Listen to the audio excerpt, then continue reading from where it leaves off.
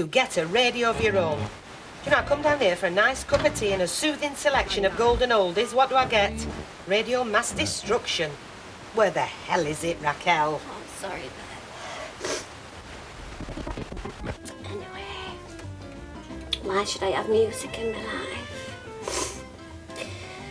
Better start abiding by rules, since I'm obviously going to be stuck here the rest of my days. Oh, what's up? You look like you've lost your heart and found a shirt button. I think I have lost something. I think I've lost Des. I thought that were back on again. I thought you were back on breakfast eating terms. Well, we were till I opened my big mouth. I think I've frightened him off. I think I've rushed him a bit. Rushed him?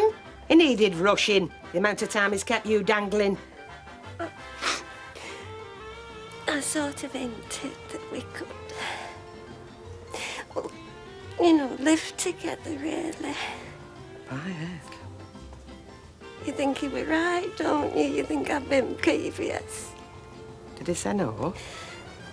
They just ignored it. I think he were embarrassed, you know. Well, he's been doing all the running, saying that he don't want me seeing anyone else. Now he come to realise that I was the one, you know. Well, that's good. Well, if I'm the one, what's he waiting for? Oh, Raquel, love. Now look at me. The thing about fellas is they like to think they're in control. They feel threatened if a woman so much as suggests changing the channel on the telly. He'll come round. Yeah, but it's just that... Well, I've been messed around long enough. And he really hurt me last time, but...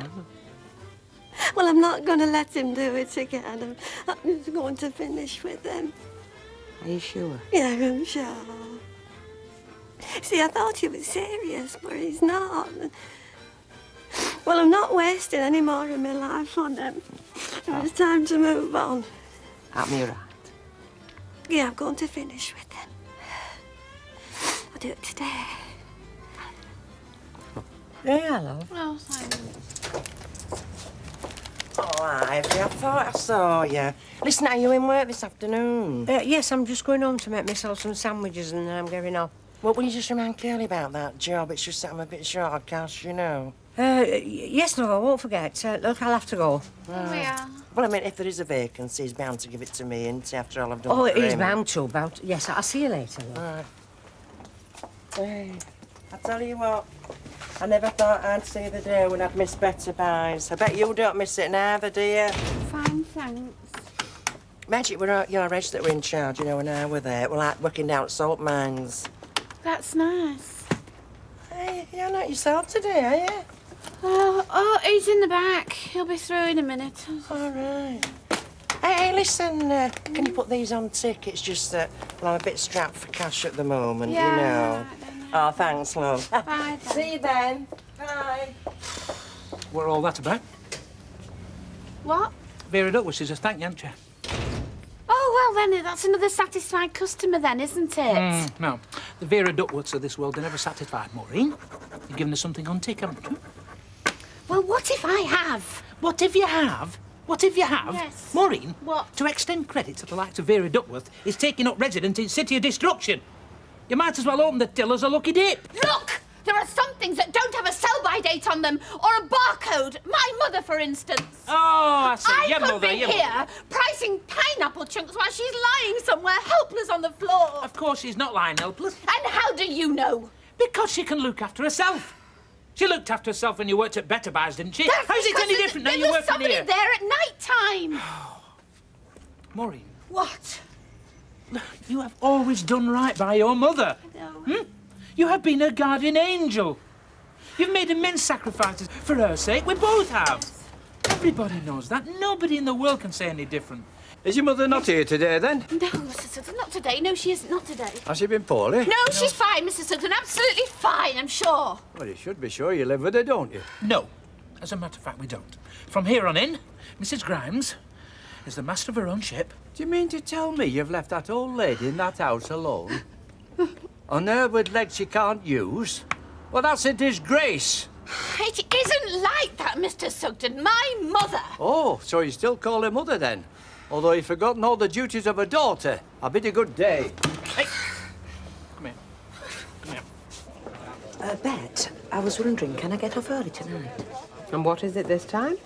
An appointment with your chiropodist? No, my lover, actually. Go on, then. Thanks, Bet. I'll be thinking of you. Des not in, then? I don't keep him on my key ring, you know. We're both adults. We do what we like. Are you going to move in with him? I beg your pardon. Well, it's been me and Des this and me and Des that all week. I thought by now you'd be playing house with him. No, I don't think we're ready for that yet. You do right, love. You move in with the fella and he's got you where he wants you. Barefoot in the kitchen. Oh, no, they're not all like that. I mean, everybody's different, aren't they? Fellas aren't different. Fellas are all the same.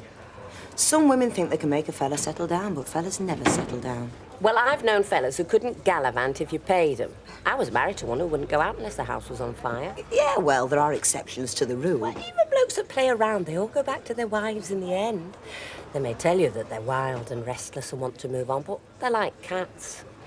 They come and go as they please, but they can't resist a saucer of milk. Well, that's rubbish, if you don't mind me saying. You don't know what you're talking about. What have I said? I think you must have touched one of them raw nerves, you know. Oh, hi, Denise. Can I get you a drink?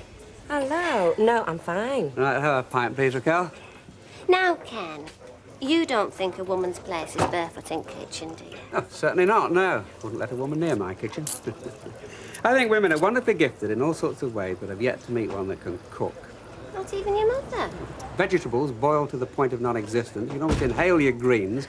Cauliflower, the consistency of slimy porridge. No. No, women should stick to hairdressing and truck driving and running the United Nations. You can't cook, can you, Denise? What do you mean?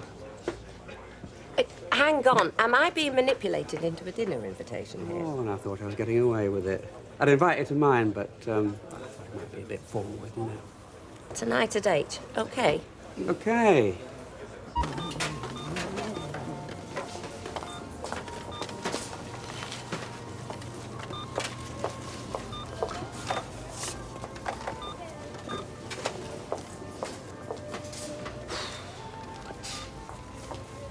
Hey, what did he say? Curly, when you reminded him. Well, the thing is, Vera, he wasn't very sure. Not sure? What do you mean, not sure? Where is it? Vera, hang on a minute. Hang on a minute, I've been waiting all week. What the flaming hell's this? I beg your pardon, Mrs. You've given her a job, haven't you? A kid barely out of nappies. This is a staff training session, Mrs. Duckworth. Well, you wouldn't need a staff training session if you give me a job, would you? I mean, I'm fully trained. Oh, I see. That's what it's all about, is it? Do you know, I took him in off the street when he had notes, and this is the thanks I get. Mrs. Duckworth, if you wish to make a complaint, please do it more quietly. I am the manager of this store, and you are undermining my status. I know you're the flaming manager. That's why I thought you'd help us. How could you do it? You know me and our Jack's strapped for cash, and I can do the job. Well, it's not going to be easy, is it, Vera? Last time your name was mentioned in this store, it was for shoplifting. Hey, now, hang on. That wasn't true, and you didn't believe it, so you said. I was the one that got you off. They wanted you hung, drawn and quartered. There were no need to get me off, it wasn't true. Oh, so you say. Oh, no. Look, I'm sorry, Vera. I remember you, when you were a dustman with a telescope and a load of dreams. You used to think then. You used to think all the time. But now you're just a tall Reg Holsworth. No, you're not even that. You've changed, Curly Watson, not for the better. Vera, look, Vera. Hey, hang on. It's Mrs. Duckworth to you. Yeah, and I'll tell you what. That hairstyle makes you look stupid. Yeah, and your tie. Your tie's never straight. Yeah, go on, I hope it chokes you. Go through, Bernard. Well, this is an unexpected pleasure. I just had to get out.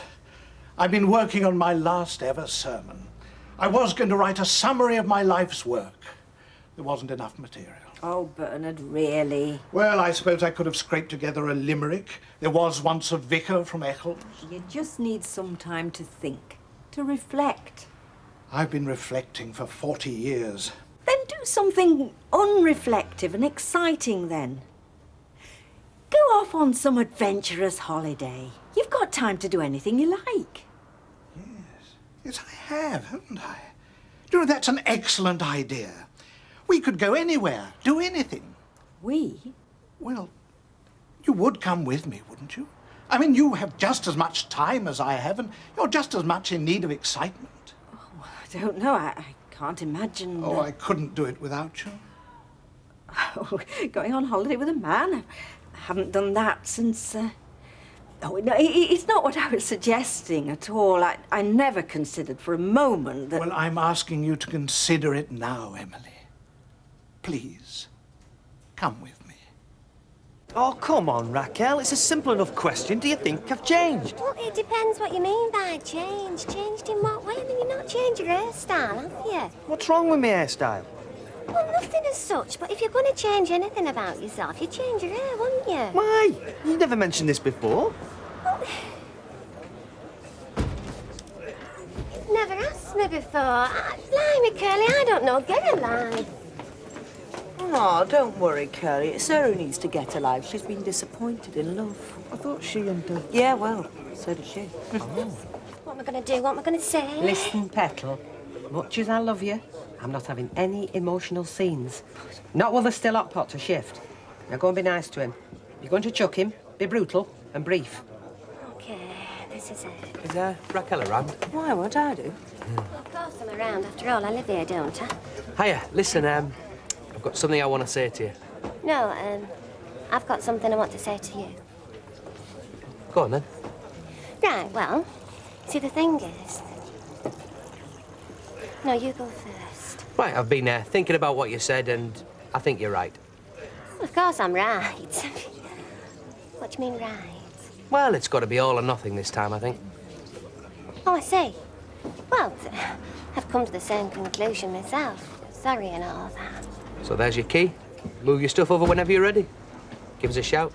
Give you a hand with your bags if you like. Well, it's great. No, it's brilliant. Yeah. Oh, isn't it brilliant? Yeah, brilliant. Luke, that. Isn't it brilliant? Yes, love. I'm really pleased for you.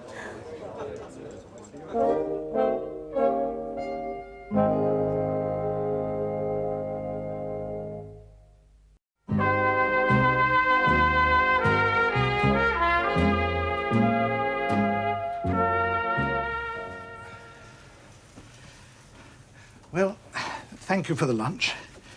It was very good of you to entertain me at such short notice. Not at all. And thank you for tolerating my outbursts of self-pity. What else friends for? Well, I shall see you, whenever.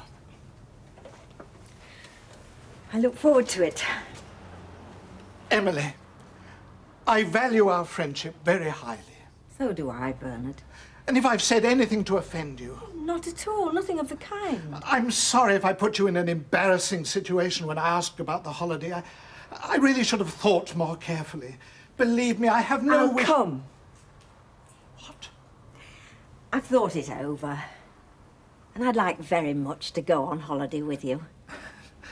But what changed your mind? I realised I was worrying not about us, but about what people would think of us. And it struck me that if I haven't earned people's respect by now, I never shall. I don't really care what people think of me. Not even Mr. Sugden? Especially not Mr. Sugden. They'll be showing him the presbytery door any minute now, you know. That's why he's buzzing round Mrs. Bishop. Hoping to get a soft billet. And where will I be then? Did you come here to listen to my troubles or bother me with your own? I'm sorry, Mrs. Grimes, I'm sorry. Pass the cake. Yes, certainly. Hope you like it. It must be a terrible thing for you to be on your own after all these years. I'll manage. I shall carry on managing till she sees sense. Yes, well, I hope you're right. I've got Mrs. Ashkit's coming round to help me in the mornings. I've got my whist of a Monday. my quiz tonight, the pensioners' lunch club whenever I fancy it. And what she got? Reg Holsworth. No, come on, No, I've don't lost take her. on, come on. I've lost my own daughter to that little pillock. Oh, dear. Well, I know how you must be feeling. No, you don't. Nobody does. Nobody else's daughter ever ran off with Reg Holsworth. Maureen, I hope you don't mind me asking, but have you any thoughts on breakfast? I'm sorry, what? You see, I can't usually risk it myself because it throws my metabolic rate right out. But, well, you know that me and Des are living together now. Oh, really? Oh, yeah. I mean, it took its time, but we got there in the end, you know, a bit like you and Reg. Yeah. I've always found devilled kidneys very fortifying. Oh, what's that then? Curried lamb's kidney. Oh, I can't be doing my curry first thing. Does Emily really give you a curry first thing? No, I never taken breakfast with Mrs. Bishop. I mean, we don't... we are just friends. Oh, no, I wasn't implying out. I just thought that sometimes you might... I'd be best off with a packet of bacon. You're Emily's friend, aren't you? You haven't seemed to sucked in today, have you? No, he's gone off to see an elderly lady. It sounds a most distressing case. Apparently, she's been abandoned by her family. Oh, I see. Oh, shocking, yeah. I will take the bacon. What are you talking about, my mother? Well, if he's been to see it, that's a good thing, isn't it? If anything's going to make her see the folly of her ways, a visit from Percy Sugden should do it.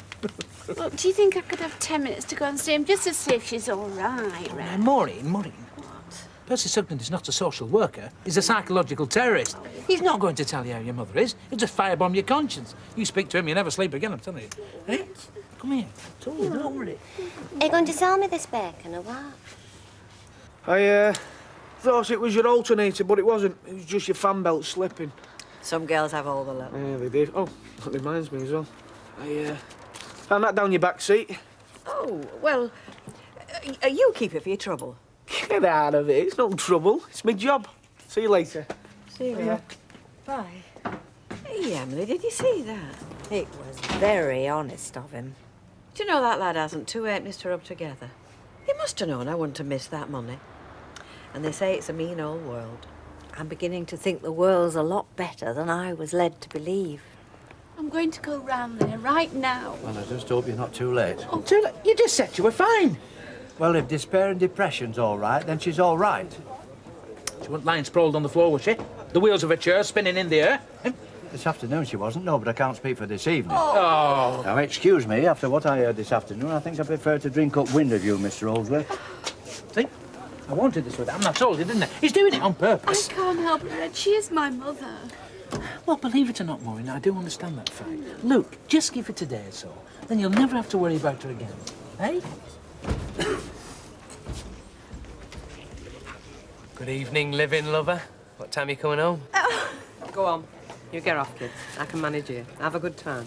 Oh, thanks, Bev. Good luck, kid. Thanks. And I'll miss you. Look after you. Do you hear me? I wish you all the luck in the world. You deserve it. Tanya, do the same. Right. Good luck, Raquel. A short sentence with plenty of remission, eh? Yeah? Go on. Des? Yeah. All right, yeah, I see you, gentlemen. Oh, yes. Okay. Chivalry's not dead, sir. See you then.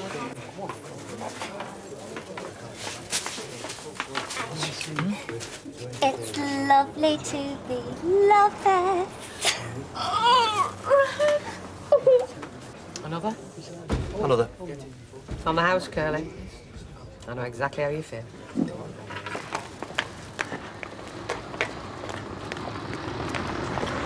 Bonsoir, Monsieur Barlow. Oh, yeah, bonsoir, Raquel. Hey, bonne chance. Oh, merci. Au revoir. Oh, do you know, it must be one of them nights. Everyone seems to be in love.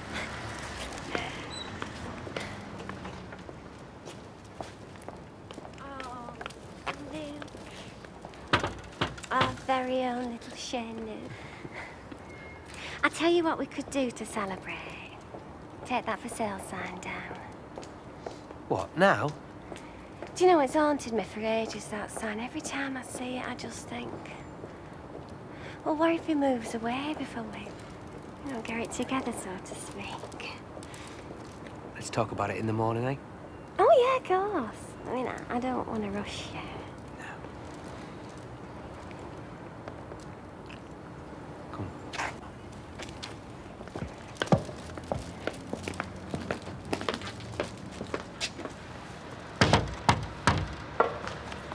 Oh, no!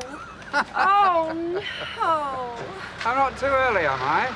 Yes, you are. I was hoping to try and disguise this and pass it off as my own. You don't mind a takeaway, do you? Of course not, no. I've bought you a treat. What? Chocolates? Does this mean we have an actual relationship? Well, not exactly chocolates. You see, I didn't have enough coupons in my ration box then to develop the taste. All right, love. Not even listening I to know me, she's are your you? mother, I know she is. Come on.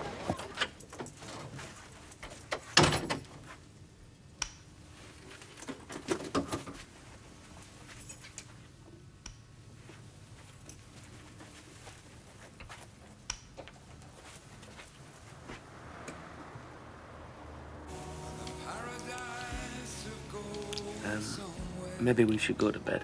Yeah.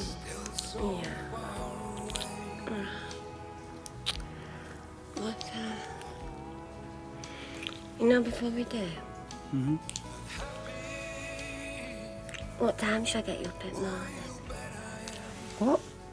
Well, I've got to be up early anyway to do my beauty routine, and don't worry, I won't have the bathroom, but I was thinking, you see, maybe we should have a proper breakfast, because it's going to be the only time when we won't be rushing. You know, with me working in the evenings and you working during the day. So I thought... Raquel, Sorry. I'm not trying to run your life. I thought it'd be nice. I bought some bacon.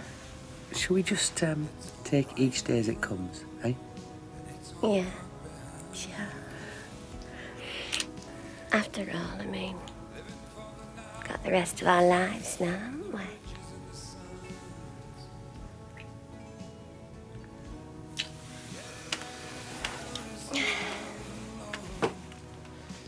Bed.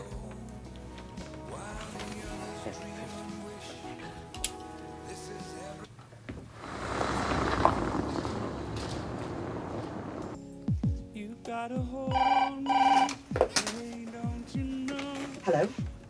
Alex, where are you? Oh, I see. So you're not coming at all?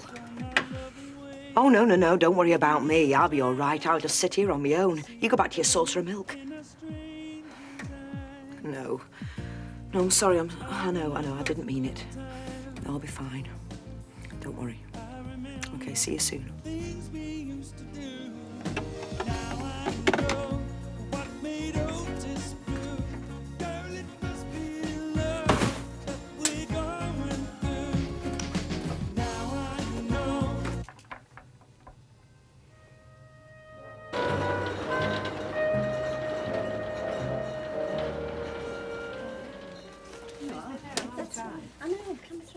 No, I've never got to the bottom of that. 21 today? Who's 21 today? Hey, I can see you lot. Nobody, it's a joke. Stella Rigby's in hospital having a facelift. Oh, I don't know how people can do that. Well, you sell bootleg ale till you've saved enough for a small bungalow and then you blow it all on your face. Is that right? Oh, I've been having it done for years. Eyes, waist, chest. Come on, school you lot. Yeah, come on. Thank you. So why is it funny? Because she doesn't know that anybody else knows she's having it done. Ah, well, that's £1.5 bet. And a book of stamps, please, Rita. Right. Comic, not comics. It is good. There you go. There you go. Hello Morning. there. Paper bill, maybe, please. You're not at work today then, Martin? Well, no, that depends how you see it. I'm looking after this one all day. Can make a 12-hour nursing shift look tempting. Let me through, I'm a grocer. Yeah. To do with you. 5 in silver, please, Rita. No. Hey, No. but we're stuck. I've got customers waiting. Tough. I've got customers want serving. Go and get your own silver. I have to go to the bank, so can you. You're not a member of the Helper Weatherfield Trader, then? Ah, my heck. Not since they drafted that lunatic in. You know he stalled on buying Ted's house? Have they? Twice. So I've told them I'm not waiting. I've put it back on the market. Too right. Percy, are you trying to save on Emily's heating bills? I'll purchase when I'm ready, thank you very much. Well, Horton sent me this, so I thought you'd like to see it. Wow, look at that smile, eh? Brilliant. Yeah, it's lovely. Any chance of making a copy of this, Vera? Well, they didn't send a negative. Well, that's no sweat. You make a print from a print. I'll have it back by tea time, I promise. Oh, OK, then. Quick coffee? No, thanks. I'm going to job centre for a laugh. All right, then. I'll just have a quick one. You got any sweeteners? I had to keep it quiet, Vera. You know, married woman, 3 kids. You are? Yeah. Husband's loaded, taking the kids off to Switzerland. Is there anybody I know? Well, I doubt it, you know. Big social circles, barrister. Oh, well, thank God for that. I thought you were going to say that, Raquel. I mean, that would have been a mistake. Oh? Oh, I said to her, Jack, I said, Des can do better than her. She's had more dogs than Lassie. Well, that's not true, is it? Well, she were even knocking Ken Barlow off, you know. He was teaching her French. Oh, I know, Mary Poppins. Hiya there, how's it going? I've moved in, has he told you? No. We're having a party tonight, you know, to celebrate. You're more than welcome. But no one's twisting your arm. Oh, thanks.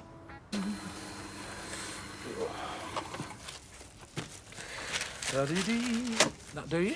I did ask for it to be sliced thinly. It's a bit like how long's a piece of string, isn't it, really? I mean, Mr. Robertson's thin to somebody. Audrey, probably. He thinks she's gorgeous, she thinks she's thin. Tragic deceptions, eh? Just wrap it.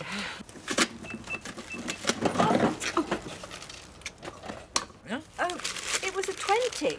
Were it? Whoops! So it was, yeah. I'd be very wary of tricks of that sort, Mr. Holsworth. Hey, she's a lot sharper than she cracks on that stick. I know it's a bit quiet, Maureen, but I was right about this place. It's a little gold mine when you count up the dribs and drabs. What are you doing? Oh, Reg, I just don't know where my head is. You know, I know you think I'm crackers, but my mother's really plaguing me. Do you know what I dreamt last night? No. I dreamt she lost use of both her arms and she couldn't get about in the wheelchair.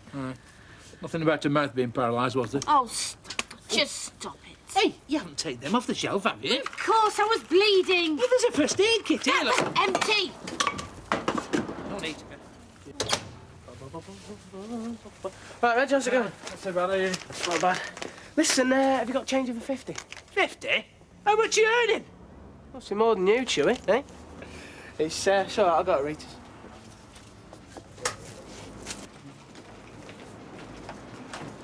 Angela?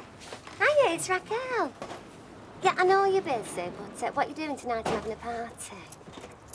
Oh, you're on for it, then? No, I've moved. Well, only across the road, but you remember Des Barnes? The bookie? Well, he's asked me to move in with him. Yeah, I know. Oh, no, yeah. Yeah, no, just hang on. Raquel, I let you go early last night so you could be with Loverboy. Don't take advantage, all right?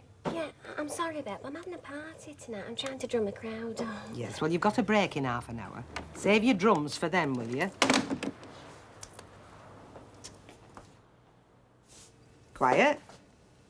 I think I've got a bit of a cold coming on. You know, Mae West used to say, a man in the house is worth two in the street. My mum used to say, a bloke in the coal shed is worth two in the house. I'm with my mum. Look, that Weatherfield number. Well, I'm still getting no reply. Well, yes, of course I realise they might be out, but the lady's an invalid. And I'd rather you didn't get so snotty with me, thank you very much. Hey, are we a team here or what? I'm going to have to go around there, won't I? No, you won't. That's exactly what she wants, But you see, I've checked the day centre and the doctors and the neighbours, and nobody's seen her. No, she'll be sat by the phone, laughing, will Maud. Yes, well, I'll give her a piece of my mind when I know she's fit to receive it, right? No, Maud. Hey, we've a shop to run here. Get a babysitter. Can't usually, why? Me and Raquel are having a party. Why? You need a what? She's moved in. Are you getting engaged? No. Well, what then? She's moved in. Well, yeah. One of us will be there, definitely. Overstating things a bit, aren't we? Having a party? It's not as if you've accomplished anything or achieved anything. And for all you know, it could end up in tears, like it did last time. Oh, little green demon's coming out there, Curly. No, not at all. It's just that I respect women. I don't move them in like pieces of furniture. You have to respect them because I won't move in. You know, I tell when Curly's respected a woman. Comes out and blotches the next morning. Oh, and you're the great pioneer, are we, Des? Maybe we should talk about who's handling second-hand goods here. You and Raquel? Yes. Listen, mate, that's how you respect a woman. You might as well move in a piece of furniture. Get lost, Des, eh? Hey, even a table needs polishing for longer than 2 minutes. Oh, look, cut it out. Ain't a pair of you. You think I'm mad? Oh, Raquel and a party. Both. Either. Neither. You enjoy yourself, mate, while you can. I'll see you later.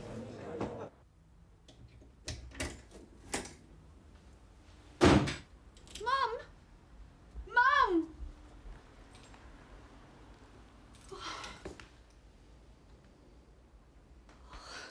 Oh, Mum!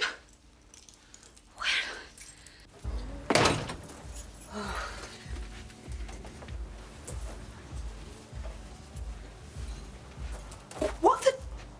How's it going?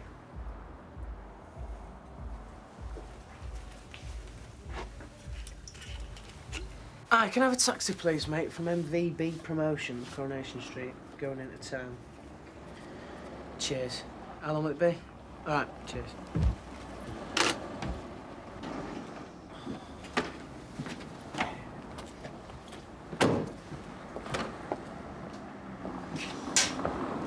Oh, hi, Steve. Hello. Oh, you're getting the business then? Yep, well, I said I would, didn't I? Well, go on, though. Tell me.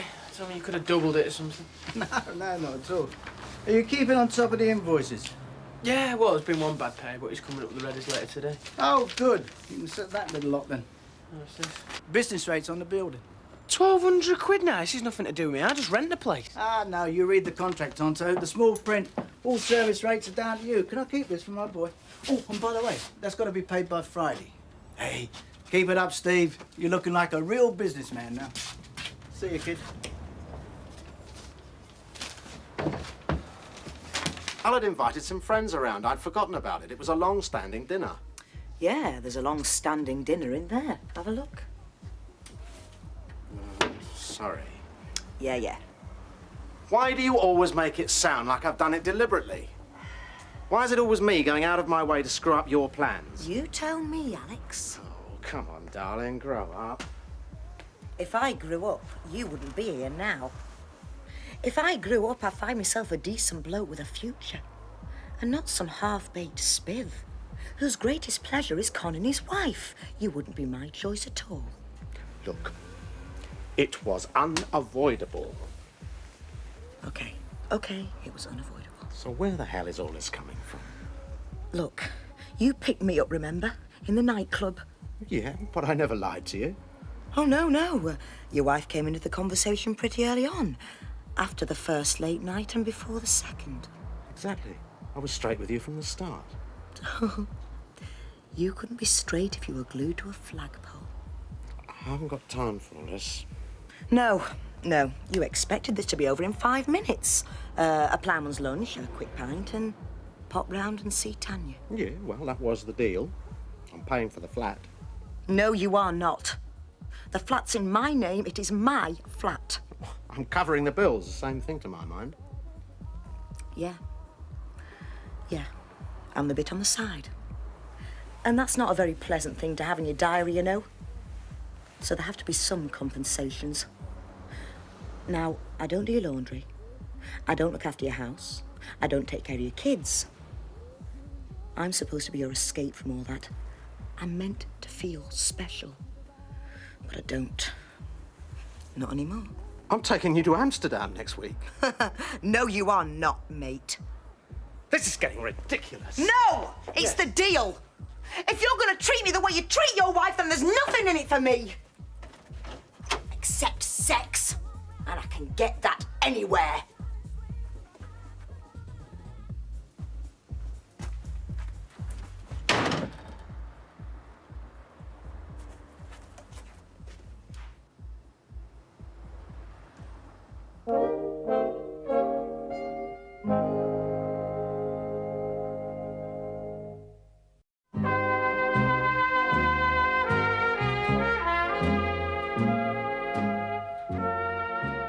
Well, no, that's not...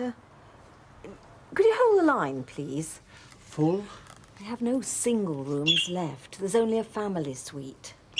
Being? A double room adjoining a single with a connecting door. What shall I say? Book it.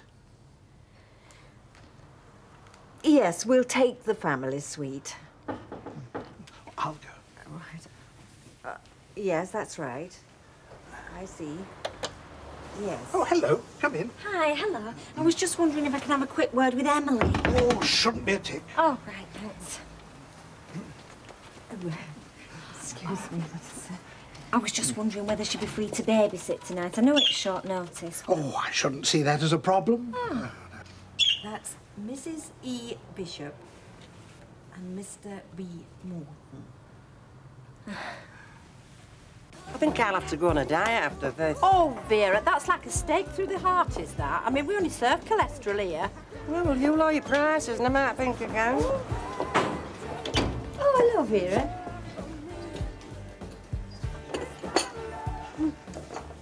Oh, what's all that about then?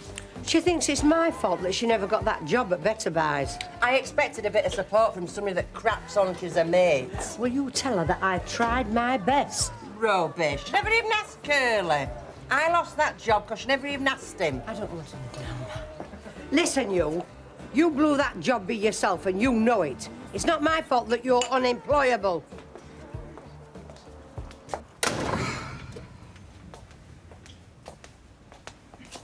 And where have you been? Stupid, selfish old bag. What did I tell you? Laughing, was she? Me? I meant me. I've just been down to the police station. Do you know they're checking the hospitals? But they won't treat her as a missing person because she hasn't been gone 24 hours. This is all about money, this is, you know, and the price of that stupid house. Just a minute. I'm not the only one who moved out, you know. You moved out because of money. I moved out to prove a point. We have left a pensioner to fend for herself and we'll probably end up on the front pages with people lobbing bricks through the window. Whatever's happened? Just help yourself, Bet. Maureen's mother's gone missing again. We'll end up having to sell up because people don't forget neglect like that. I think you should come for a drink, Maureen. Yes, negligent and drunk. That's lovely. But I've got to stay by the phone. No, Maureen. I really think you should come for a drink.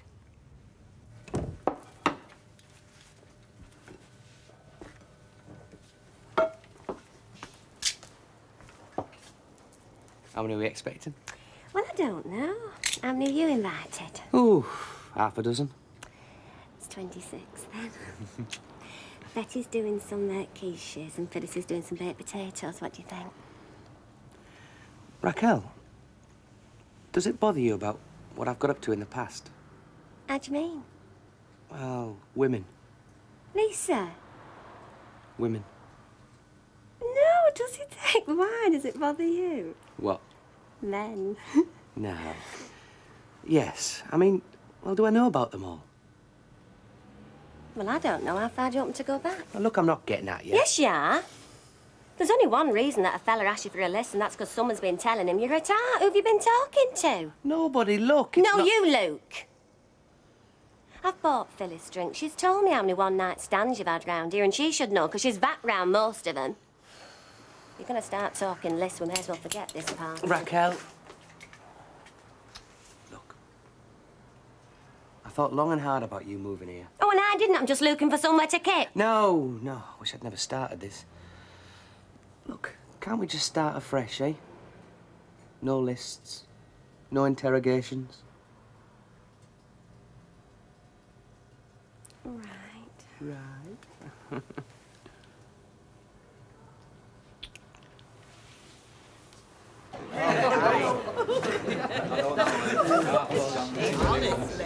What are you drinking in there? That's what I want to know. Play it down, Maureen. If she sees you're upset, she'll be in her element. I said to doctor, you've seen mine often enough. Show. Oh, I bet that doctor dreads you walking in his surgery. Oh, you're drunk. Oh, Maureen, hello. Oh, Kevin, get Maureen a chair. I've been ringing you. Have you, love? I've been round to the house. Oh, well, now, that's a change of heart. You should have said you were coming. Where have you been? Blackpool. Martin took us. Yeah, I've had the day off, looking after the lad. I went Dutch on the petrol and Maud brought all the ice cream, didn't you? So, up the M6 we went. It sounds as if they had a fabulous time. You're a good lad, Martin. It was a day to remember. You weren't worried, were you? No, of course I wasn't. The kitchen was just a mess and Well, I left in a rush. Well, you do when it's impromptu, don't you? Come on, Maureen, I'll get you a drink. Come on. Vodka and orange backflip now. Right.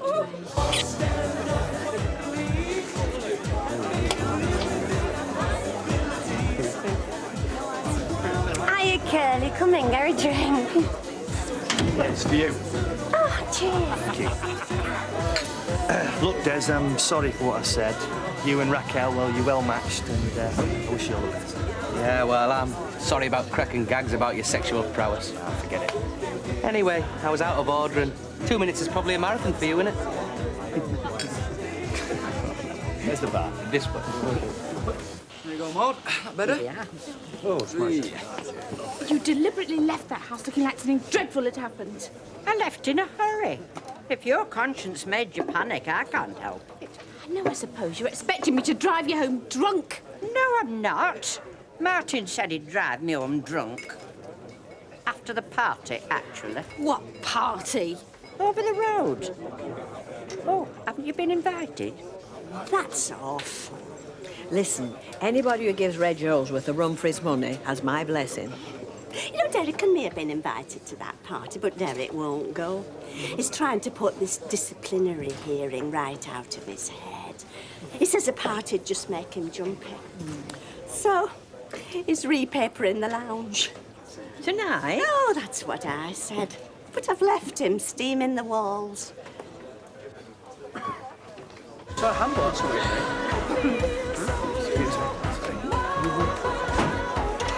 Hey, Alpine. You all right? Go in. Hey, cheers. Now, what are we going to do with you? Oh, it's all right. I'll make a path. Oh, right. She will and all. Alden's always been like that. He'd rather rip someone off than do someone a good turn. Well, Steve's got no chance with them kind of overheads, Kev. Mike told me what happened.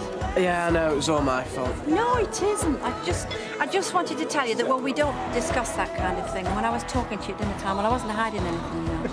Yeah, I know you weren't. Yes, well, just you prove him wrong. If you do him well, do better. Just wipe that smile off his face, eh? Yay! Come, it's 42. Come on.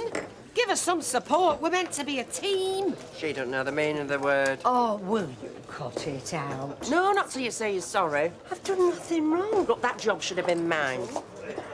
Go on, then. I'm sorry. It's your throw, Maureen. Reg is right, you know. She's laughing at me, but she... You what? Vindictive, horrible toad. Reginald, excuse me. Just like a word with Mike here, please. See you later, then, mate.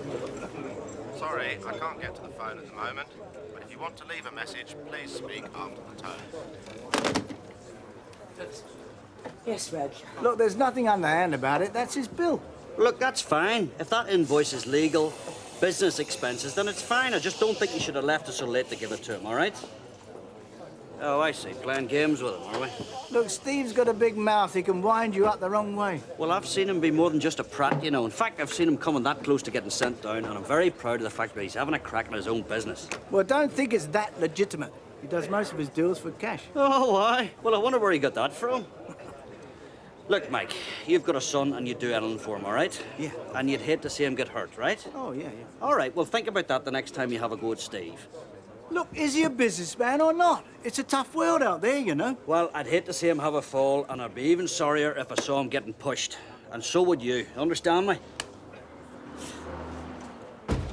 Hey, is this what you call a happy housewarming, then, eh? Well, yeah, I suppose it is. Yeah, happy housewarming, then, eh? So are you a Percy regular, then? Regular? Oh, that's a nightmare thought. No, he's a very good navigator, but he talks too much. Mrs. Bishop this and Mrs. Bishop that. Yeah, well, I don't reckon he stands much chance there. Of course he doesn't. She's got her head screwed on right. Hey, are you any good at secrets? Go on. Well, I think that Emily and that vicar are going away for a dirty weekend together. You're kidding. No, I heard a book in a hotel. Oh, I'd rather you didn't tell him. It'll only make him depressed. And I want him to take me to bingo on Wednesday.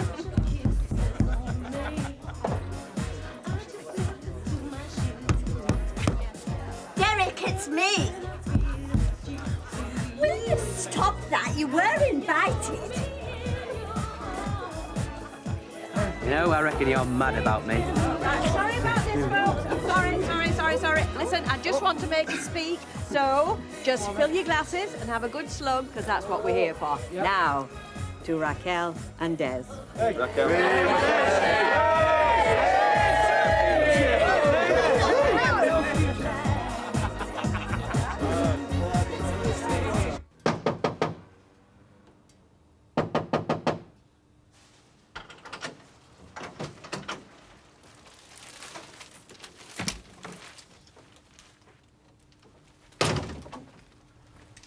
Where are you supposed to be?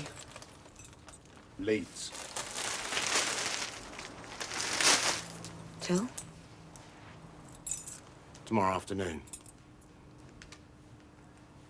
Is that special enough for you? Well, it's a start.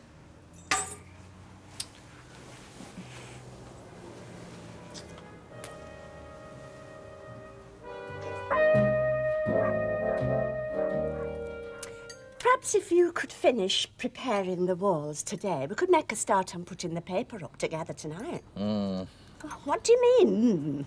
Well, it won't end up being we, will it, Mavis? It'll be me. I mean, in the past, decorating was always something we did together. But like most things we set out to do as a couple these days, no doubt I'll be left to go it alone. Look, I've been home all weekend, Eric. I was perfectly willing to help you then, you know that. The place doesn't even need doing. Well, I think it does. And we've started now, anyway. Of course, I know what this is really all about. It's a project, isn't it, to keep me out of your hair once the axe falls. Derek, it was your suggestion now. Stop twisting everything. I haven't got time. Quite right, Mavis. You get off to your job. Don't be late. We could be relying on your wage shortly. Oh, it won't come to that. Well, if Mrs. Jeffers has her way. Have you any idea what it's like to be made a scapegoat for a crime you never committed? Yes. I have a very good idea what it's like, Derek, actually. Come on then, Rosie, let's take this to the front room, because David will be here in a bit, won't he? Yeah, come on then. There you go.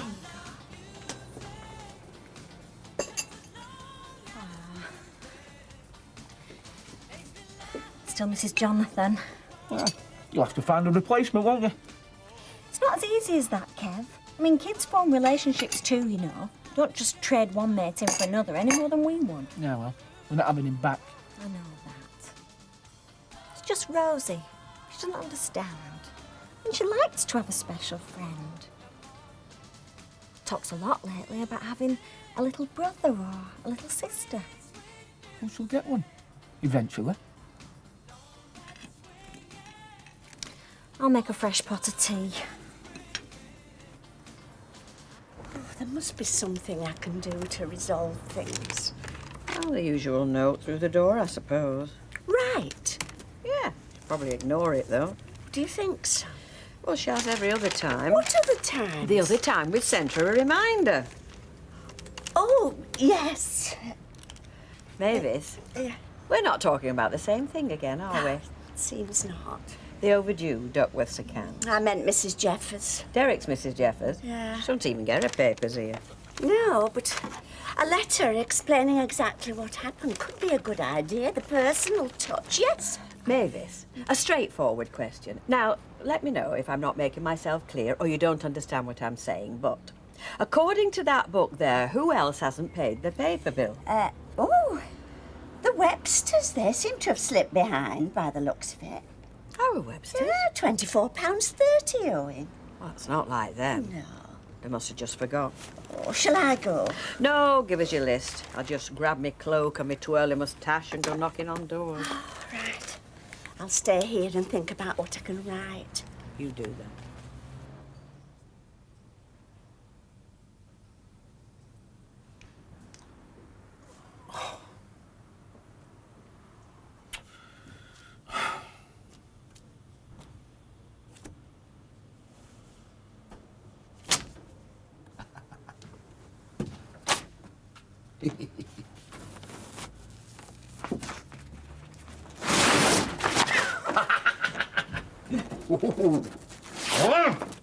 Come here.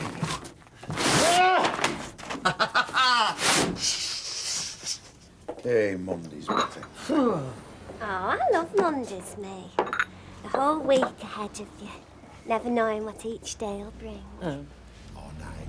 Oh, yeah. Well, it's next Monday I'm not looking forward to. Well, what's next Monday? The end of the weekend.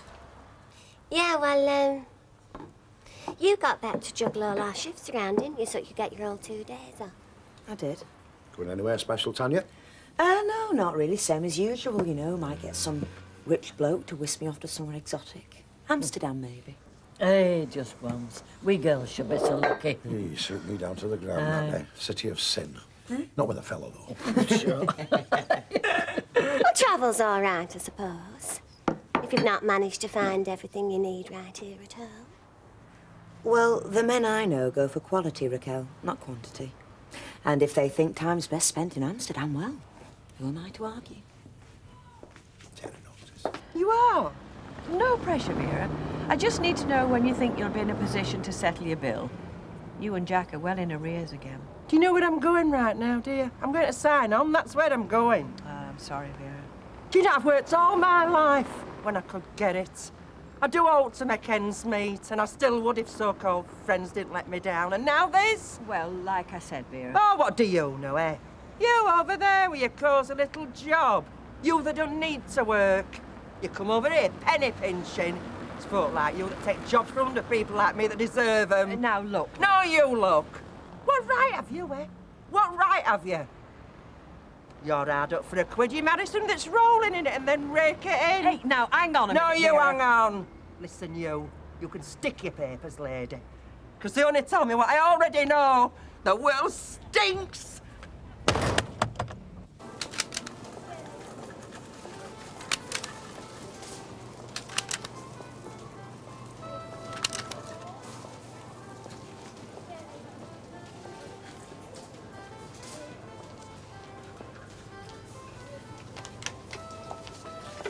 Stephen. He is, isn't he? Oh, look, we'll have to do something. Right. Mr. Watts, can I have a quick word? We seem to have a little boy wandering around with his pockets very full. Ah. Has he left the store? No, he's gone up there, back somewhere. Right, we'll point him out, keep a watch on him. But let's be absolutely sure before we nab him, right? Yes, that's... Right. Right. Poor little mite. I wish I'd never seen him. I know, yeah. Oh, Rita, I'm so embarrassed you had to call for it. How much is it? It's $24.30, love. Don't bother if you haven't got it now. Oh, no. 10, 15, 50, 16, 17, 18, 19... Oh, Rita, I haven't got it. Well, give it me when you have. It's not that drastic. Oh, it is. I feel terrible. It's not worth getting upset over. Do you know, sometimes I hate this job. Just pretend I haven't been here. I'll get it to you, I promise, as soon as Kevin gets paid. So he hasn't killed me first. We're not paying your paper bill. Oh, no, Rita, not for that. Sally? Hey, come on. Now, we've talked before. If I can help. For being pregnant. You'll go mad. Sally, you are?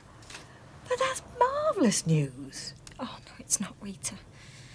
It's the worst thing that could have ever happened to us.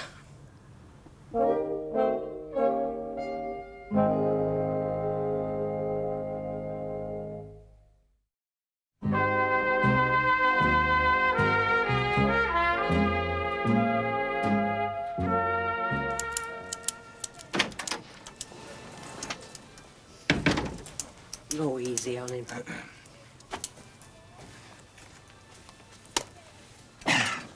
Right then. What's your name? Shouldn't you be at school right now? I'm off sick today. Sick? Not too sick to get through this lot, though. Hey. Right, we'll have to get in touch with your parents. Are they on the phone? No, Well, can they be contacted at work? Do you know that? I don't know. But you do know what you've done is wrong, don't you? I didn't mean to. Have you got the money to pay for these? How old are you? 8. 8? When I was 8, I knew that things that came off the shelves in stores had to be paid for. I thought my mum had paid. You mean your mum's here in the store? Well, now we're getting somewhere. This is a customer announcement. We have a child separated from his mother here in the manager's office. He's 8 years old. He's wearing a blue anorak, blue jeans and a Megadeth T-shirt. Megadeth T-shirt. Could his mother please contact a member Excuse of staff? me. Thank you. I think that's my little boy. Oh, right. Follow me.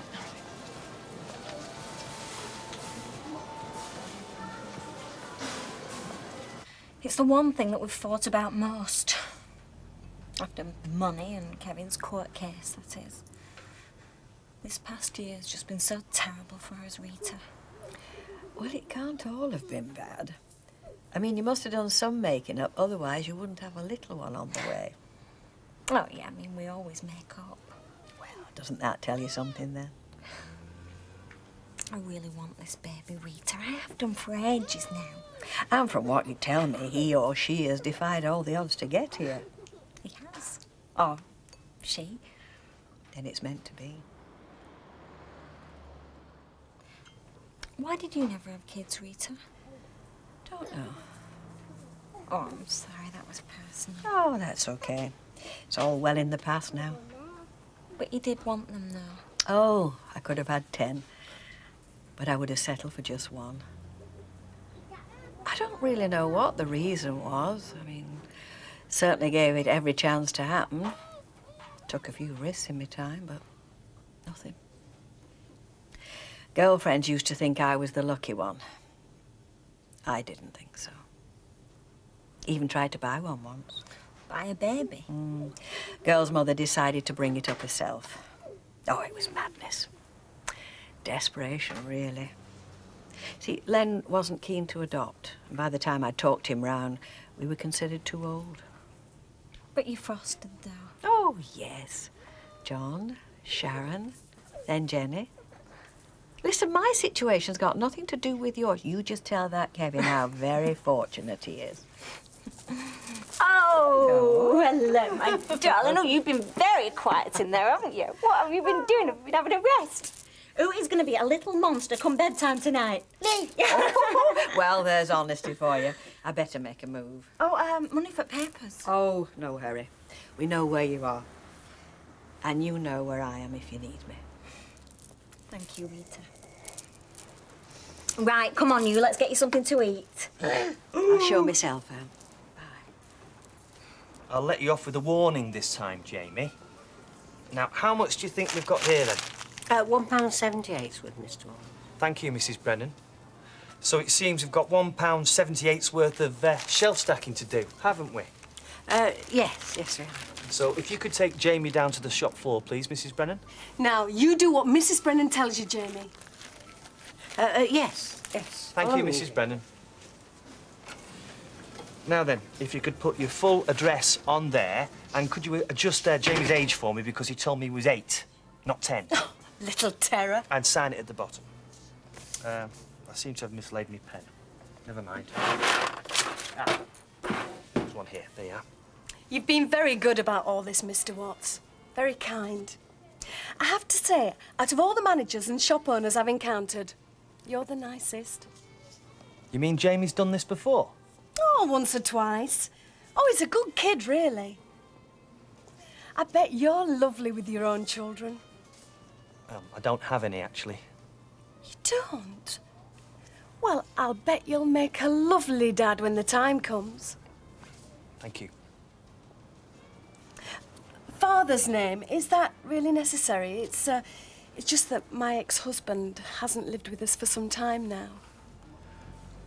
Well, just leave that box blank, then. Thank you. Ah. Community service, eh? Yes, that's the best way to learn that. Bit of hard work. I had a trolley of shopping down here somewhere. Oh, it's up near the checkout. Norman, is it? Sorry? Mr. Watts. Mr. Norman Watts. Yes, that's right. A nice man. A very, very nice man. He is when he wants to be. We're sorry for the trouble, aren't we, Jamie?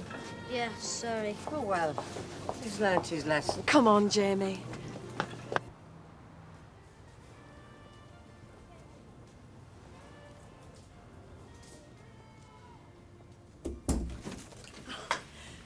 Derek! Hello? Oh, you got stuck in then? I did, yes. You like it? Well, I expect I will once we've cleared away the debris and the new paper goes up.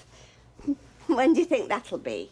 Don't know exactly. You know, I've been sat down here most of the afternoon. Yes, well, the preparation part's always tiring. Actually, it's been quite invigorating. It's been very therapeutic for me. Oh, that's good. Well, you've made wonderful progress. You know, Mavis, has it never occurred to you how sterile our home has looked before now? Not really, no. I've always liked it. I haven't. I've only just realised that today. Oh, there was a superficial order about it, yes. But somehow it seemed completely lacking in any individuality. I think it reflects our personalities. Certainly does now. Well, maybe not yours, but mine. I mean, look at it, Mavis. An empty shell, devoid of all warmth and security, stripped of everything familiar, its potential in danger of never being fully realised. Yes, at this moment, I think we can safely say this room mirrors my life as it now stands. See it for what it is, Mavis. One big mess. Derek, everything will be all right. You'll see. Oh. What's she having, eh? Champagne? Yeah, Risa. Oh, yeah, Jack. Thanks very much. Thank you very much. I have cancelled the papers, by the way. Wait, tell me, what is going on between you and her, eh? What's going on? Just cancel the papers, that's all. And what am I supposed to do during breakfast? Well, you could try talking to your wife for a change.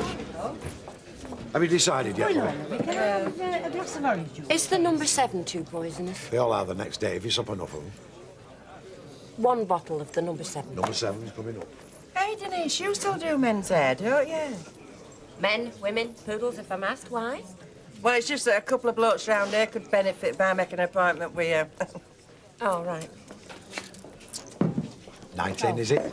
Yeah, it is. Anyone we know? Depends what you mean by no. So, things looked very cosy between you and Des on Friday night. Oh, it is, yeah. You're not jealous, are you, Kurt? No. Just, well, I know what it's like when everybody seems to be getting together but you, especially when it's one of your old flames with one of your mates. It suddenly makes you feel like, well, you're getting older and you just seem to have one disaster after another. Starts to make you feel like your turn's never going to come. You see, Miss Wright could walk into better buys tomorrow. She did. My wife. Didn't get the job, though. Very upset about it, she was. Can't say I noticed, Jack. Let me remind you who took you in when you had nowhere else to go.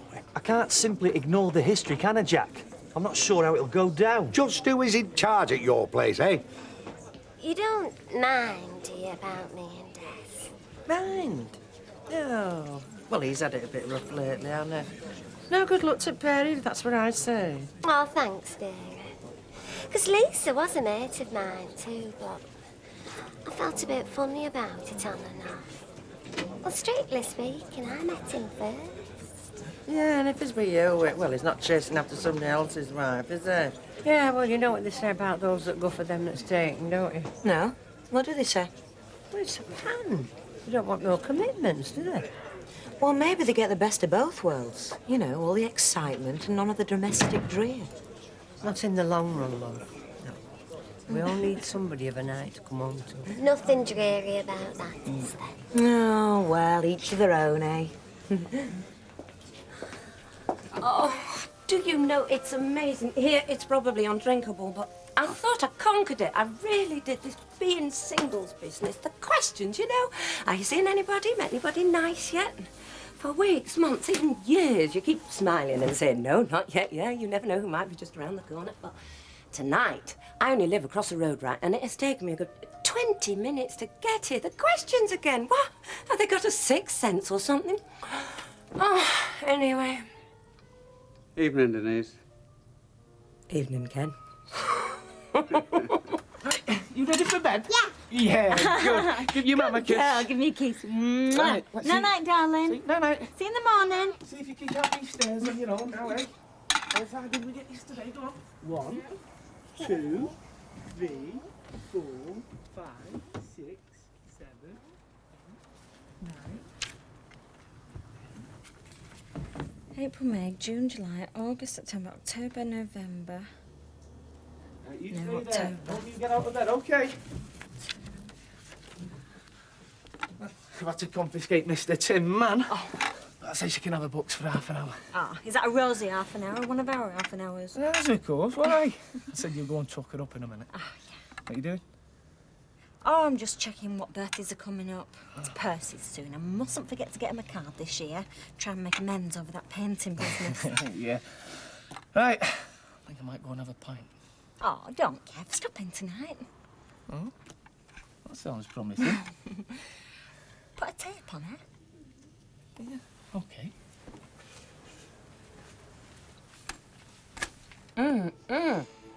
It's a really nice taste in this one. Fresh coriander. Oh, so much for the budget meal. Where'd you get that flown in from? Markets have it, you just have to know where to go.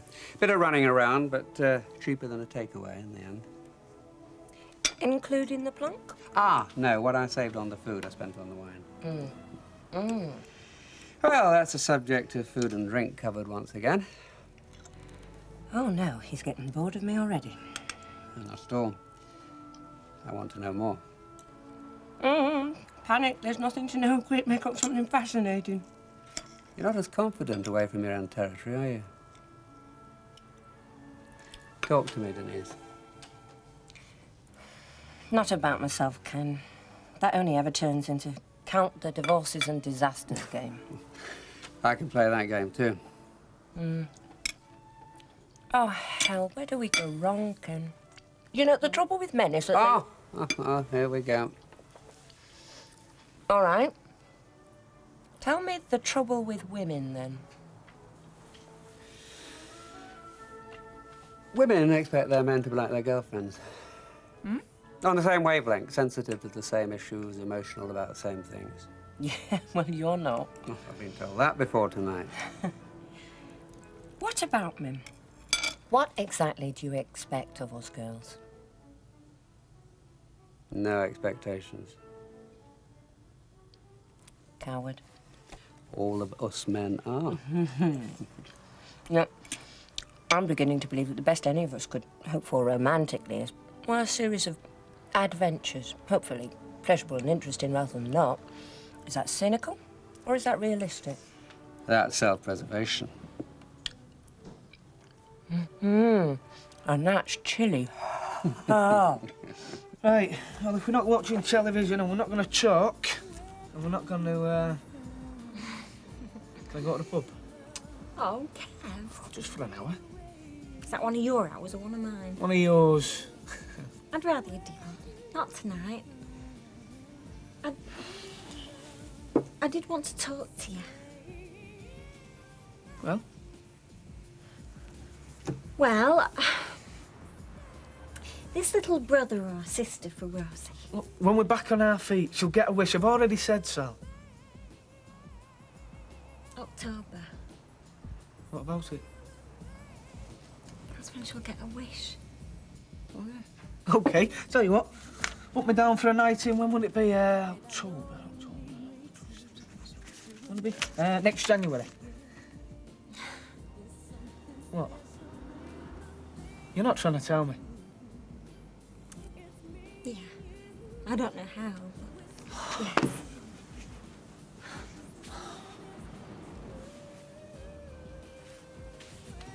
Kev? Where are you going? Out.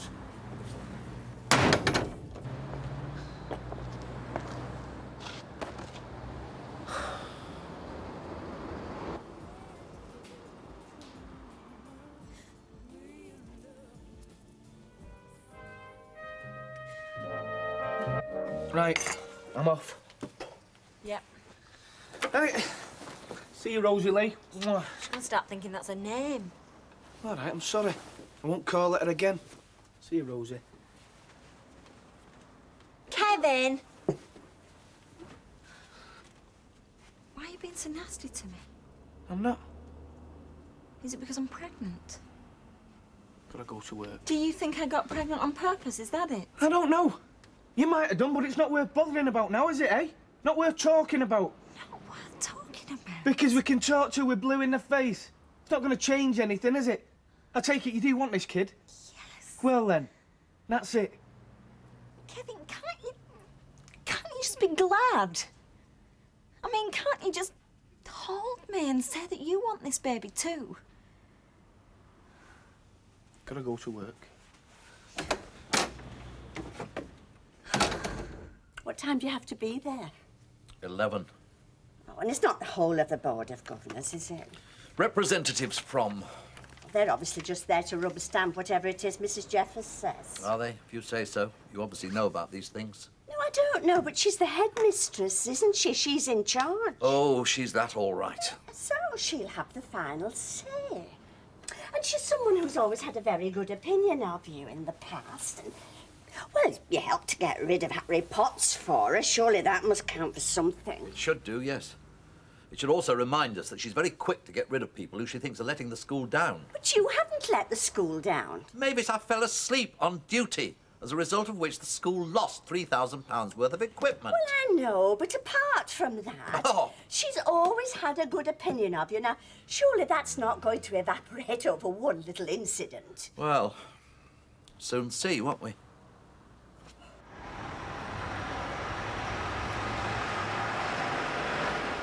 Oh, Ken, mate, you've not finished with your paper, have you? Barely started. Didn't know you were a Guardian reader.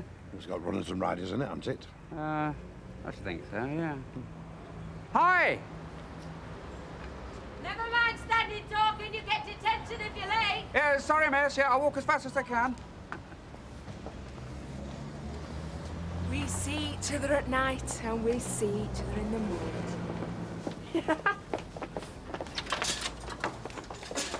Don't know why you bother with separate flats. No, that's not a good idea. And before you ask, I shan't be moving in over there either. So I think we'll just leave things as they are, if that's all right by you. Yeah, fine. I just wonder how long it'll be all right with him, though. And do us a favour, love. Yeah? Don't let on to Alvia that I've bought this. You too, maybe, if you don't mind, love. No, our lips are sealed. Only, where are you going to take it? I mean, you can't take it home, can you? Laundrette down Rosamond Street, very warm. Spent many an happy hour in there. Ta-ra, girls. Bye. Well, today's the day. Remind me. When Mrs. Jeffers delivers a verdict on Derek. Yes. Oh, right. Well, I'll keep my fingers crossed, shall I? Well, I've done something a bit more positive than that. Oh, well... Oh, hello, love. Believe me, wife didn't have enough to pay us papers. Yes, yeah. Well, I've kept it out for you. It's £24.30. There you are. Right. Well, there's 20. 1, 2, 3, 4, 5. Thanks. I hope you didn't mind us chasing you. You know, it's just something we do to give us a bit of exercise. Yeah. She's supposed to pay it every week. Yeah. It's easy forgotten, love, isn't it? I don't see why. Now else to think about, has she? Thank you. So, do you want me to tell you what I've done? Because I don't know whether you'll approve. Derek? Oh, right. Go on. What have you done? I wonder if you could tell me where I might find him. Well, let's have a look, shall we? We're certainly around here somewhere.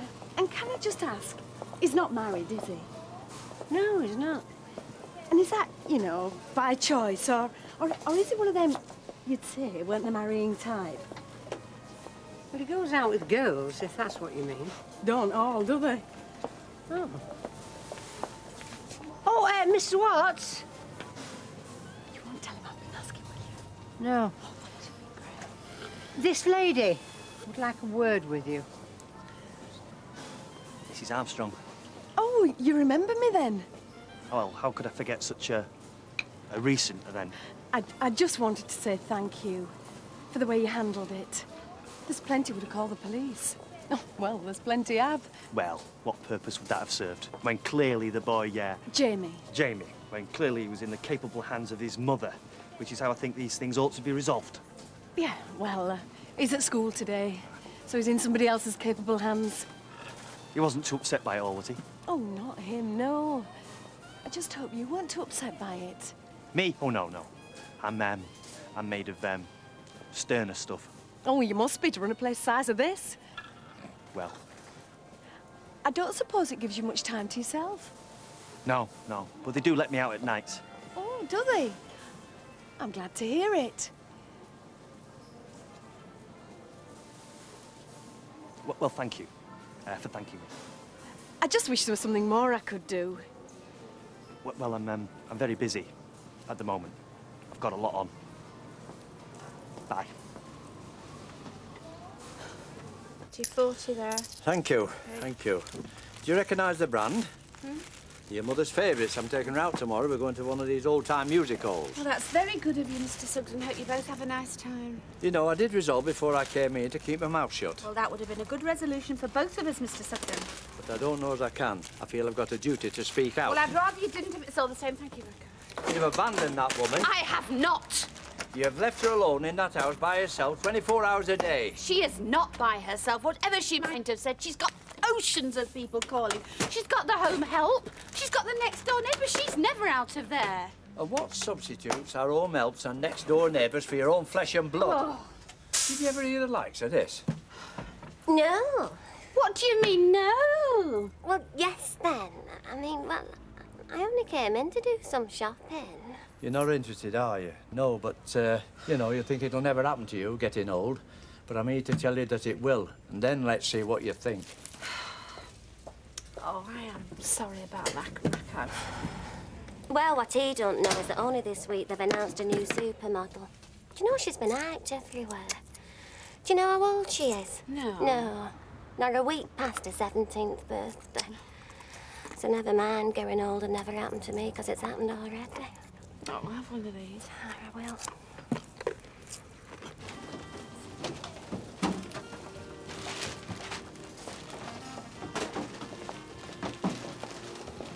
Mrs. Armstrong? Oh! Could we just, You know when we were talking earlier about them letting me out of here? Yes.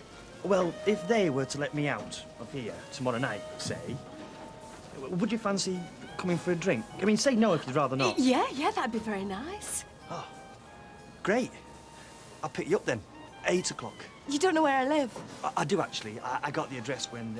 Oh, of course, yeah. You'll be thinking I sent him in on purpose. I wouldn't have minded if you did. Well, I didn't. Hey, and my name's Tricia. Tricia. And mine is... Norman. I saw it on your picture. Huh. Right, I'll see you tomorrow night then. Ta-ra. Bye.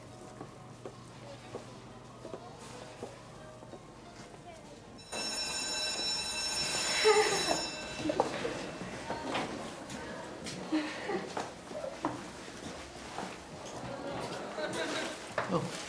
Have you been in yet? No, just waiting for the green light. Well, good luck. Not that I think you'll need it. They must know what a good caretaker you are. And if they don't, I'm going to go in there and tell them. Oh, that's very heartening, Carol. Much appreciated. I mean, what did you do that was so terrible? You fell asleep. I did. If we were all called to account for the times we've fallen asleep when we shouldn't have, it wouldn't be a marriage surviving, am I? Doubt else. That's absolutely right. Do you know the number of times that my wife... Well, that's hardly the issue. I think they overreacted suspending you. And they probably realise it'd be now. You think so? I know. So you go in there and give them hell. Do you know, I might just do that. It's such a terrible waste of school funds, having to replace what was taken. How many thousand raffle tickets, eh? He falls asleep, how many thousand raffle tickets go up in smoke? Still, we have to be careful. I mean, we're not saying he was the thief. No. So it's hardly a second offence. Well, unless we're wanting to get rid of him, in which case it might be a useful opportunity. Is that what we're wanting? Well, he is rather underpowered. More inclined to spend time analysing a job than doing it. But he's he's honest enough, conscientious. No, I don't suppose we're talking about anything more than a reprimand. Fine by me. And me? Well, let's have him in then, shall we? There's just one thing. What about this letter from his wife? Well, Well, I can't make head nor tail of it. let's see if Mr. Wilton can enlighten us, shall we?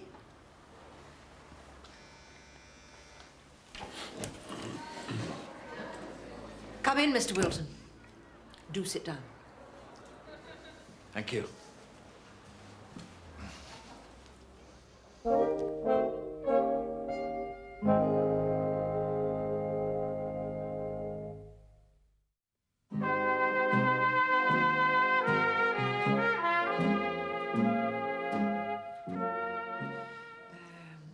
Unfortunately, the coach set off without him, so that Derek was left at the service station and was forced to make his own way home. In fact, it was the early hours of the morning before he managed this, which was why he was so tired at work the following day, with the unfortunate consequences that followed. I hope this brief outline of events will lead you to deal with him more leniently than you might have otherwise. And that's from my wife? Yours sincerely, Mavis Wilton, Mrs. Yes. What I don't understand, Mr. Wilton, is how you managed to get left at the service station. It was an oversight. You're telling me. What, the bus driver miscounted, did he? I suppose he must have done, yes. But what about your wife? She didn't miscount. She only had to count up to one. No, gentlemen, please. I think we should remember that this meeting has a serious purpose. Excuse me. I didn't come here to be laughed at. No, and we're not. We're not laughing. And I wasn't even aware that my wife had written that letter. You weren't? No. You don't communicate much, you two, do you? And I'm sorry this thing is causing you such amusement. No, it doesn't. May I ask, how long after your wife got home did she realise you weren't there alongside her? I don't know. But what I do know is I'm not stopping in this room or in this job to be a laughingstock. Oh, now, please. No. I resign. Now, Mr. Wilton, this has got rather out of hand. I think we should all calm down and start again. Well, I am not calming down and I am not starting again. When I say I resign, I mean I resign. And I have to warn you, if you persist in that I shall have no choice but to accept your resignation. Good. You're resigning? Yes. Then we accept it. Thank you. Would you like a cup of tea or coffee, Rita? Am I allowed to say no? Of course. Sit down. Only we do now but drink tea and coffee over there. We must be 90% caffeine, me and that, Mavis. Well, it doesn't show. And anyway, when you hear what I've come to say, you might kick me out for being nosy. I won't. Well, Kevin called in to pay the papers, and I couldn't help but notice he wasn't right happy. Well, you know why, don't you? It's because I told him I'm pregnant. I wondered if you had. What did he say? I would have got the same response if I was going to get my hair cut. Oh, yeah, and how much is that going to cost? And I wasn't going to get my hair cut, Rita. I was telling him what I thought was the most wonderful news I could ever tell. Hey, now, come on. It's like he hates me, like he thinks I've played some dirty trick on him. Well, you haven't. I know that. And what I can't understand What's that, love? is that I know that deep down that he wants us to have another child. Well, then. Except not yet. I mean, we've always talked about it and it's been yes, but not yet. Like he's postponing it till we're rich, I suppose. And how long is that going to take, eh? Well, exactly. I mean, we could be waiting forever, couldn't we? Except you can't postpone it much longer, can you, love? No. And I think that's what he hates me for. What, no newspapers forever? Well, that's what she's saying. But as I've told her, what are you going to wrap your scraps in? I said, look, you tater peelings and such. Yeah. We mean you can't clean a pair of shoes without putting newspaper down first? Well, you need them for all sorts of things, don't you? That's how I feel it. We'll find out. Yes, lads, what can I do for you? Oh, this please, Jack. One for him. What? Pint? Yes, please. It's my breakfast, this. All right for some, eh, Jack? I mean, all right for some. Hey, listen, when you were in bed last night, all warm and cosy, I was working. Only now, when I'm supposed to be in my bed, my brain says, no, Martin, get up, it's daylight. Go and have a drink with Kevin. Oh, there we are. Thank you. Now, let's take a look at this map, then. Oh, and we'll need the book. See where it recommends we go walking. Yeah, I wondered whether we shouldn't wait until we're home, rather than do all this in public. Why? If people notice, they're going to start asking questions, aren't they? And then, well... Yes, yeah, I think I see what you mean. Not that I'm suggesting we've anything to hide. Oh, no. It's just... No, the good book tells us to avoid scandal and idle gossip. Believe me, that doesn't take very much round here. So, we'll say nothing more about our little holiday until we're out of here and behind closed doors. You weren't, serious, were you, what you said about going to Amsterdam? Yeah? With the bloke? Yeah. Who? Well, I'm not telling you, am I? Well, why not? I won't tell anybody. I know you won't, because you won't have anything to tell. Is he rich? You said he were rich. Well, he must be if I said it. Yeah. Have £2 piece, please, Sonia. Going home for your dinner, then? Joking, aren't you? House is full of kids. Well, you won't like it round our house, then. Mind you, I'm not sure what I do at the moment. I mean, not only have we got 3 of them, but they're all getting older, you see. They don't want to go to bed, not ever. They all want more clothes and luxuries. You know, like food and drink. What do you do if the money don't add up? Well, just leave all that to Gail, don't I? The trouble is, she leaves it all to me, so between us, no one worries, do they? Don't know how we'd cope without what Sally earns. Of course you could. Hey, you know what you want, don't you? You want to spend the night on a ward, listening to them all talking in their sleep, eh? Some of them are in pain, and some of them you don't think will go home again. And then you think to yourself, well, all I've got to do is pay the mortgage. Aren't I the lucky one? There you go. Thanks, Tanya. Do you want onions? Now that depends. Are you going to give us a kiss? I'll get you some onions. Oh. I just don't understand. No, well, you wouldn't unless you'd been there. It was something about their attitude. I could detect I no longer had their full confidence. So why resign and make it easy for him? Oh, you know. Male pride. Nothing to boast about, I suppose. It's been my downfall in the past, and so it's proved again. Oh, Mrs. Jeffers. Were you looking for me? Yes, I was actually. I'll leave you to it. I was just sorting a few things out.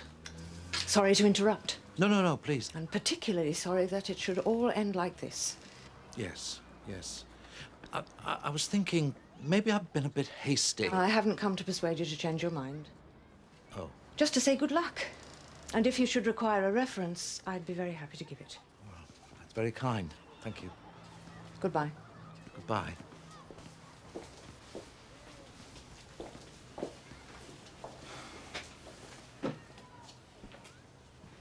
She wasn't coming to beg you to stay on, then? Oh, no, goodness me. I think she knew she'd have been wasting her time if she had. Mine now. Now what? If you give me a chance, I'll have come to apologise. For what? You know for what? For the way I've been, for what I've said. Just leave these a minute, eh? Are you going to say hello to your daughter? Hi, Rosie. Hi, David. Come on through here.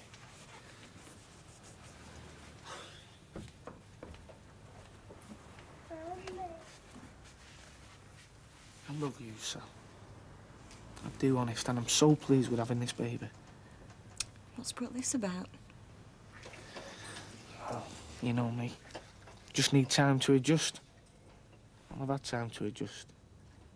And I think it's fabulous. But we can't afford it. Don't start all that. Don't start all that after all you've been saying. Yes, I know. And I shouldn't have done. Well, why not, if it were true? I just can't understand why you'd say one thing one day and another thing another day. Because I'm stupid. Yeah, I know that. I'm just a stupid man who got everything out of all proportion, so... You really are pleased? So, I'm delighted. I know this has been nosy. Go on. Is there out in these rumours about you and Ken Barlow? Oh, we've got to the rumour stage, have we? Oh, I'd say it's almost past the rumour stage, more like speculation. He's a very nice man, and we've been out a time or two. And that's all you're saying, is it? Mm-hmm. It is. Thanks. That's all I'd be saying and all. See ya. See ya. You won't be late tonight, will you, Ken? I will not. And I'll bring some champagne home to celebrate. Hey, you better not. I see. You know who's worried about money, eh? Well, I just think it's a bit too soon to be celebrating. And I don't want us telling anybody, not yet. Oh, no? Well, except Rita knows. It's just that I was upset and she wanted to know why. And that was my fault, wasn't it? I'll see you later. I love you, Kev. I love you too. Hey, Derek. Oh, Are you sure you don't want me to stay? No, go on. Make up for all the times I keep you late. Huh? Oh, I know. This is so you can go out on some big hot date tonight. No, it's because I've got no more customers. Right, you see him? Well, but I'll make a change, a nightie. No, I am not seeing him. And I probably won't be seeing him ever again. Why not? Because you can't, can you? You try and kid yourself. You could just be good friends. Well, other folk wouldn't leave it at that, even if you wanted to. Oh, I'm sorry if I've said out. Oh, no. OK, well, I'll see you. He's here. He's coming down the street. Ken? Yeah. Close it. Close the door. Well, aren't you going to tell him what you've decided? No. He'll just have to find out, won't he? Derek?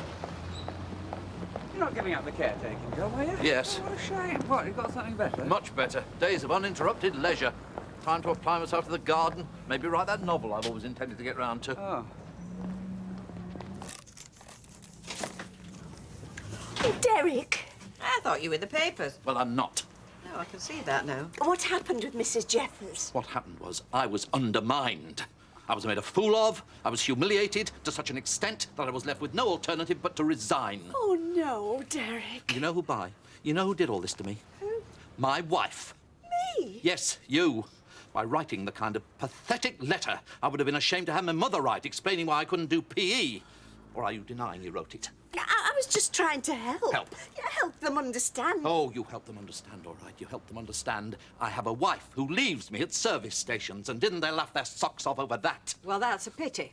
But I don't see how you can blame Mavis for it. Excuse me, Rita, but I think I can, yes. For you resigning? Oh, certainly, yes. And for being left at a service station, and for, a host of other things. But you know what I blame her most for? I'm not sure I want to know. For marrying me. For saying yes when I was stupid enough to propose to her. Because, believe me, it wasn't only stupid. It was the biggest mistake of my entire life.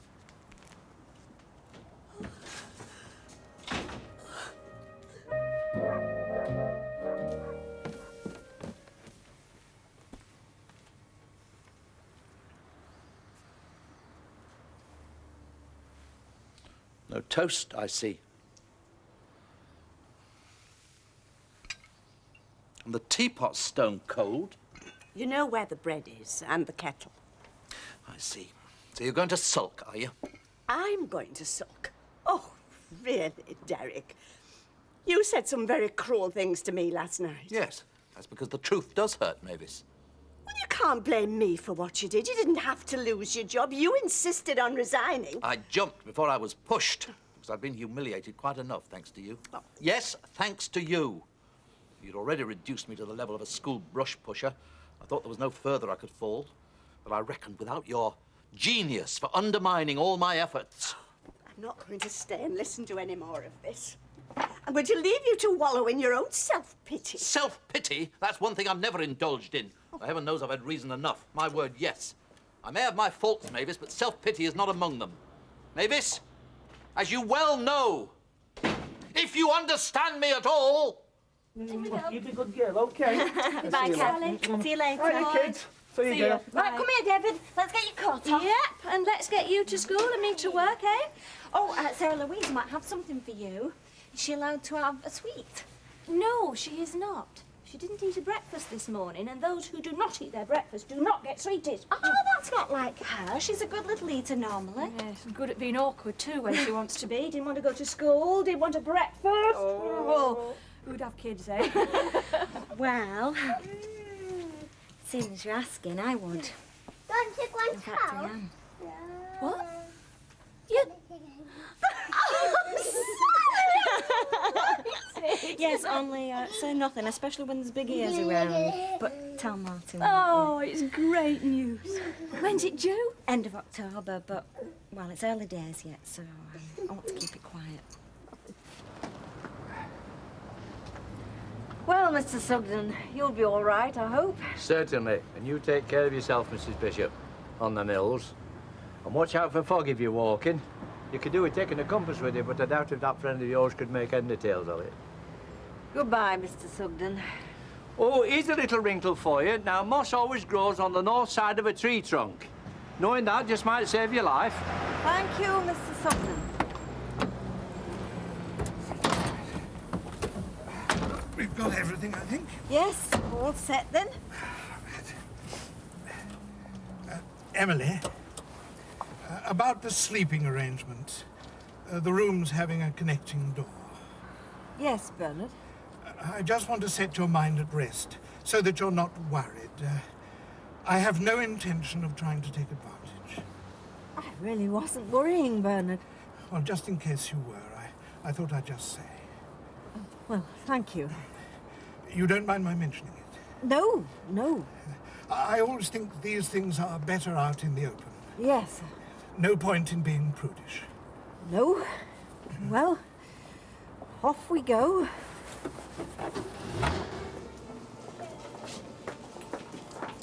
You, Norman!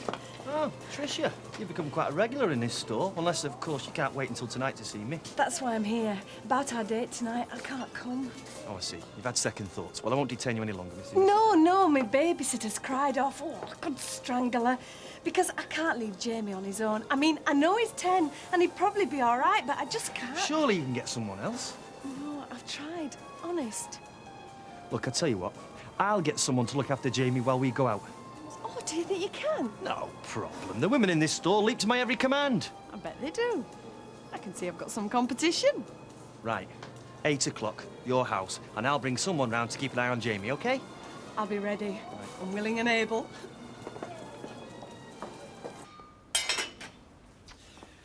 Right, we should be eating in about 10 minutes, if that's all right. Oh, yes, I like an early dinner. Yes, so do I. I think your body told you to eat early. Never mind your big suppers later on. You can't walk it off then, can you? Well, I can't, even if I wanted. Oh, I'm sorry. I didn't think before I said that. I do apologise. Granted. I know you didn't mean anything. I don't get upset easy, me. Despite what that son-in-law of mine might tell folk. I'm doing as a toad in the hole, so I'll have to keep my eye on it. I don't want it coming out like leather. I haven't had one of them in years. You know, I remember making a toad in the hole in Normandy, in a field kitchen, under sniper fire. And my CO said, Sergeant Sugden, I would bet there isn't a chef in the whole of France that'd give us a dish like this. My late husband, Wilfred, he were in the army. Yes, so he said. Royal Artillery, very fine bunch of men. He said the food were terrible. Ah, well, that settles it. He was never in my unit then. He never had my cooking. But, you know, he was a gentleman. Who? My Wilfred? No, the CEO. He said, Sugden, if the Germans in that wood knew that you were cooking, they would realise what they were up against. A body of men who tattle anything. All right, Mum. Hiya. Look, I've told you I can do all the shopping here for you, can't I? Just give me a list. It'd save you having to do it. So what have I got to do that's better than shopping? Until I get a job, Andy, I'm glad I have a chance to get out of the house. Yeah, but things are all right, though, aren't they? Between you and my dad, I mean. Oh, yeah, of course they are. No, I'm happy enough, and I think your dad is too. It's just, well, I want to be a career girl again. Ah. Morning, Liz. Hi, Curly. Andy, the very man. A small favour. Such as? A very small, teeny-weeny favour. Not much to ask of the man that I wangled a place on the executive training course for. And even less, considering that when you were looking for somewhere to live, I found you a place in my own home. Yeah, all right. Well, I get the message. What have I got to do? Don't get me wrong. I'm asking you as a pal, not the boss. And there's 10 shiny £1 coins in it for you. Oh, whatever it is, I think it's illegal. Not at all. All you have to do, Andy, my boy, is sit in the house. I need a babysitter. I never knew you'd become a dad, Curly. Very funny, that, Liz, yes. No, it's for a friend of mine, Mrs. Armstrong. Armstrong? Isn't that the woman whose little boy was helping himself to all the sweets and that? Yes, but you won't even see him. He'll be in bed, no doubt. All you've got to do is sit down, put your feet up and watch the telly tonight. Well, sounds great, Curly, but unfortunately, I'm going out. Out? You never mentioned going out this morning at breakfast. Didn't I? Sorry, mate. Well, like I say, I'd love to help you, but I can't. Mrs. MacDonald, Liz, don't suppose you'd fancy, you know... Oh, sorry, Curly. I'm going out as well. Why is it all of a sudden everyone's got a wonderful social life? Shannon! Shannon! Shannon! Are you really going out tonight, or what? No. Are you? I wasn't, but I am now. All I'm saying is we have to look forward, not back. I've got nothing to look forward to, Mavis. My future has been wiped out. I look back at what's happened, to dissect it, to try to make sense of it. You've just got to be positive, Derek. I have great faith in you, you know. Have you, Mavis? Yes, I have. Great faith, and I know you only said those cruel things to me because you were upset. I was upset, Mavis. I still am. I know. But you're right. It's not fair to blame you. Oh, well, I'm glad you realise that. No, it's pointless to blame you for being what you are. Might as well blame the rain for being wet. Just what are you trying to imply, Derek? No, I'm just saying. I know you don't deliberately sabotage my efforts.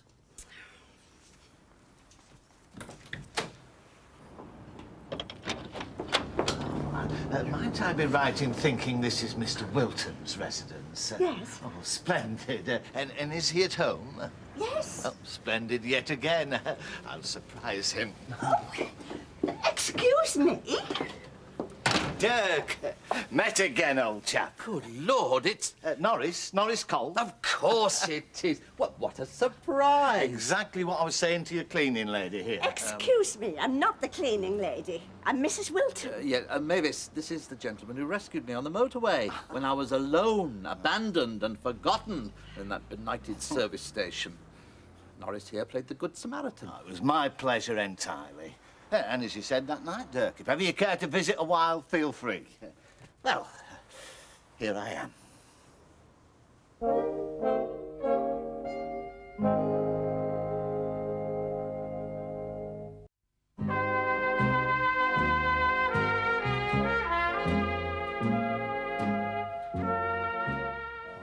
Thousand apologies, dear lady.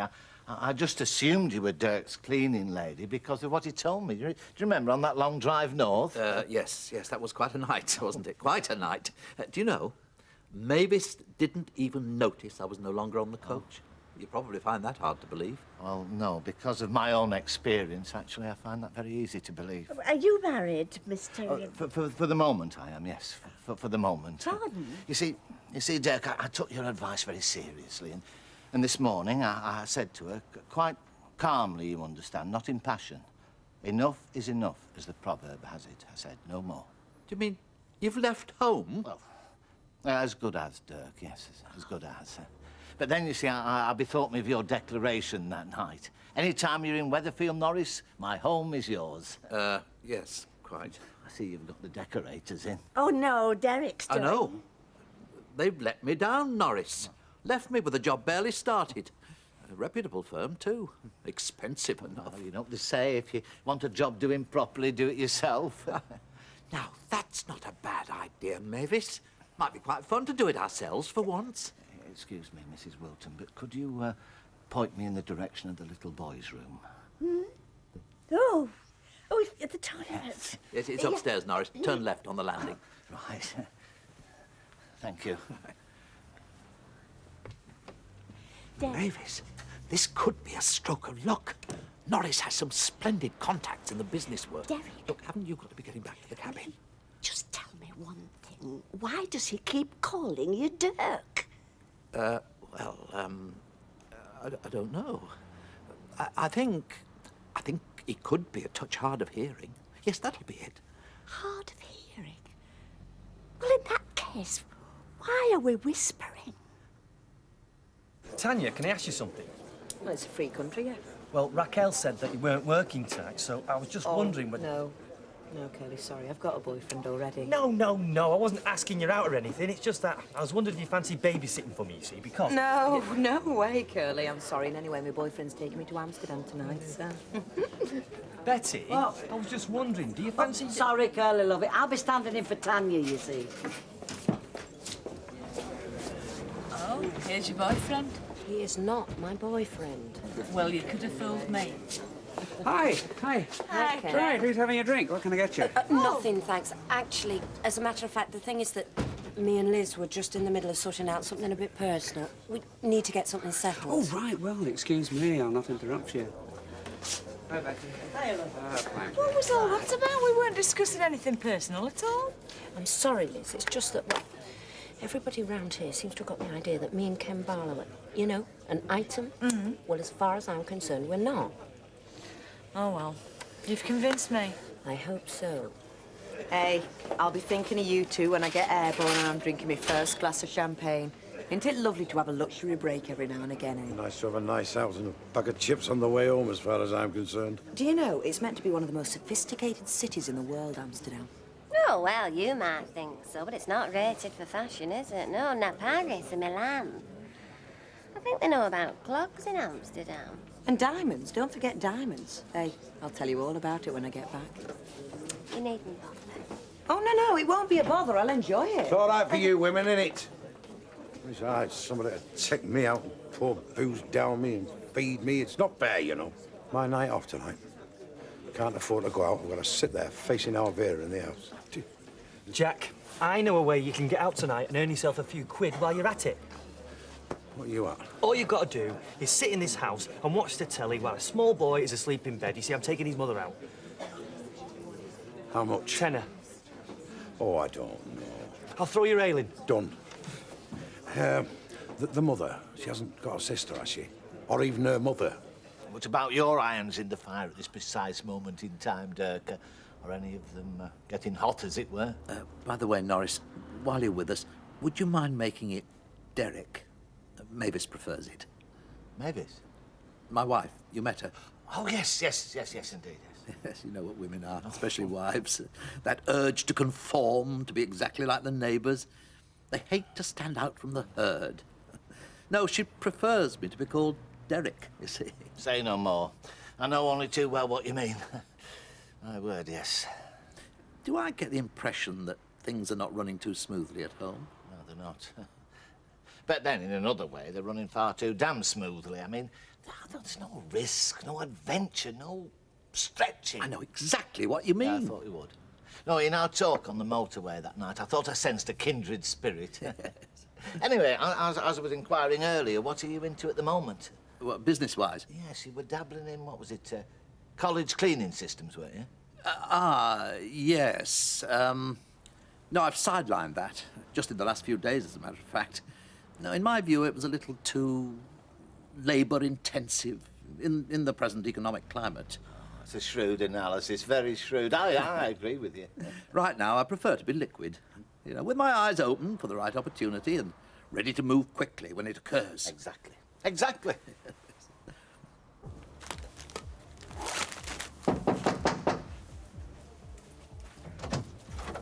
You're early. I wasn't expecting you for an hour yet. Hi, Sexy. Hmm. We got a problem. What do you mean? That's why I'm early. Val went and crashed her car this morning. Ran it into the side of a bread van, as far as I can make out. Her fault, of course, even though she says it isn't. She isn't hurt beyond a few bruises, just in case you were thinking of asking. I wasn't. I was thinking that I don't want to hear what you're going to say next. We can't go to Amsterdam. That was it. Look, I'm sorry. She's practically hysterical. She's a nervous wreck. I can't just take off right now. Why? Because I can't. Look, it's bad luck on both of us. I'm as disappointed as you are. Oh, no, you're not. I'm really sorry. Yeah, you said. Because I meant it. Look, I'll make this up to you. We'll go to Amsterdam another time, soon, I promise you. I come last with you, Alex. I always have, and I always will. No, you don't, sweetheart. It's just the way things are. You know the way I'm fixed. Yeah. Well, you better go back and hold a hand, hadn't you? I don't have to go right now. Oh, yes, you do. Only me. Dad. Hello. Hello, love. Kev, Rita was wondering if I fancied working at the cabin Sunday mornings. Yeah? Well, you see, I've got the type of grudge dragging myself out of bed 7 mornings Yeah. a week, and Mavis feels the same, but somebody's got to be there to sort out the papers and so on. Oh, I fancy it, Kev. It'd be a change for me to get out the house for a bit, wouldn't it? I mean, you could look after Rosie, couldn't you? And I'd be back by 1 o'clock. Yeah, me and Rosie can look after each other, can't we? The answer's yes, then, Rita. I just wanted to see what Kevin thought about it first. Well, you'll be doing me a big favour. I suppose you want your tea now, Kevin, so I'll just... Oh, I've just remembered. It's Smothering Sunday on Sunday, isn't it? Look, if you've got plans made, you could start the following Sunday. No, honestly, we've nothing fixed, so this Sunday'd suit me fine. Right, that's settled then. I'll say good night. I'll tell you what, Rita. Why don't you come and have a bit of Sunday dinner with us? That is if you've nothing else planned. Oh, yes, Rita, we'd like that. Well, I'd love to. Thank you. Derek, come home. Oh, you're still here then, Mr. Norris? No. Cole. Norris Cole. Norris is my first name. Oh, I beg your pardon. Significant in view of what you've been telling me, old chap. This trouble with names. Yes. Mavis, I'm going to take Norris for a drink before dinner. If we're back by, say, 7:30, would that suit your culinary arrangements? Well, I suppose it'll have to. I'll get my coat then. Right. Derek, you might have warned me you were going to invite him for a meal. Well, actually, I've invited him to stay. I've told him he's welcome to our spare bedroom. Oh, no. No, Derek, I'm Now, Derek. look here, Mavis. Norris can be extremely useful to me. He has a wealth of contacts in the business world, and I believe I'm entitled to ask you not to wreck my best chance of rebuilding a career, if that's not too much to ask. I don't want to wreck anything, Derek. You know that. I'm on your side. I'm right behind you, but you don't know anything about this man. Oh, yes, I do, Mavis. When a man has been abandoned in a concrete wilderness, he learns to tell who his friends are. Ah, Norris, come along. We'll leave Mavis to it.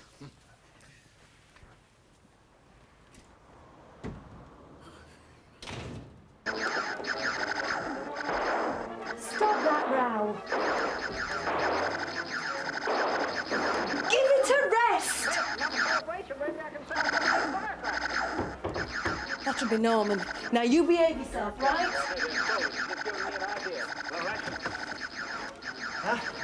Tricia, you look terrific. Hello, Norman. Is your dad? His dad give over. He's a couple of years younger than me, that's all, Curly. Who's Curly? It's me. It's just a nickname. And this is Jack. He's not me dad. Jack is the only babysitter I could find. Love it, don't worry about the lad. I know a lot about kids. I used to be one myself. I'm not worried about him. I was more worried about you. Now, Jamie, this is Jack. He'll be looking after you. Well, maybe you remember me better from the clubs. Jackie Duckle Tuny, you know. No, I don't think so. If I have, I've forgotten. I'd be glad to see him with them. Them as have, don't forget. Right, Curly? Yeah, she'll make a move, Trish. The car's outside. Jack, your ale. Thanks, son. If you get hungry, open the fridge. Not very much. Now, you be a good lad, right? Ta-ra! See ya. Ta-ra, son. Now then, don't you annoy me, and I won't annoy you. Right? Right. Give us a beer, then.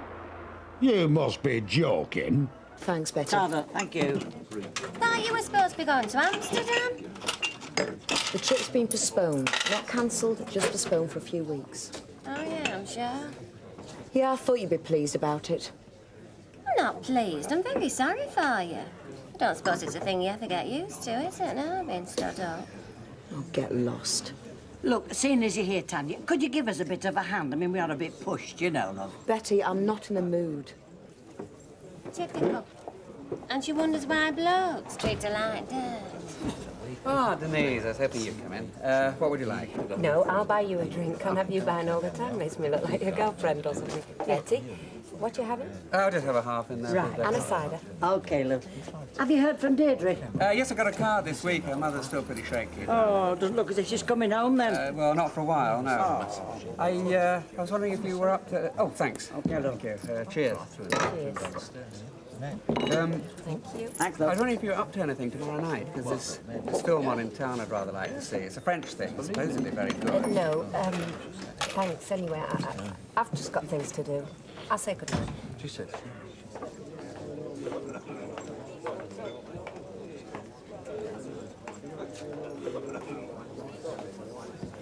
Hiya. OK if I join you? Yeah, feel free. Yeah. Weekend's fallen through, I gather. Boyfriend ill or something? No, he's not ill. His wife won't let him come. Oh, hell. I shouldn't have said that. Listen, don't tell the girls behind the bar that he's married, OK? They poke fun at me as it is. If that's what you want, I won't say a word. No, seriously, Des. Keep it to yourself, yeah? OK, I will. Boyfriend's married, eh? Must make life difficult. Oi, oi, oi, oi! Fairbank. Will you give over? Shouldn't you be in bed by now? My mum lets me stay up a lot later than this. Yeah, well, you're going to be very tired tomorrow. You're going to be too tired to go into school, aren't you? Saturday. No school. Don't you know anything? Well, listen, you. Will you give over? You're going to have all the neighbours complaining, you know. See, they are. What did I tell you? Hey, pack it in! Step. Wilkinson in support. Howell. John Hamer. Hey, sorry about the noise, but it's this. Wait, who said he could come in? Stone me.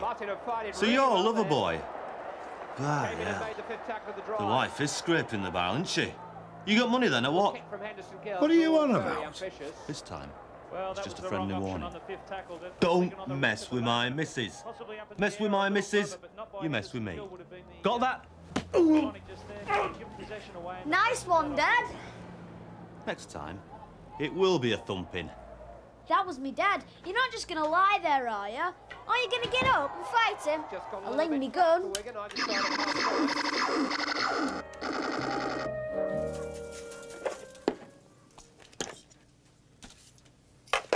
Oh, it's alive. Yeah, crack a flaming dawn. Yeah, halfway through the day for some. Now, don't touch that timer, will you, Kev? What's the time? I'm back to bed, mate. All right, I'll see you at dinner time. And remember, Rita's coming, so I don't want the house like a tip. Oh, and you could peel some spuds. Hey, it's supposed to be my day off. Supposed to be my day off and all. See you later. Yeah, OK. Hey, and don't slam the front door. You'll wake Rosie. Oh, happy Mother's Day, Sal.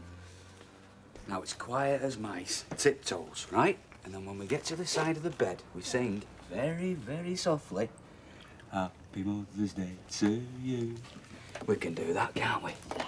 Yeah. Right, well, come on then, very quietly. And when she opens her eyes, David, I want you to give her that card. Sarah, you give her the flowers. Come on, over here, and I'll give her the breakfast. Have we got that? Yeah. Come on, Sarah, it's your mum's big day. Got for me, yeah. Have you? Oh, you, back to bed. Why? What's this? A deputation? Come on, back to bed. You're getting pampered whether you like it or not. Sweetheart, oh, I like it. I like it. And while you're eating your eggs, I think I'll run you a bath of S's milk. How's that? Now, come on, all together. Happy Mother's Day to you. Happy Mother's Day to you. Happy Mother's Day. Hey, what's up? What's the matter? Oh, gee. I'm going to enjoy working with you, Mavis. Good. It's a nice shop, the cabin. It's got a nice atmosphere. It's dead handy for me. And you're to be working with me, are you? Oh, yeah, didn't Rita say? Well, I think she mentioned something in passing. Well, it's just that me and Kevin were a bit short at the moment, so every little helps. So it's for the money you're here? Well, yeah, that and it'll get me out of myself, I suppose.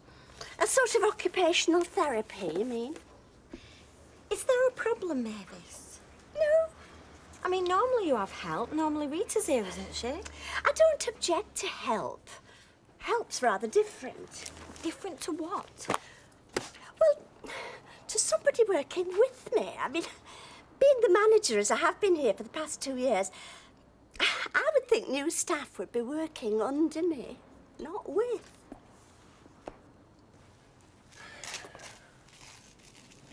Where's mine? Fridge. You can get it yourself. Oh, you're not still on that track, Vera, are you? Tell me you're going out babysitting. You come home with a black eye. I knew it would have lied. I said so. Oh, Vera, I had all this yesterday. Just give it a rest, will you? It's a Sabbath. Babysitting? I was. The only baby you were sitting with a 40-year-old in leopard skin tights and a chest out to runk on. Vera, I was sat in Curly's bird's flat, minding my own business. There were a knock on the door. A gorilla comes in and belts me one. Well, a gorilla would, if you were at it with gorilla's wife. Oh, God's honest truth. Babysitting's something you get paid for, Jack. You don't pay her for it. I got a tenner. I showed it you. Yeah, well, you could have got that from anywhere. Oh, come on, I've had enough of this. Right, come on. Get up. Come on, Curly's. He can tell you from the horse's mouth. Look, I'm having my breakfast. Yeah, well, chew as you walk.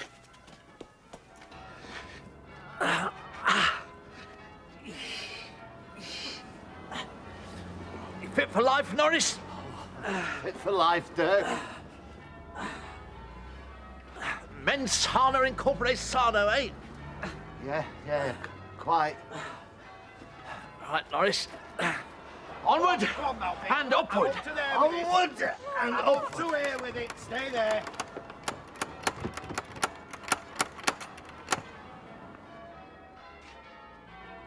Come on, Curly, rise and shine.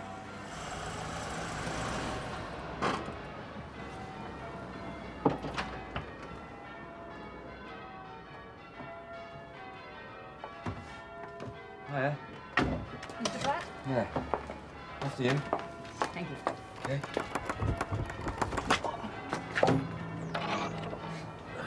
What time do you call this? Where did I get this? Tell her. Look, he can hear you. Will you stop flaming shouting? Tell her.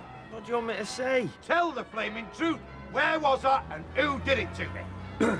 Well, it was at Trisha's house. It was Trisha's ex-bloke. Trisha, with the leopard skin tie. Oh, for God's sake, woman, Trisha's his better stuff, isn't it? Well, I've never heard of her.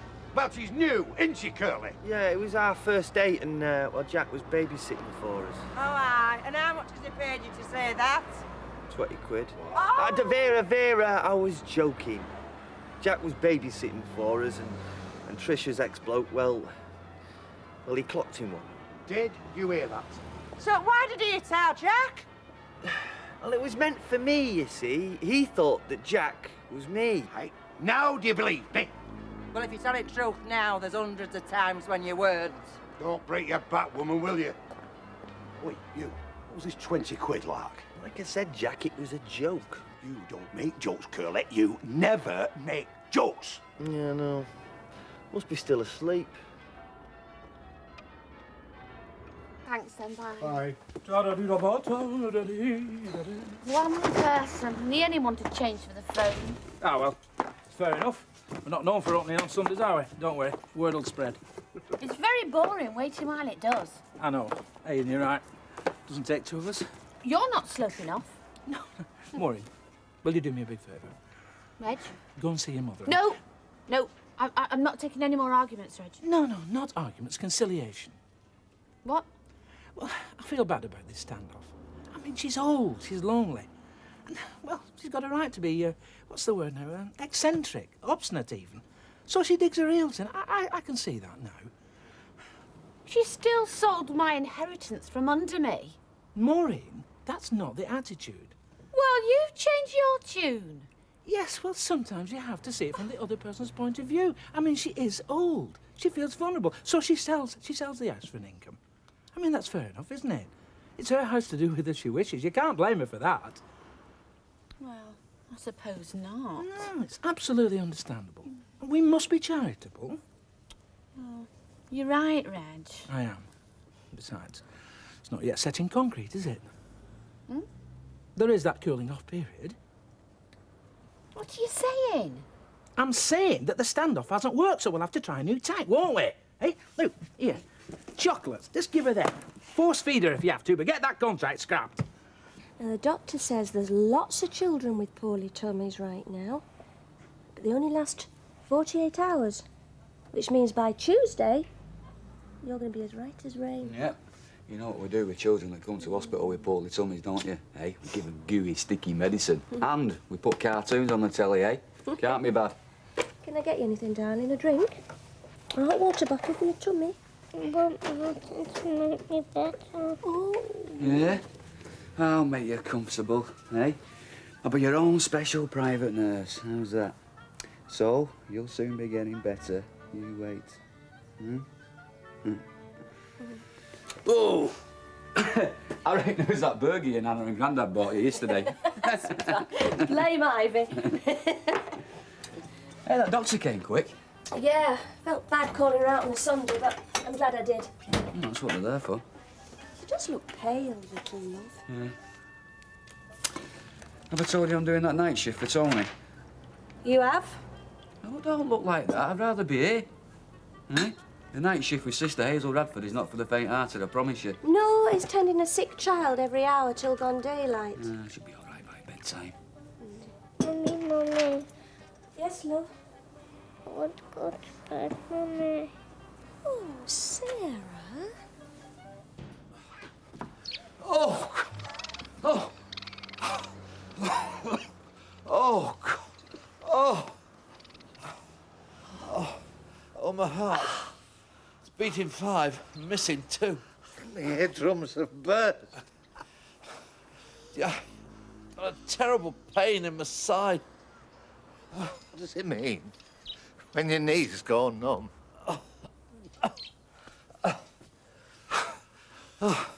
Few more runs like that. We'll be in great shape.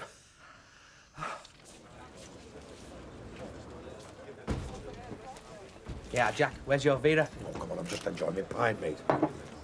From Jeff and Doreen Norton to Vera, happy Mother's Day. You serious? Well, I should know. I've driven halfway around Weatherfield looking for a florist. I don't get it. Well, Doreen phoned me, said, would I get some flowers? Put on it, Happy Mother's Day, love, Tommy. What's she after? Well, it might be from the kindness of her heart, Jack. Have you thought of that? Weird. Time for you. Sweet white wine for your friend with the flowers. We're just good friends. Tongues will wag. Ha, ha, ha. Oh, you found some then? Yeah, scoured the town. Mother's Day, half the florists are closed. It's like cafes closing for lunch. Well, it's only a problem for them if they got to buy on Saturday. Well, you always forget, don't you? You never remember what date falls on. If they made it the same every year, they could make up a rhyme like they do for Guy Fawkes. You know, like, remember, March 13th.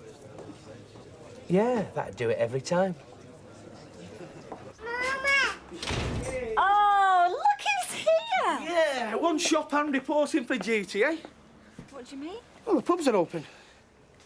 I'm at work. Well, she's not going to get in your way, are you? You're not going to get in your mummy's way. Kevin, I mean it. Look, Sal, she's been on at me all morning to bring her over here. Mavis, new shop assistant here for you. Right, you be a good girl for your mum, OK? And I'll see you at dinner time. All right, see you, Mavis. I'm sorry, Mavis. It wasn't my idea. It's absolutely fine. Are you sure? Well, we're running occupational therapy. We might as well run a creche as well.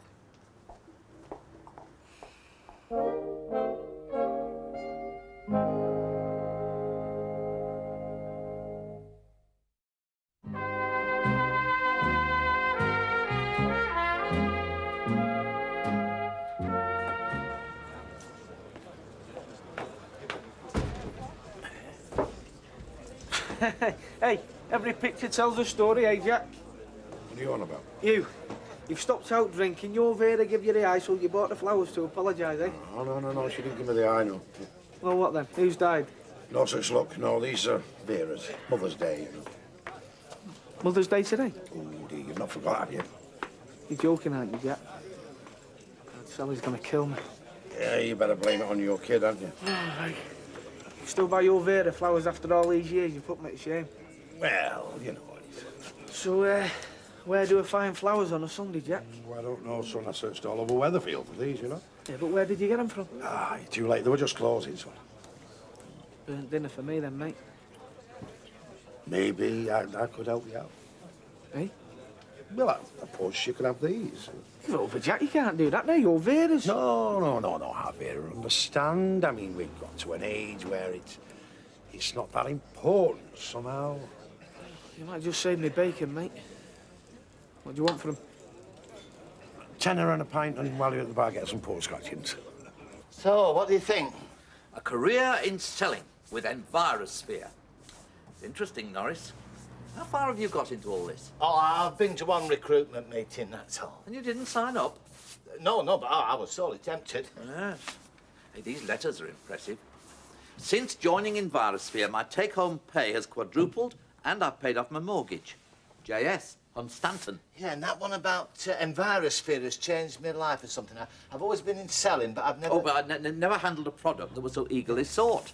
I have to take my phone off the hook at night. TL, Miss Bolsover. It says it all, Dirk. Hey, this one's poignant.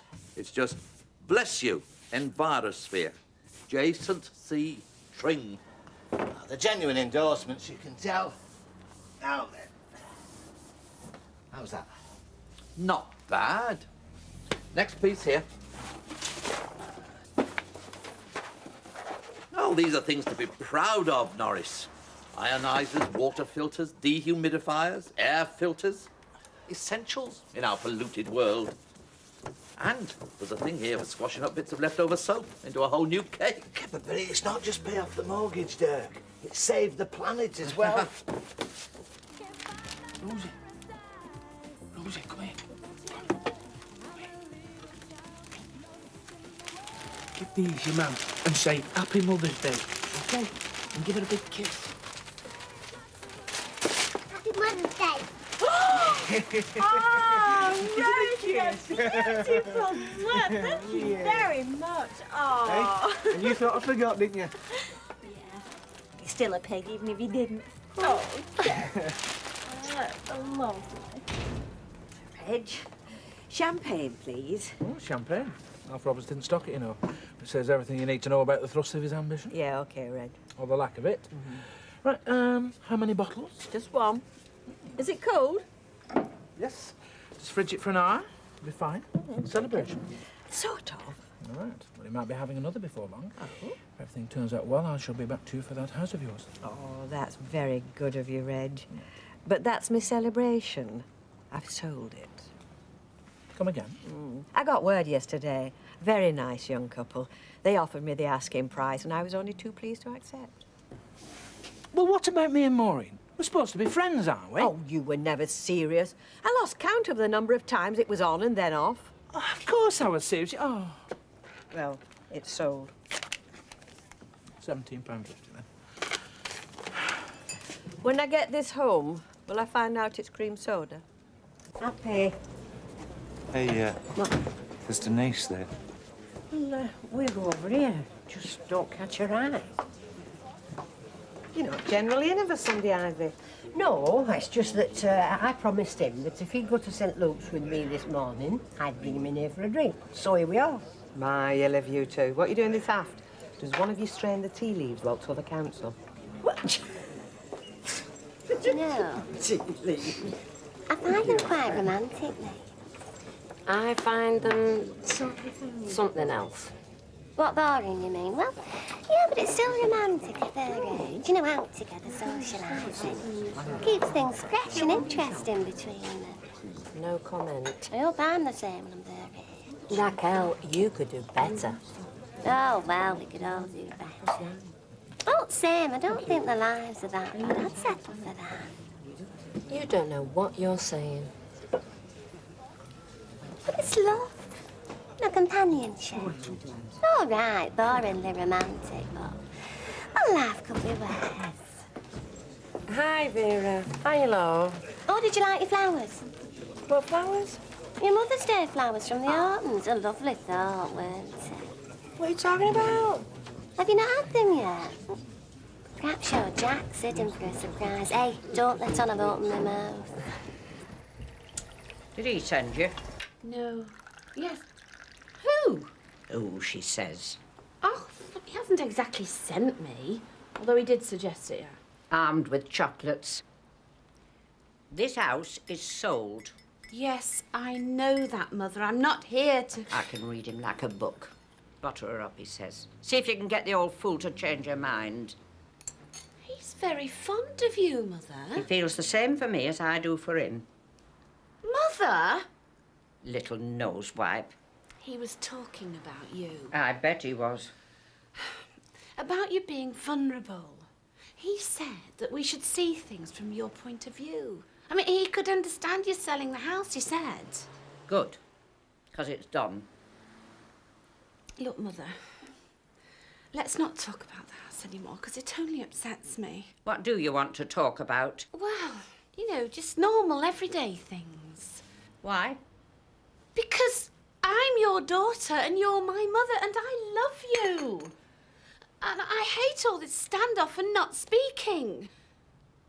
Oh, Mother, let's just be friends. Just normal, like we were. We can't be normal while you're with him. Things aren't normal anymore. But he's my husband. I'm your mother. Oh, there's no answer to it. Look, let us just be friends and talk, right? Now, how are you going on? On my own. Have you coped? You have to cope when you're alone. You're forced to. Do you want to hear how I cope with the laundry on my own? Or how I cope with a £5 bag of potatoes I bought? Well... I also coped with a bull mastiff when it tried to mate with my left side tyre. Do you have the same trouble with that husband of yours? But I was doing you a favour, Kev. Yes, but you can't have them back, Jack. I've already given them Sally. Right, here's your £10. Jack, stop being stupid. Right, pal. I know who my friends are.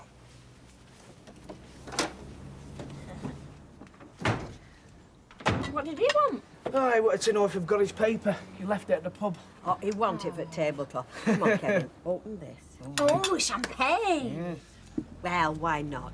I've sold Ted's house and I've told Reg Holsworth, which is even better. Oh, and I've got a Sunday job. What have you got, Kev? Me? Come on, you can think of something. Mine's gone blank. A blank mind. Well, that's something. And you've got a baby on the way. Oh, yeah. Baby on the way. Mind you, mustn't count our chickens, eh? And what day is it today, Rosie? Birthday! Yay! Leopard skin tie. Oh, you raving woman. You what, you get a black eye on a Friday night? And you go and give flowers away on the Sunday? It all adds up. No, it doesn't. Of course it does. You what? She clocks you, so you give her flowers to make up for it. I sold them. Sold them? Yes, I did, for a tenner and a pint to young Kevin. He hadn't bought his wife any. Gave over. I did, here, look. There. Right, well, that's mine then. What? Yeah, that's mine. Them's my flowers. You sold them. This is my tenner. The Ortons buy me flowers and you give them away. I bought you a drink. For a tenner. Eh? A tenner. I'll tell you what you can do. You can set me back in. What? You can set me back in. Treat me like a human for once, yeah. Come on, to make up for it. Get off. Blimey, was it that bad? Get out. Take that into the front room. Fresh coffees. Good. Thank you. Sally, that was one of the loveliest meals. Oh. Thank you very much. You're welcome, Rita. We're glad you could come. Would have been egg and chips if you hadn't.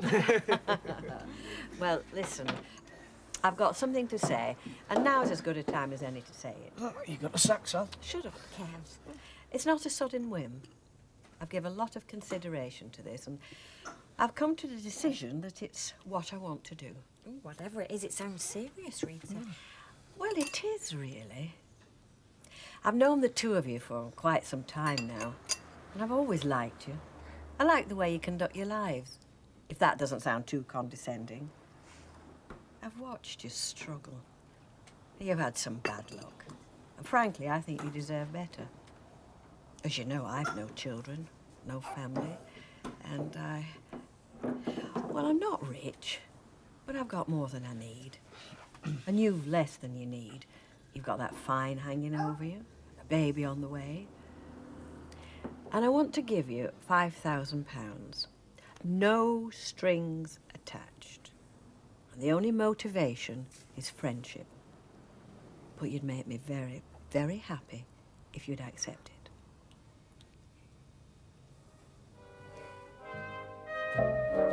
We're going to have to tell her, Kev.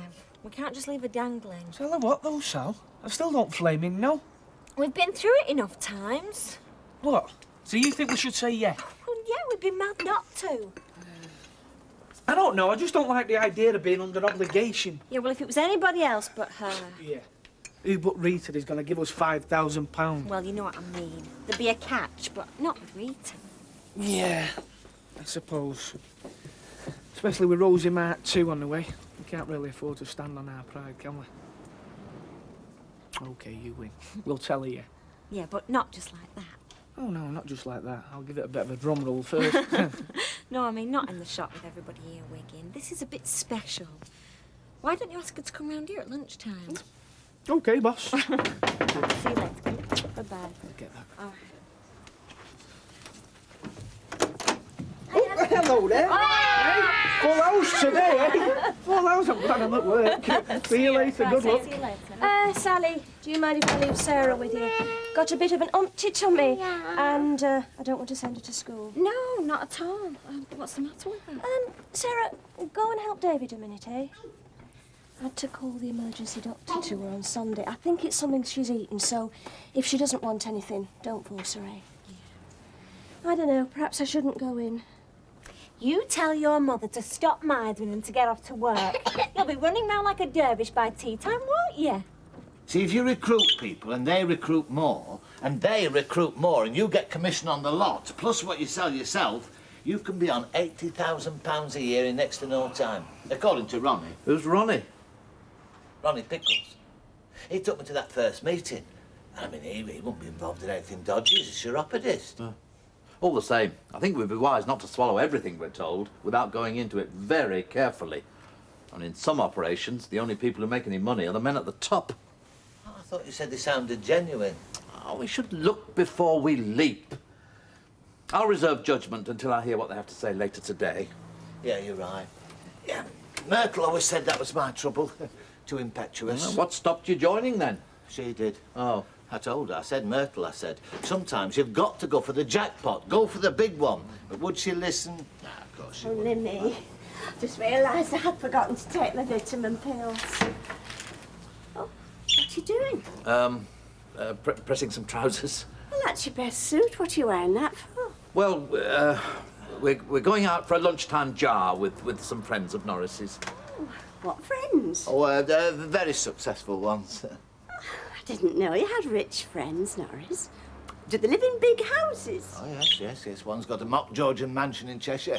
Complete with a luxurious guest suite, I expect. Not like that cramped little spare room of ours. Have you got any Mother's Day cards? You missed the boat with that, pal. That was Sunday gone. I know. I always remember too late. It's like a psychological Oedipus complex, only in reverse.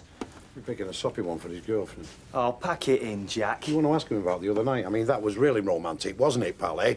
Look, I'm sorry what happened. So but you is it- should be and all. He never got his hopes, you know. Listen, I don't know what's going on between you two, but I'm a shopkeeper, not a flaming referee. Leave me out of it. I'm sorry, Rita. Look, can't we just forget it? We can. If you do us a favour. I said I'm sorry. I've paid you twice the going rate. I've cleared your name with Vera. What else can I do? Get our Vera a job. It's out of the question. Right, pal. You wait. The next time some raging bull of an husband wants to smack you because you've been bonking his missus, you can put your own ugly mug in the firing line. Well, now we know why you've been too busy to give more than a passing thought to your poor old mother. It's only dragging Derek off to a gambling casino now.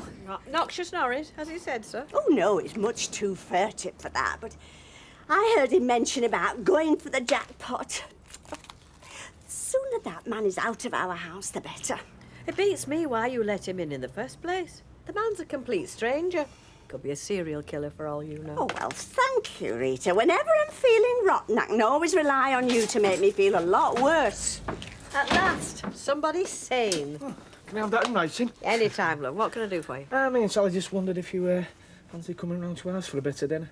Nothing too fancy like. Oh, well, that'd be lovely. I'd love to, thank you. OK. See you later. See you later. Try, love. Again? You were there on Sunday. Aye. There's not many can sulk, eavesdrop and brew tea at the same time. I'm just commenting that you seem to be getting very pally with the Websters all of a sudden. All of a sudden? Hardly all of a sudden. There were neighbours round here long before you were. And Sally working here on Sundays, that's going to be a regular arrangement, is it? It is. Do you have a problem with that? Me? Why should I? Thanks very much. Look at this. It's interesting, isn't it?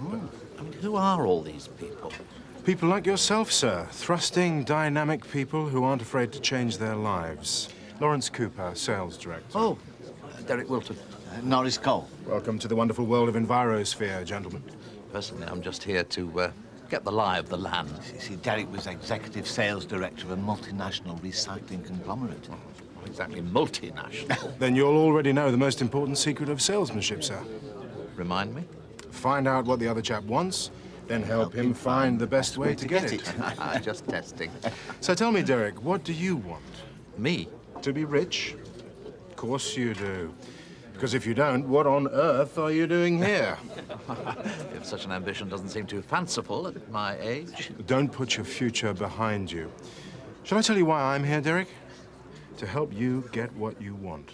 The key to success is seeing possibilities where others see only impossibilities, right?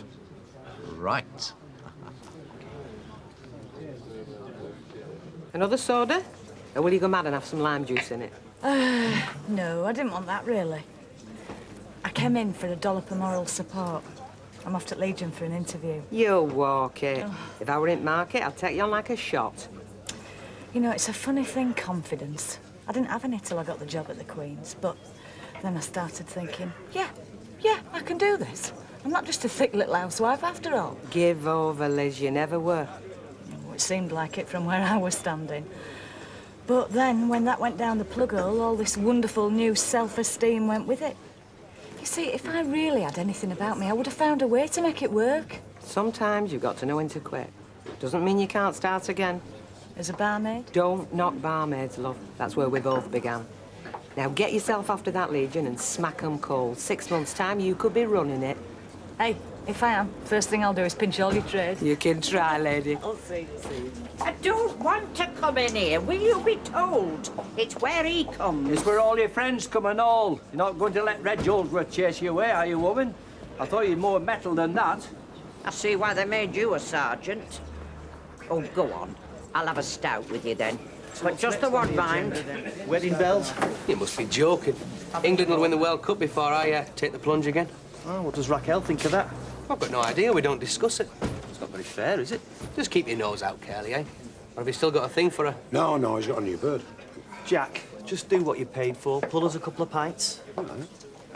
Did you think any more about that thing we mentioned?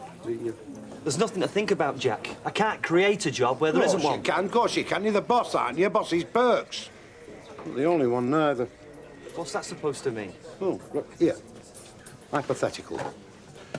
You're the gaffer, right? And you catch somebody nicking, right?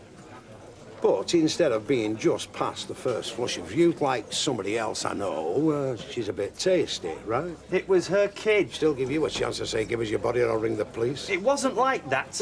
That's a pity. I was just getting interested. No, you see. Des believes you. I believe you. The only question is, would Lord better buy? She says the weather's a bit parky. Well, that'll not bother 'em. They'll be too busy snuggled up under a double duvet. Yeah, Mrs. Bishop would never go in for that sort of hanky-panky. Why not? If she can manage to loosen her stays for once. They're both fancy-free. And I mean, they can't defrock him. Not now he's hung up his dog collar. Well, I'd have thought both of you have had more sense of what's proper at your age. Never mind not proper.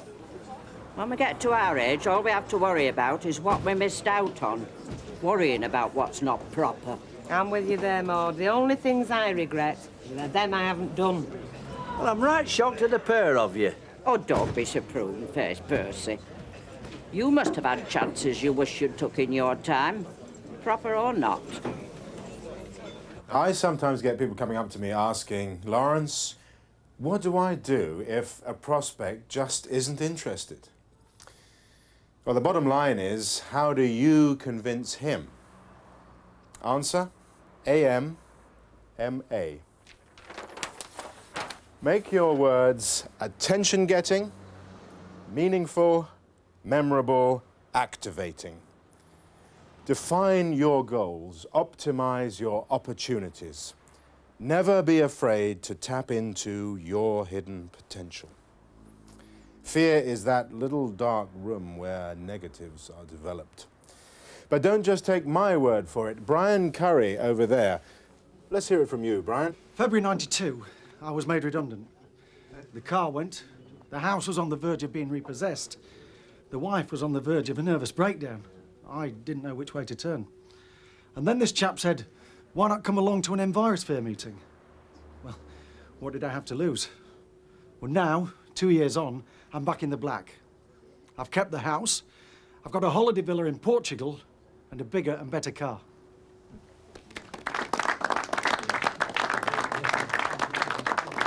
I'll give us your coat, Rita. Right. Sit yourself down. The Sprogs have had theirs, so we should be able to eat without getting covered in tomato ketchup. Oh, first of all, we just nip upstairs, see if Sarah Louise is all right. She's been up there for ages. Well, you leave her alone. Ladies allowed to powder her nose in private. Well, the thing is, Rita, Kevin and I have been thinking about your offer. You worry that it'll look like you're accepting charity. She's had us bug. Listen, love, along with these wrinkles, I've acquired a pretty sound knowledge of character. I'm not doing this because I think you're on the breadline. I'm doing it because it'll give me a great deal of pleasure. Well, that's what I told him. Yeah, and she can be very persuasive, my missus. It has to be a joint decision, though. I mean, the last thing I want is to cause a split between you. Oh, no, it is a joint decision, thanks very much. And, well, if the offer's still open, we'd like to accept. Well, of course it's still open, you pie cap. Oh, that's Sarah Louise. She's not been too well, which is why Sally's been minding me. Oh, right. I don't know what it is like. Kev? Yeah? Kev! Yeah? Yeah? Ring for an ambulance. She's rolling around in agony up here.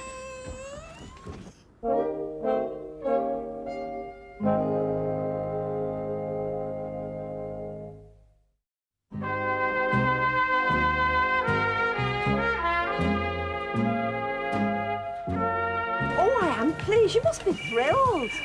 Well, I'm relieved to be employed again. I wouldn't say thrilled exactly. Oh, come on, they're lucky to get an experienced girl like you. You're right. They are. Damn lucky. Hey, and thanks for the girl. Yeah? Sarah Louise, I've got to go.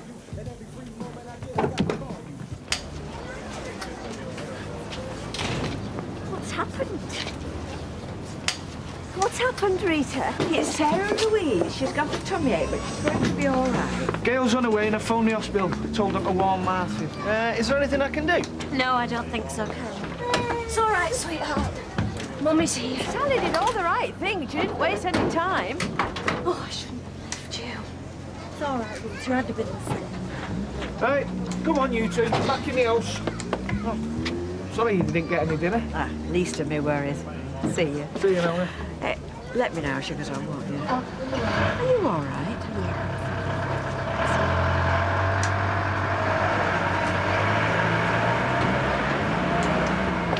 Oh, is it? It's Sarah Louise. She's not at all well. Oh, poor little mite. You know, it's terrible when kiddies are badly. Well, in a way, it's even worse for the parents. Yeah, our grandparents. I have to wonder about our little Tommy. You never would took poorly. Oh, that's silly talk, that, Vera. Well, how do you know? You haven't got any. Well, I'm sure Mrs. She'll take excellent care of him. Oh, yeah, Doreen. She'd give him a cuddle, yeah. But, I mean, look at me, yeah. I'm like a complete stranger now, aren't I? I used to have a son and a daughter-in-law, a grandkid. What have I got now, eh? Notes.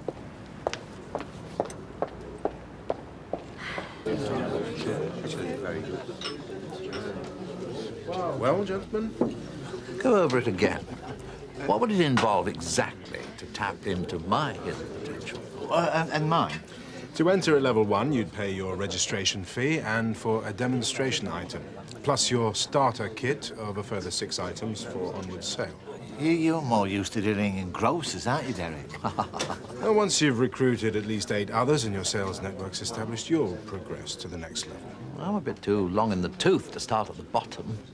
Then you could come in at level 2, but it would mean a much larger initial investment. So how much are we talking? That's what I like. Decisiveness. Oh, he's a mind like a steel trap. How does £2,000 sound? Like a man who knows what he wants and isn't afraid to go for it. And what about you, Morris? Are you joining Derek here on the Yellow Brick Road to riches? Norris. Yes. Yes, definitely. But level 1 will be fine for me, for the moment.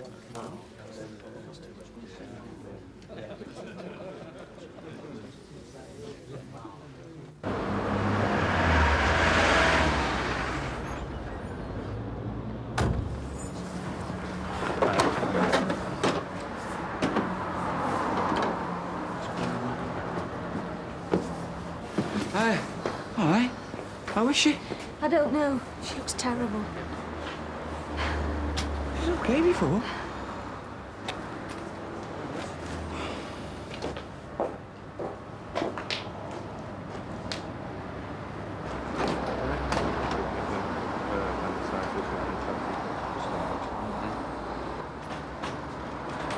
What did he say?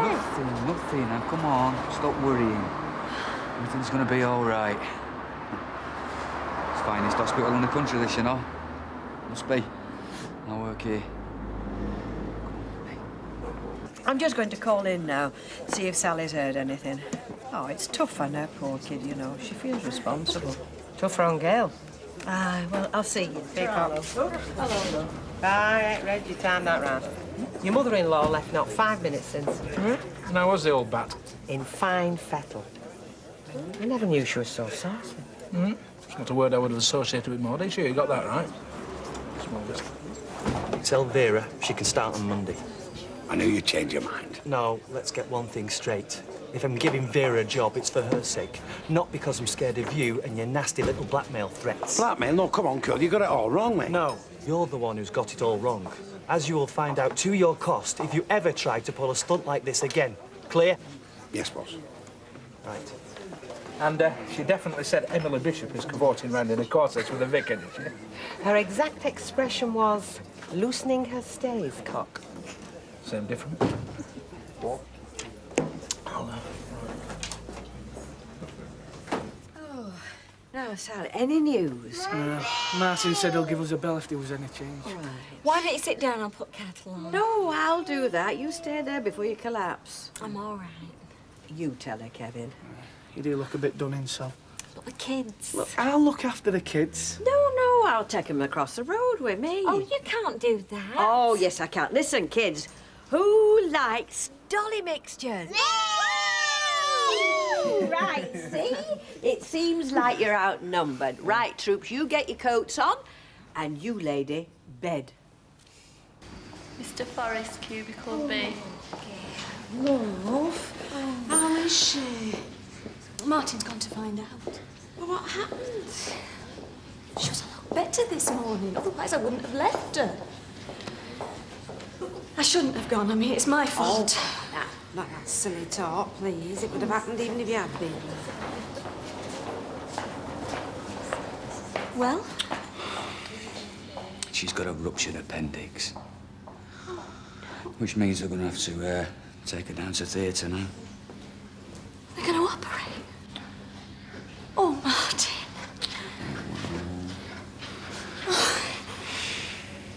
Well, I don't have to go back on duty. Sister says I can stay with you till she's okay. I'll have another shot at ringing Alpha. Huh? Okay. Hey, now come on. Try and relax, eh? Sit down.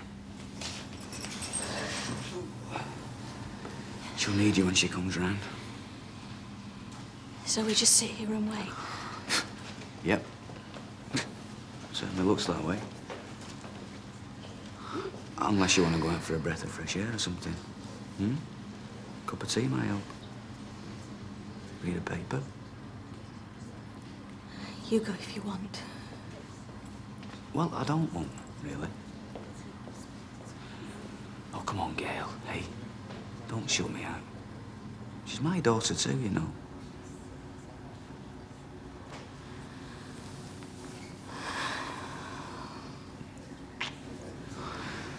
I mean, the old murder in a public bar of all places, issuing bawdy sexual innuendos about Emily Bishop. I mean, is that rational? Well, it's certainly imaginative. Talking to my wife, Desmond. I'm afraid we have to face the possibility, dearest, that Maud is losing her marbles.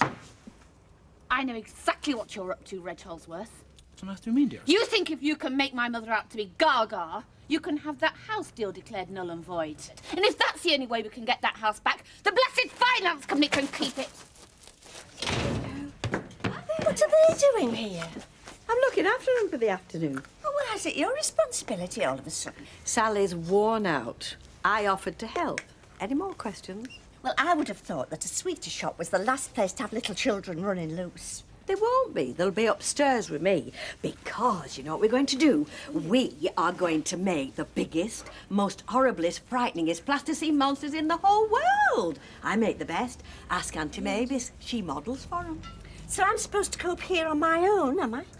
Unless you'd like me to leave this little tot on his doorstep till his mother gets back from the hospital.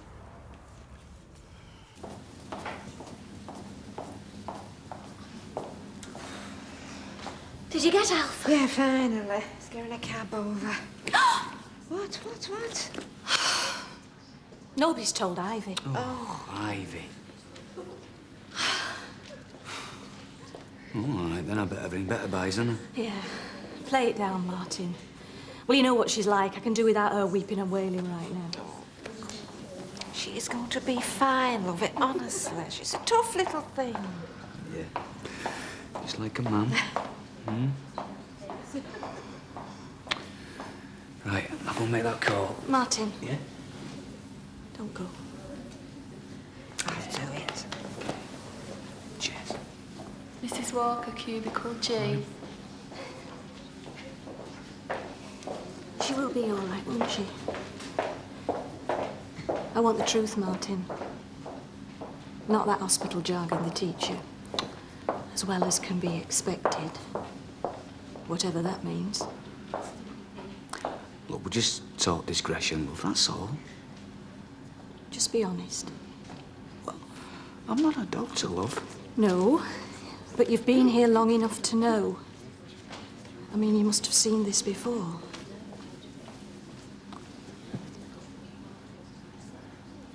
Could she die?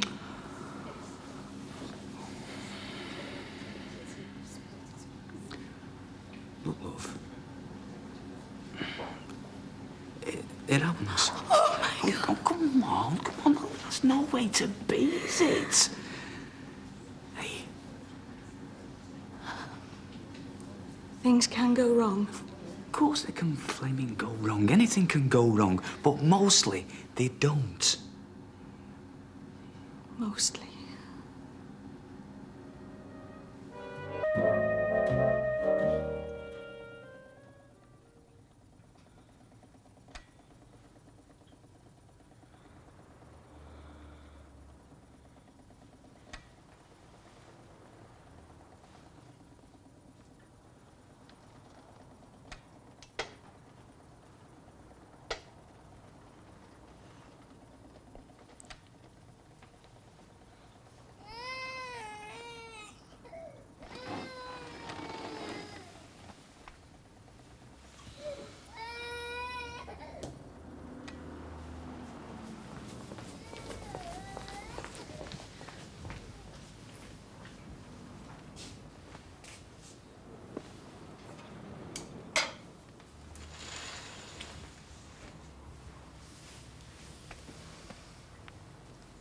Cereal first, Oh, yeah. and then you can have a boiled egg. Yes, you can have soldiers, but you've got to eat your egg as well, all right? Do you want anything, Martin? No thanks, Sal. I'm a bit pushed as it is, really. At least Sarah Louise is out of intensive care now, eh? Must be a bit more confident. Bet Gail's chuffed. Yeah, well, it's up to the antibiotics now, I suppose. Just hope they got them to her soon enough, you know. Does Gail want something to eat? Because I can make her some sandwiches. So, we've got a canteen there. Yeah, I know, but she might not want to leave Sarah Louise's bedside, might she not? What, eating on the ward? Give over, so will you? Ratcatcher would have me struck off. Who? Radford, sister on paediatrics. Loves me, really. She's got a funny way of showing it. Anyway, gotta go. Give us a kiss.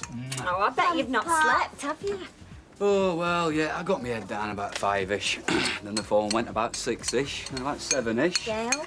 No, Ivy. You know, if I've told her once there's no change, I must have told her about 5 times. Well, why don't you just phone the hospital? Oh, she has done. Not that she believes anything they tell her. Oh, well, she's upset, Martin. Yeah, I know she is. I bet the night staff aren't too chuffed, though. I mean, I was supposed to look after kids when she's on the phone all the time. You're gonna have to get her told. Yeah, I know. I have done. I've said to her, Ivy, if there's any change, you'll be the first to know. I mean, it's not true, but gets her off my back for a bit, doesn't it? Anyway, I'm off. All right, bye. Here, Martin. Soldiers. Yeah, I'll do it. Oh, thanks, love. Can you tell me whether your mother's partial to macaroon biscuits? Well, I think so. I've no idea, really, Mr. Sugden. What's your game? I'm not with you. No, come on, let's have it straight. Are you here as a bona fide customer or as an agent provocateur? Oh, he's only asking advice, Reggie. Maureen, let the man speak. Do you do this at Better Buy, do you? What? You know, give your customers a 30 degree before you sell them a packet of biscuits. Stay out of this moment. Mr. Sugden's friendly with me mother, and Reggie's got himself paranoid about it. Don't let us wash our dirty linen in public, Maureen. No, sweep it under the carpet like you've done with Mrs. Grimes. I'm warning you, No, Sugden. I'm Reg, just about... stop. Oh, forget it. I'll go and get my biscuits somewhere else. Well, you've not lost that knack, have you, eh? That human touch. Shut it. What do you want, you, anyway? My mother being cared for by strangers. This has got to stop, Reg. Luke, I'll have some chewing gum, Reg. Keep the change. I think you're going to need it. very funny. No. Oh, hiya, Curly. Hang on a minute. I just want to have a word with you. Hey, hello. Oh, Thanks. Just to say, don't worry, I'm covering for her, OK? What? This afternoon. I know you said start Monday, but I don't mind, honest. Vera, what are you talking about? Well, Ivy. Ivy? Yeah, I've just seen her. She's not turning in. She's going to hospital, you know, to sit with Sarah Louise. Well, it's not as if I don't know what job, is it? So I'll see you about 2 o'clock, OK? Bye. Oh. Don't tell me it's just in a bag. Eh? It's serious, have you just done this to cheer me up? Vera Duckworth. How's the decorating? I don't want to talk about it. That bad, eh? The decorating? No, Rita, talk about decorating, we talk about Norris, don't we? Well, he might amuse you, but he certainly doesn't amuse me. I never said he did. Just trying to cheer you up, that's all. You know, getting your walls papered for now. Well, there is that, I suppose. There you are, you see. And I must say, he has done a very good job. Should be finished for tomorrow. He'll go then, will he? Back to wherever he came from? I hope so. Derek seems to like him. Oh, well, he would, wouldn't he? It's very good for Derek at the moment, psychologically speaking. Psychologically? Yeah, it's a boost to his ego just when he needs it most. Sees him as a role model, almost. Oh, you mean Norris wants to be unemployed as well, do you? You can't help it, can you? What have I said? Have you asked them what they're doing, Martin? Well, I know what they're doing, Ivy. I've been here all morning and they've hardly been to see her. Well, she's tranquilised because she needs all her energy to fight the infections. OK? And perhaps because you're a nurse, they think you'll keep an eye on her. Funny way of working, if you ask me. Aye. All right. Aye. Getting that cup of tea? No, I just wash my face, that's all. Come on, sweetheart. Wake up. Gail, Martin says she's got to have plenty of sleep to give the antibiotics a chance to work. Has the doctor been? No, not yet. No, well, I don't think they know how bad she is. I mean, how can they if they don't come and look at her? Look, don't you think you ought to have a word with them, Martin? Look, I've told you, Ivy. They hardly checked her in the night, you know, Martin. I mean, if anything had gone wrong and we hadn't been here. I'm sorry. I can only allow 2 by a bed. Hospital rules. You know that, Martin.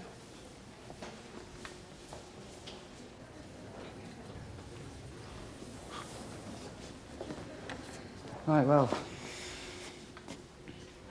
Back in a bit.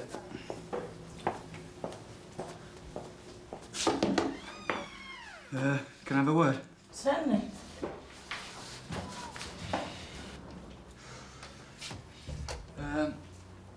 It's about tomorrow. I'm supposed to be on afternoons, and I just wondered if you could do without me so I could sit with Sarah. You know the staffing problems, Martin. Yeah, but I've got a few problems of my own, haven't I? I mean, my wife's worried sick in there. If it was your wife the hospital employed, she'd be entitled to time off. Unfortunately, the rule doesn't apply to you as a father, particularly since your other children are with a minder. So it's all down to rules again, is it? Look, I know how you feel. You don't know how I feel. My kid's sick, my wife's going off her head, and I need to be with them. I'll talk to Mrs. Platt if you want me to. Well, we could do without the talk. You know, I mean, a bit of treatment wouldn't go amiss. Sarah's getting treatment. Yes, I know, but she hasn't seen a doctor since yesterday, has she? I mean, there's supposed to be a doctor there an hour ago. Where is he? If I thought it was necessary, I'd call a doctor. Well, let's have him up here right now, OK? Don't bully me, Nurse Platt. Mr. Platt, if you don't mind. Now, either you get on that phone right now, or I do. Or have you got some other fancy rule against that and all? I've been on the phone, if you must know. Dr. Turner's due any minute. Oh, well, let's hope he's not late then, eh? Don't threaten me, Martin. If I thought Sarah was in any danger, I'd rush her straight back to intensive care. Oh, yeah, and you'd know, would you? What do you mean by that? Well, look at you. Stuck behind your desk all the time. If you have any complaints about the way I run my ward, I suggest you put them in writing to the hospital administrator. Well, don't worry, I will be doing. You've got your priorities all wrong, you know. You'd sooner have been nursing all these papers, wouldn't you, eh? Instead of patients. Nurse Platt!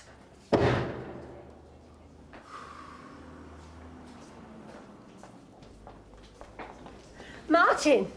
Martin, come quick, she's just woke up. Landing's nearly done. Hey, you haven't spotted any anomalies, have you? Sorry? In the ioniser bump. I was reading it in bed last night. I mean, it sounds incredible, doesn't it? But you read about these things. What things? Rip-offs. No, I'm sorry. No, I mean, you wouldn't have invested £2,000 if there were any snags.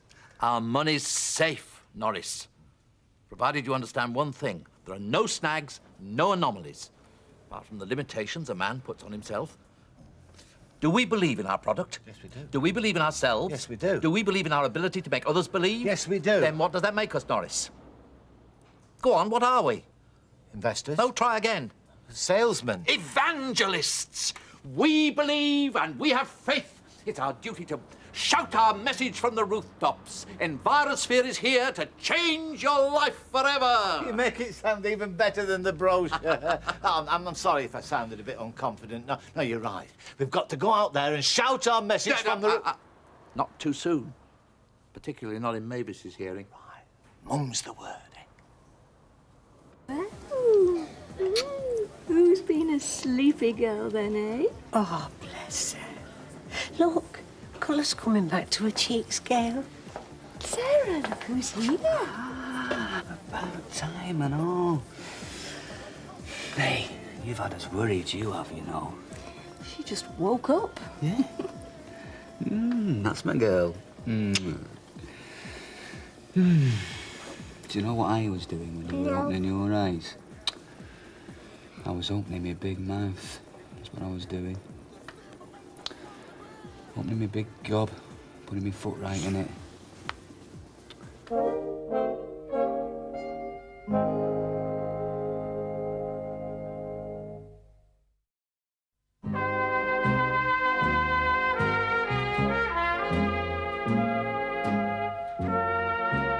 No, my husband wasn't very thoughtful. Man of his time, I suppose. The army didn't do for him what it did for you, that's for sure. No, but I was longer at it, though. I often wish I'd never bothered. What? Kept on after the war, you know. Oh, Ned Percy. Moulded you proper, did the army. Pity Reg Oldsworth didn't get some of it. Our Maureen might have married a man instead of a shirt lap. But she did marry him. You can't change that. What are you getting at, Percy? Well, I don't like this situation at all. You in one corner and her in the other corner. And I don't know the details and I don't want to know. It's none of my business. But we're not getting any younger, are we? This is a first, isn't it? Percy Stugden talking surrender. Well, you can give in to your own. I never had family myself. I always wish I had. But leave him out of it if you must. But talk to Maureen. How? With Four Eyes getting in the way? Tactics. Battle plan. Perhaps my harvest service hasn't been wasted after all. Jim's cafe. Gail? But is she all right? Oh, great. That's lovely. Well, I better go. I've left Ivy reading to her. See ya. Bye. Are you not coming back in there, are you? Got to, ma'am. Sister's doing her rounds. 40 minutes I've been sat here. She's my granddaughter and all, you know. Well, they did say two to a bed, didn't they? Yeah, well, Ivy's been in there since the crack of dawn. You know, that woman is so thoughtless. Look, let's just be thankful Sarah Reeves is on the right side, eh? Oh, I am. Yes, of course I am. Do you know, you better go in there and uproot her. Me? Well, somebody's got to, love. I mean, these flaming flowers are wilting. Gail's just said the sister's doing a round, isn't she? Go on. Naughty, naughty. Naughty, isn't it? She's stolen everything. She's got it. Where's it going for? Gives him that. Just see everybody else.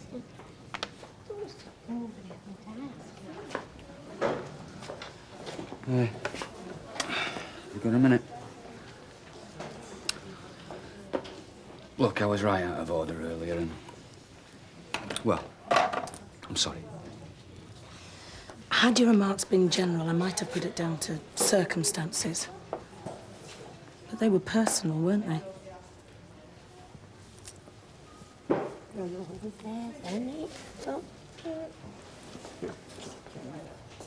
Doctor says she's doing fine, Mrs. Platt. Thanks, sister.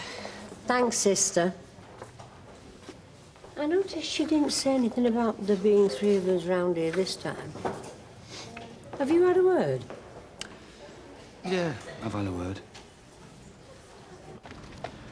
I'll be very brief, Mrs. Aldworth, because time is of the essence. Have you seen my mother today? Yes, actually, I have.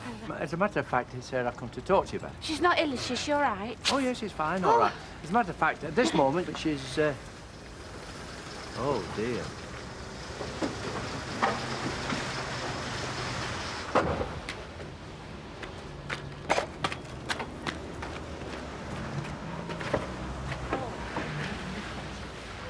Oh, have they been away?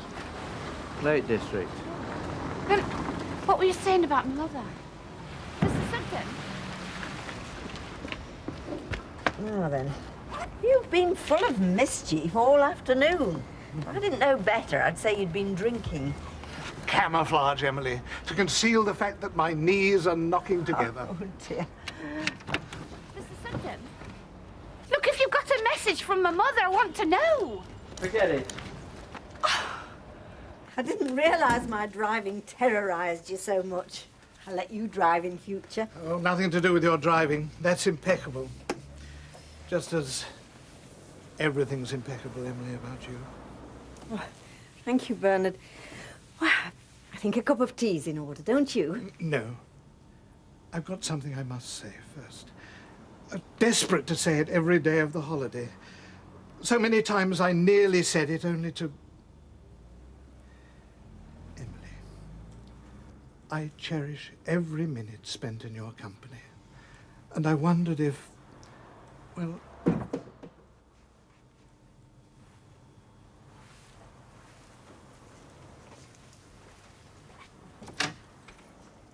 Oh, it's you. I thought it was Percy coming back with my daughter.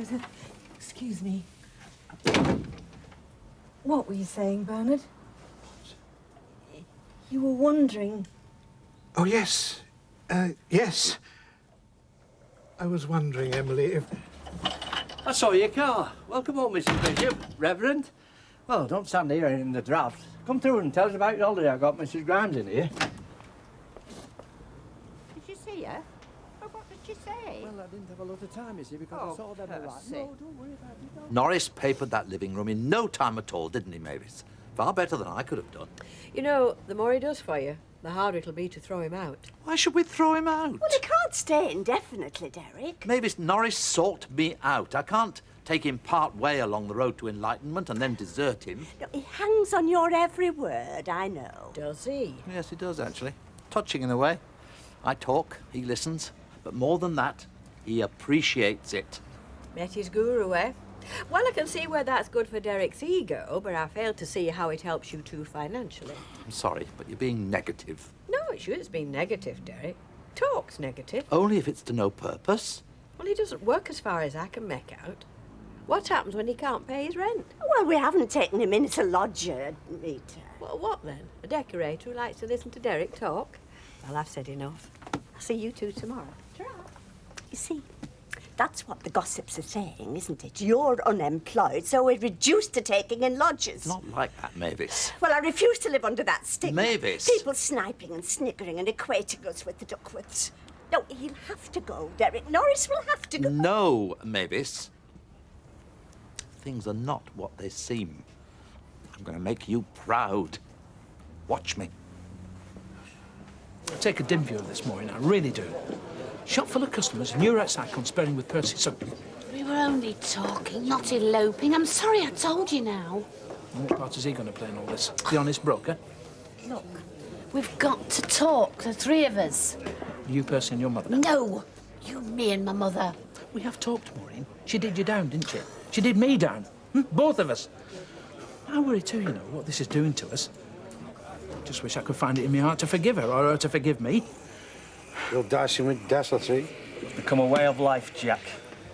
Lending tears, lad. Well, let's just say I did it for old time's sake. You what? What are you on about? The same thing that you're on about, I think. Tricia, her husband. You know, no sooner to see him than crack 'em, fella. Oh, I thought we were on about taking Vera back on. And today was special, even for Vera. Well, what's she do? Nothing. So? So, I know that's what she does best. Nobody does it better than her, nobody. It's just that I forgot just how well she does it. That's all. Aye, Vera did say she had a good day today. Oh, you're going out?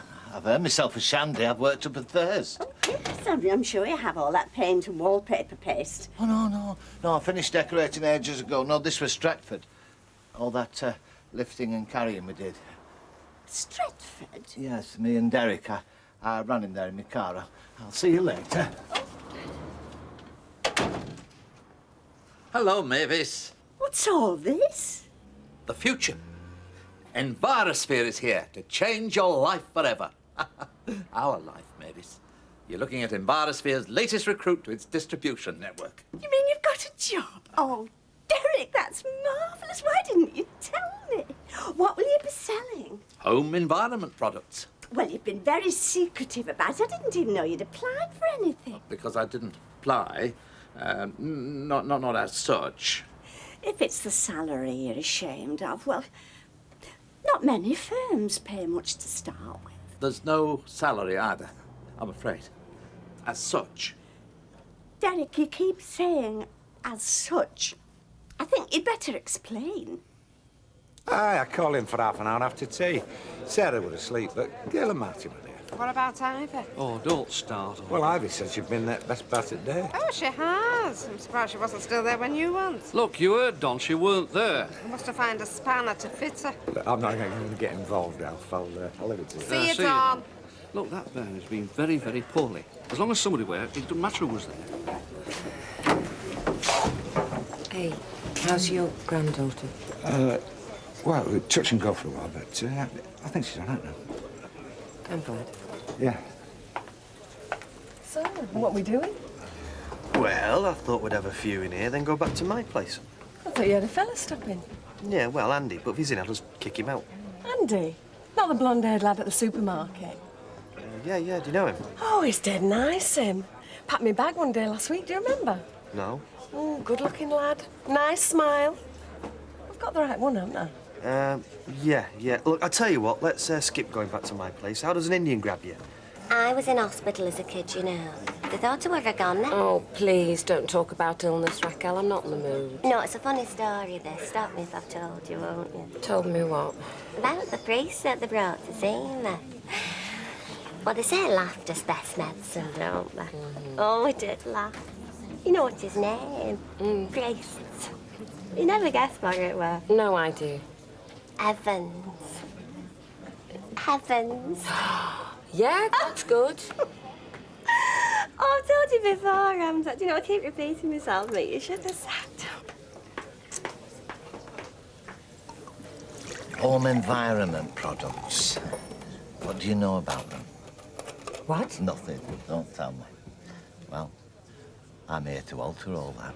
Within 6 months, the only work I'll be doing is banking checks. Others will be earning for me. So this firm, this advisor, whatever, they're employing you to recruit salesmen? Employing me? No. I'm self-employed, in essence. Envirosphere merely provide the product. But why can't they sell it from wherever they are? Why send it here? I've told you, Mavis, I collected it in Norris's car. He wanted to store his here as well, but I mean... His? You mean he's got boxes as well? Yes, in his boot.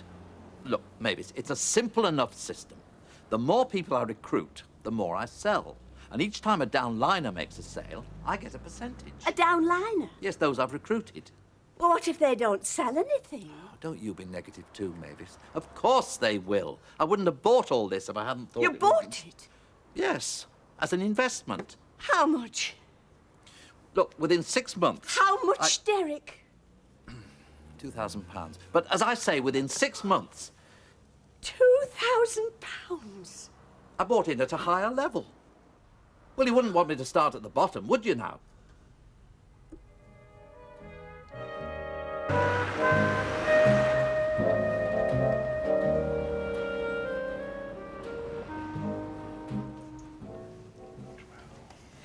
Just explain to me. Maybe No, just explain, please. If you're not going out knocking on doors, how are you going to sell all this stuff? This stuff, said with barely veiled contempt. Well... We'll see how contemptuous you are of the yacht. What yacht? The yacht I'm going to buy in 6 months' time. Well, say a year. Well, it'll need to be ship-shape to carry all this. All this will have been sold. How? How many times, Mavis? I supply a network. I recruit, I supply, they sell. I'm sorry, Derek. I shouldn't be so negative. I think you catch it off Rita. Well, it's just £2,000 for this. Mavis, I promise this is serious quality merchandise. It'll walk out on its own. And it's not just the boxes.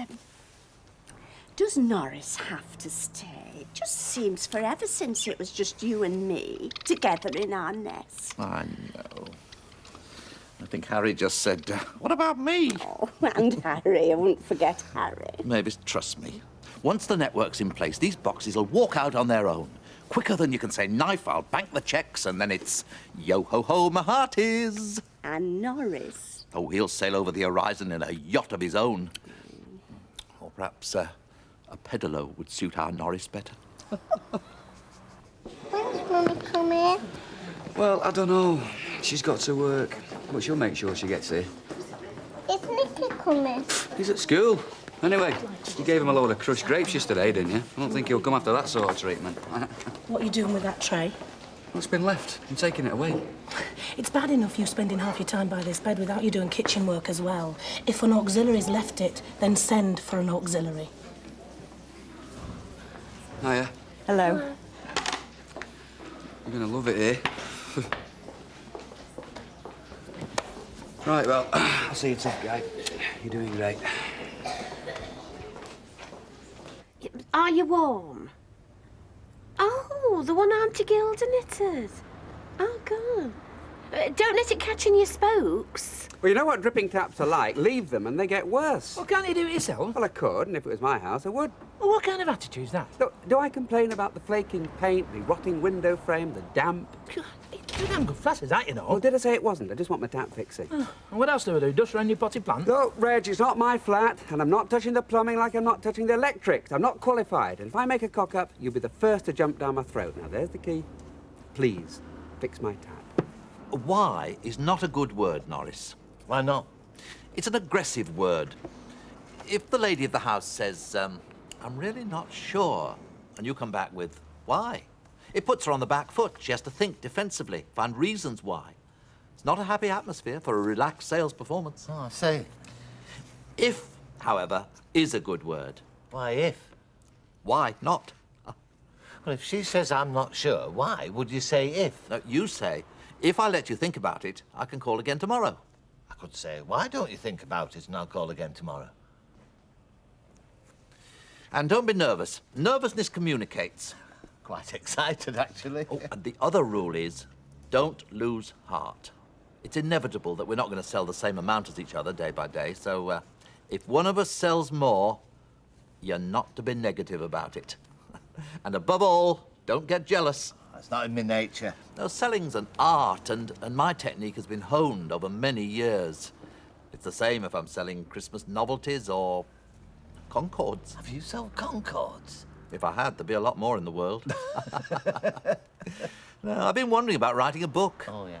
Dirk Wilton, The Whys and Ifs of Salesmanship. Hey, that's not a bad title. Mind you, probably wouldn't sell. Right, fit for the fray. Those little boxes all over. Well, you pretend it's not good to go out selling, Rita, but I know my man, and once a salesman. Actually, I quite like him in this mood. What mood's this, then? Oh, finding the word. Not ruthless exactly, but, well, perhaps thrusting. Ooh, thrusting, eh? Yeah, when he's all geared up for it, there's an air of unbridled salesmanship about him. I find that rather attractive. Well, whatever turns you on. Right, that's me for the wholesalers, then. Oh, Rita, fingers crossed that it all works out for him. If it perks your marriage up, I'll cross whatever you like. Yeah, she'll be out in a day or two. Hard to believe that less than a week ago, this was a very poorly little girl. My daddy's a nurse. I know, we saw him, didn't we? Yes. What's the matter with you, Mandy? She's had a childhood hernia. It's a little operation to correct that. Oh, well, you won't be in long then, will you? No. And you'll be running around like all the other kids, won't you, love? Yeah. Mrs. Platt, you know what I'm going to say, don't you? Sorry? I don't make the rules, and it's not personal, so we don't need that tone of voice. That was Sister Radford. I know. Better stand to attention next time. I think she's nice. So do I, darling. And she is very, very busy. But does the car give me an unfair advantage? No, advantage doesn't come into it. We're not in competition. Of course not. Brothers in arms. Yes, the car's nothing. Do you have the urge? Urge? That primal, selling urge. What's left of man's hunting instinct? To stake out the quarry, to stalk it, and to strike. Oh, yes. I think I've got that urge. Well, feel it surge through your loins. Be ruled by it. Best of luck. And don't forget the ifs and whys. Last one to a million's a softie.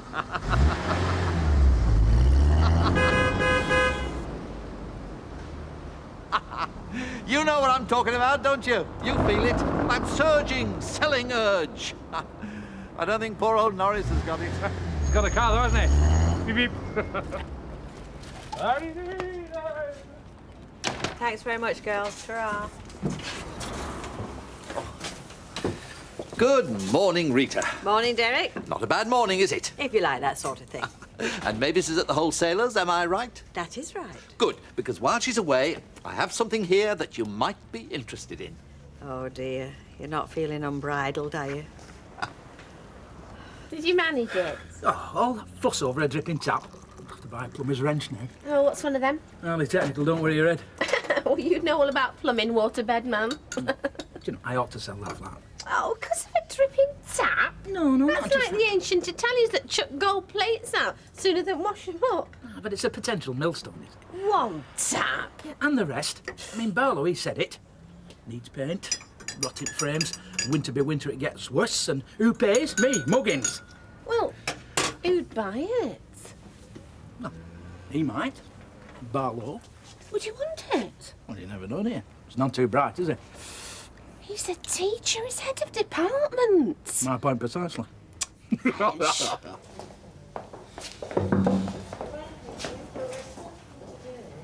Come in. Shut the door.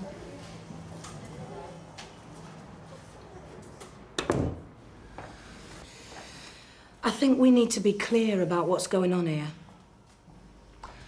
Well, I'm pretty clear. Tell me. Well, it's a personality clash. You and me. Sit down. I mean, all right, you can't stick me. That's completely up to you. I just wish you'd... Well, I just wish you'd give me a break. You were shouting. You accused me of slackness and incompetence and being more interested in papers than patients. And you wish I'd give you a break. I was out of my mind. Sarah hadn't opened her eyes. And... All right, yeah, I was frightened. I am not incompetent. And I'm not interested in papers at all. I'm sick to death of papers. Right. So, I'm putting that down to your stress. Yeah? Oh. Good. Thanks. You're wrong about a personality clash, you know. I mean, you wouldn't be my first choice for a candlelit supper. But that's neither here nor there. What's going on here is we're both tearing our hair out. Are you clear about that? Well, yeah. You're worried about Sarah. And you're overworked. I'm worried about plenty. And I'm running a unit with 60% of the staff I need under this farce of a system. That's why we're shouting at each other. So, we can guarantee we'll be told it's our fault because we're inefficient, so we don't need to say it ourselves, do we? No, you're right. I'm sorry. I need respect from you, Martin. Do you understand? And when I get it, I'll respect you. Get back to your ward now, please. Okay.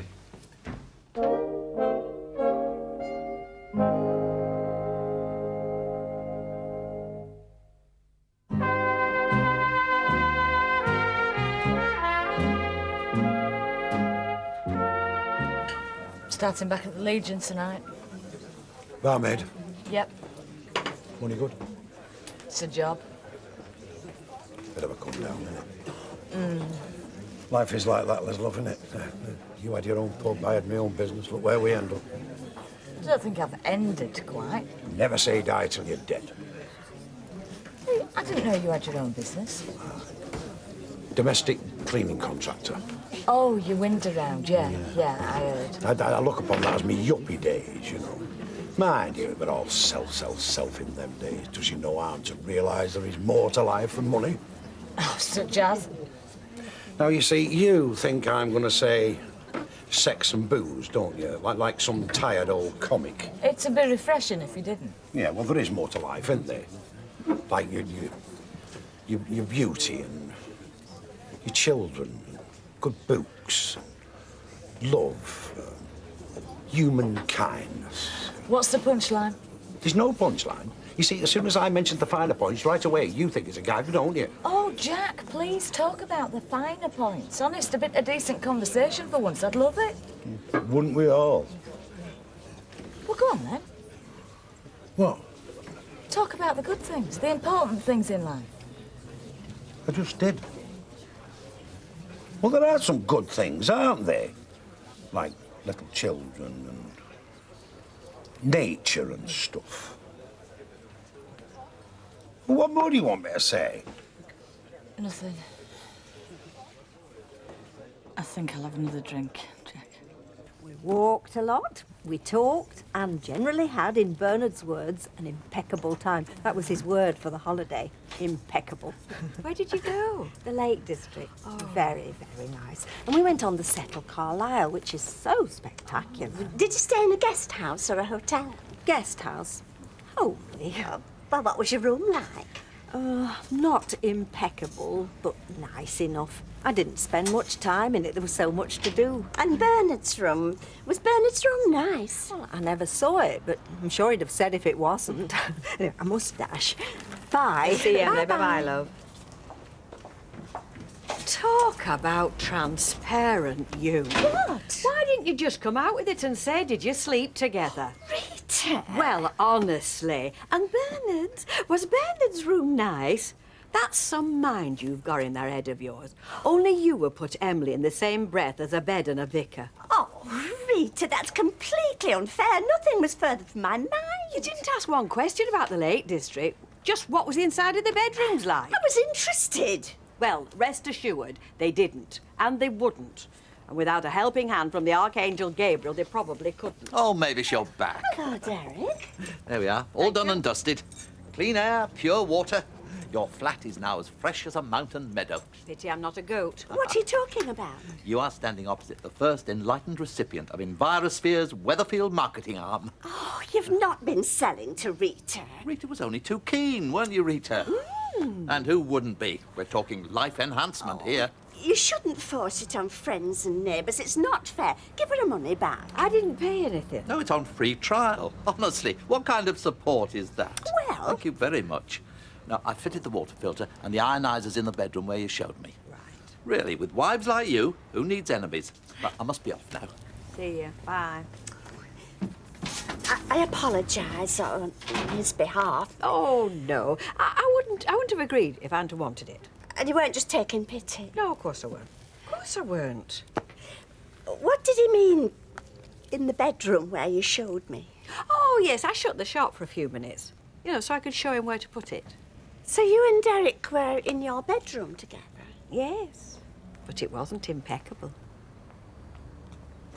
I've got a booking, Betty! I've got a booking! Oh, congratulations, love. Oh, catalogue. Gloves and stockings, Birmingham, Wednesday, Thursday with an overnight. Well done, my love. Oh, it's happening. I can feel it. It's starting to happen, Betty. Wednesday? Have you got the night off? No, but you'll cover for me, won't you? Do I have to? Well, no, you don't have to. If you want to be miserable and lose my job for me, then don't. Oi, that's no way to get a favour done you. What'd it cost you? You'd only be sat at home with your cat. Listen, I happen to like sitting at home. Have you ever thought about that? Oh, go on, Betty, please. All right, I'll think about it. But I just don't like being taken for granted. Raquel, I'll do it for you. You? Well, Wednesday's my night off. I don't mind coming in. There's some joke. Well, I might want you to do the same for me one day, mightn't I? Oh, well, I would. You know, definitely. Definitely, Tanya. All right, consider it done then, love. Well, thanks. No, thanks. I mean that, Tanya. Anything to help a supermodel, eh? It's a bit extreme, isn't it, Reg? Selling the flat because you don't want to fix the tap? That's what I said. No, it's got nothing to do with the tap. See, you should be thinking about your future. Have you got a pension? Well, what's that got to do with it? Well, security of your own home. It's as good as a pension. Yeah, well, I've got a pension. Ah, well, then there you are. A pension and a home of your own. You're being clever. Yeah, well, you're talking as if I want to retire to Coronation Street. Oh, no, yeah? Well, then you can sell it. Hey, that flat, 5 years' time, a gold mine. Because you will be buying at the bottom of a cycle. Clever, Ken. Hey, we don't know it's the bottom of a cycle. Of course we do. No, because cycles go down as well as up. No, not this one. Just shut up, will you? You fix my tap, and I might even bear it in mind.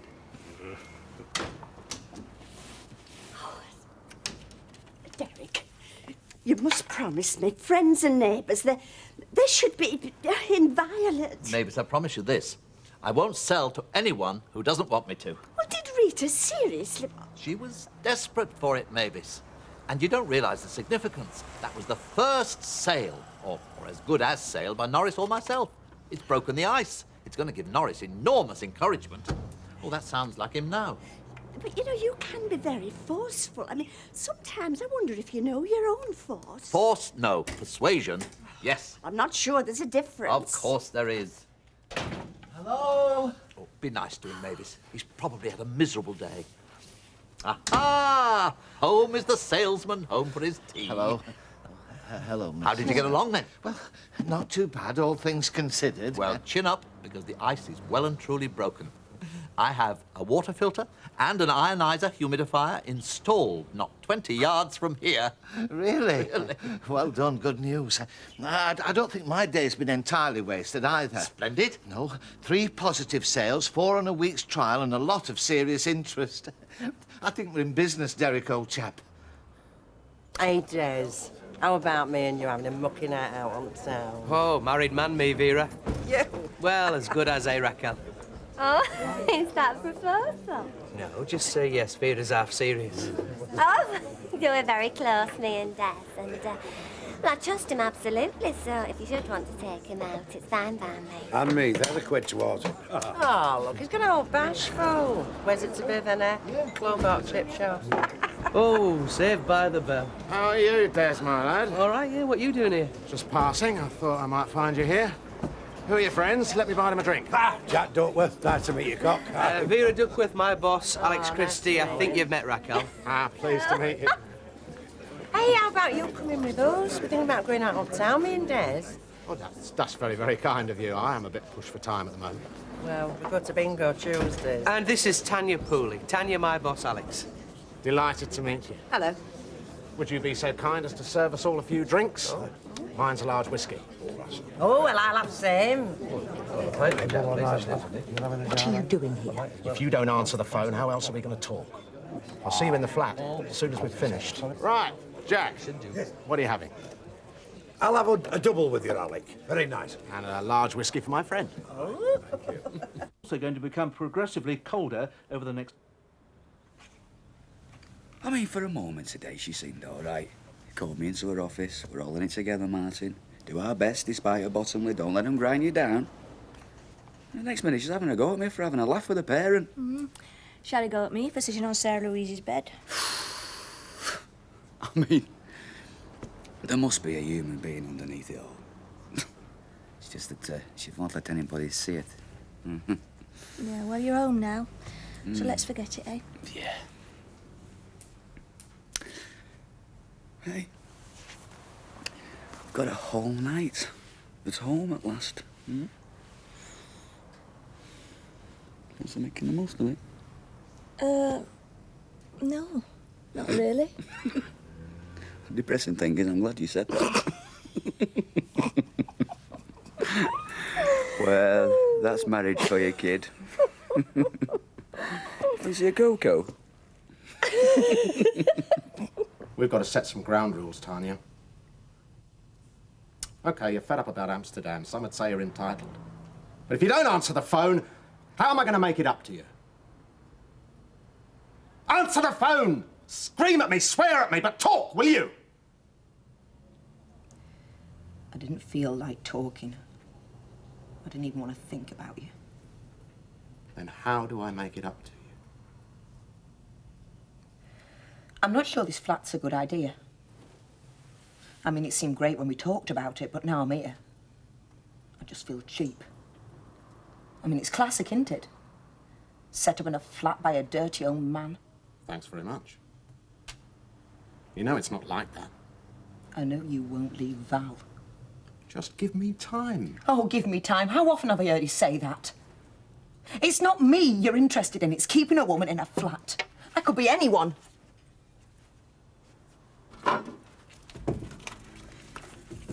What are you doing here now, eh? Val gone out for the evening or what? She's out for the night. Gone to her sister's. Sir Tanya gets a visit. Aren't I honoured?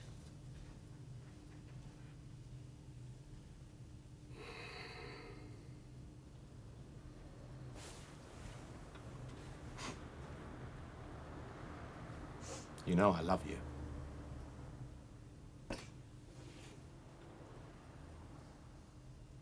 Check me out if you want! Talk, Tanya. Please. I've got nothing to say, Alex. It's not all bad. You're loved. You're looked after. And you're free.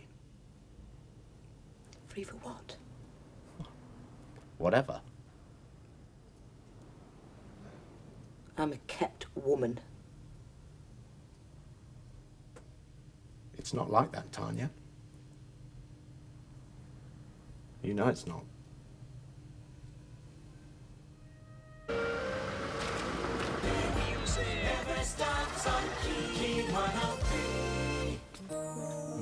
Oh.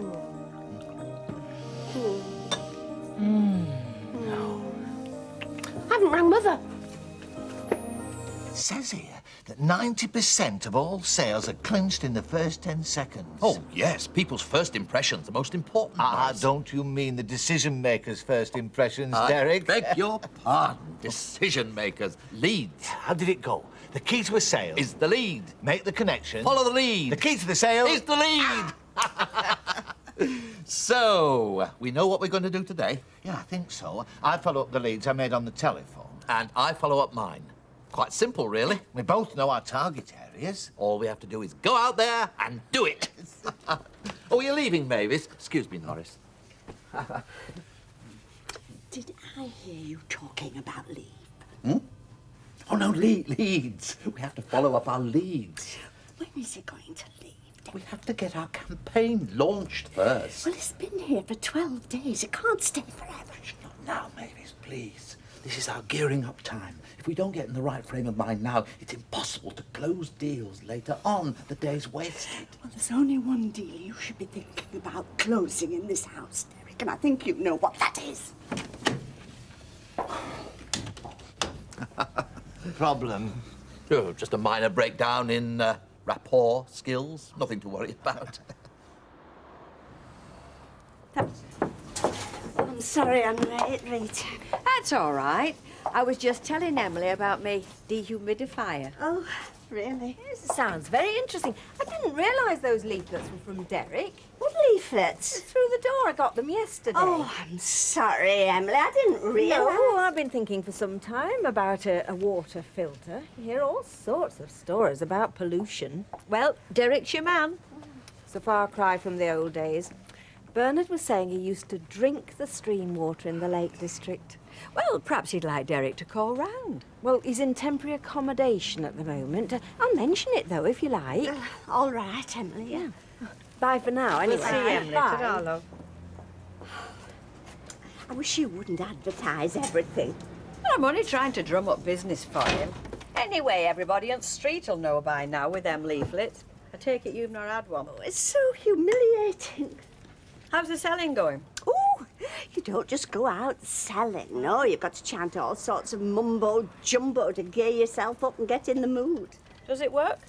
Well, he's starting to sound like one of those cult members you read about in America. Oh, I think his brain's gone. Well, you know, I didn't have Norris down as a Charles Manson type. Funny that, isn't it? Hello, Sally, love. No children today? No, I've left Rosie with Ivy for 5 minutes. She's got David this morning because Sarah Louise is coming out of hospital today. Oh, that's wonderful news. Isn't it? All's well that ends well.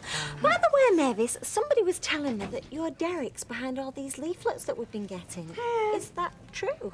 Yeah, I was just going to make some coffee. Do you want one? Not just a moment, no. Did I say something wrong? Leaflets. But why the Dereks, aren't they? Yes, but Mavis wishes they weren't. Best not to mention it for a couple of weeks because, knowing Derek and his career moves, it'll be in the dim and distant past by then, with any luck. Is Grandad and Grandma going to be there when I get home? Yep, they're all going to be there. Granny Ivy, Granny Audrey, Grandad Alf. David and Nicky can't wait to see you either. Am I better now? Well, you wouldn't be going home if you weren't better, would you? Doctors wouldn't let you. Good luck. Oh, thanks. How's Mandy? Fine. They're just doing some tests on her before tomorrow. Routine stuff, you know. Oh, well. I'm sure it'll be all right. And are you looking forward to going home? Not yet. Not yet. Why? You've got some videos I want to watch. Videos? Oh, well, we'll leave you here then, shall we? Hey? Well, on the way to recovery, obviously. Nice meeting you anyway. And you. Take care, won't you? Bye, Sarah Louise. Say bye-bye. Yeah. Bye-bye. Cheers.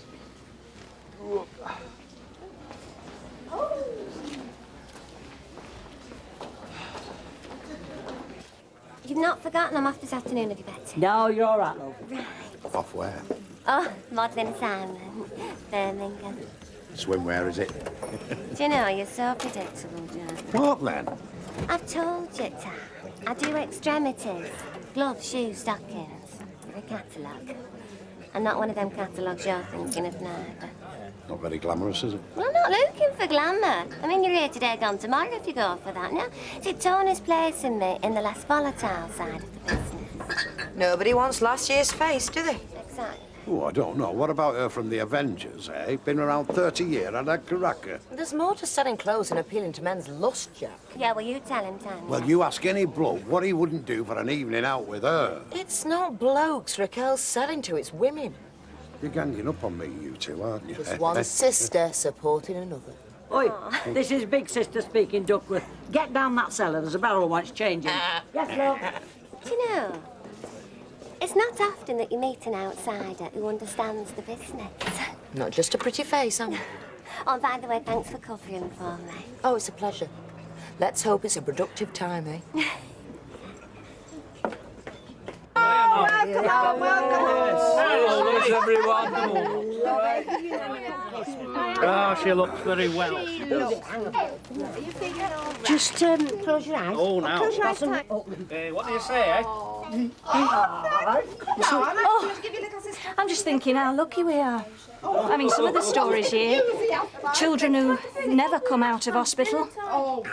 Feeling a bit guilty. Guilty? Hey, we've had our share of bad luck this last week or two, haven't we? I know. And we've earned ourselves a celebration. Never mind other people's problems. You're right. I'm being silly. I'll put the kettle on and make myself useful. Just a minute, I heard that. I'm putting the kettle on because I'm making the tea today. Oh! You sit there and put your feet up. Well, I won't argue with that. Can you say things like that? I can say it because it's true. You said it this morning. Yes, I know I did, but I couldn't find the stock copies. Well, it's by the immersion heater with a great big sign stuck to it.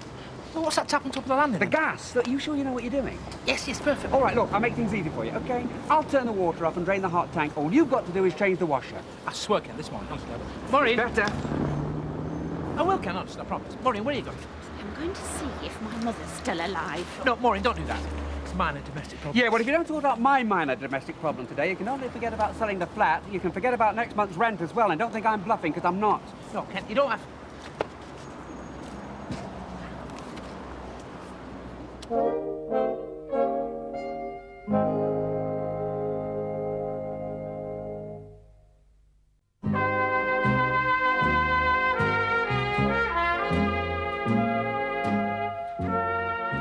Why don't you answer your telephone? I do if I'm in. I've quite a busy social life these days, you know. And where were you at 7:30 this morning? Fast asleep. You weren't ringing me then, were you? Oh, you must have it bad. But you're up at 7 each morning, regular as clockwork. Well, I was when you were here, but I sleep like a log now the house is empty. Well, there I am worrying. Although there is one thing I might need some help with. I did go to the hardware shop, but I couldn't make head nor tail of what he was saying. What's that? Window locks for downstairs. I have to have them fitted, apparently. Window locks? Why? Well, it was that young policeman's idea. I mean, I don't think I'll need them, but... Policeman? What policeman? Oh, didn't I tell you? I had a bit of a break-in a couple of days ago. What? Oh, don't worry. It wasn't serious. They were only kids. Why didn't you tell me? Well, there was nothing to tell. They only got a radio. Neighbours heard them and scared them off. I was out at the time. Well, that's it then. I'm going to have to stay. I mean, I can't go back there now, can I, and leave you on your own? I'm not sure I want you here, thank you very much. I can look after myself. I'll tell you what you can do if you want to be of some use. What? Lend me a spare transistor if you've got one. I'm lost in the mornings without Jimmy Young. So, it's lock up your daughter's Weatherfield tonight, is it, with Raquel gone? Some hope. Why not? Well, my nights on the Razzler are long gone. The only drink I'll be hitting tonight's the cocoa. Oh, you disappoint me, Des. Well, disappointed a lot of women in my time, Tanya. It's the story of my life. Well, it's a waste of a great talent, that's what I say. I'm under no illusion about the bachelor life. Been on my own too long for that. Who says you'll be on your own?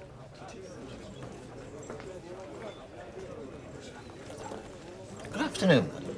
I'd like to introduce you to the Fresh Air Revolution. No.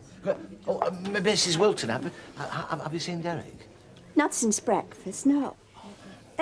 Whose target area is number 3 Coronation Street? 3 Coronation Street? Why? Nothing. Des, I'm ready. Right, I'm coming. Good luck with your job, lovey. And don't let I'll be anybody... here tonight if you change your mind. Yeah, well, I think I'll try the cocoa first. Thanks. Bernard, pleasant surprise. I'm not disturbing you, am I? Not a bit. Come in. Would you like some tea? Oh, I won't, thank you. I've not long since had lunch. So, what have you been doing with yourself? Oh, keeping busy. And you? Oh, same as ever, you know. Well, I won't beat about the bush, Emily. There is a purpose to my visit. Oh? You've been asking what I've been doing with myself. I've been doing a lot of thinking, actually, since our holiday. Oh, yes. I haven't enjoyed myself so much in years as I did in the lakes. Nor me. It was a lovely time. Well, yes. Well, it's given me pause for thought, as I say, about my feelings as it happens. It's as if they were all rather disparate before we went away, and now I find they've crystallized. In what way? Well, in a way that leaves me with a dilemma, or at least a quandary. I suppose they're the same thing, really, aren't they? Dilemmas, quandaries. What are you trying to say, Bernard? What I'm trying to say, Emily, is this. I'll just go and see who that is.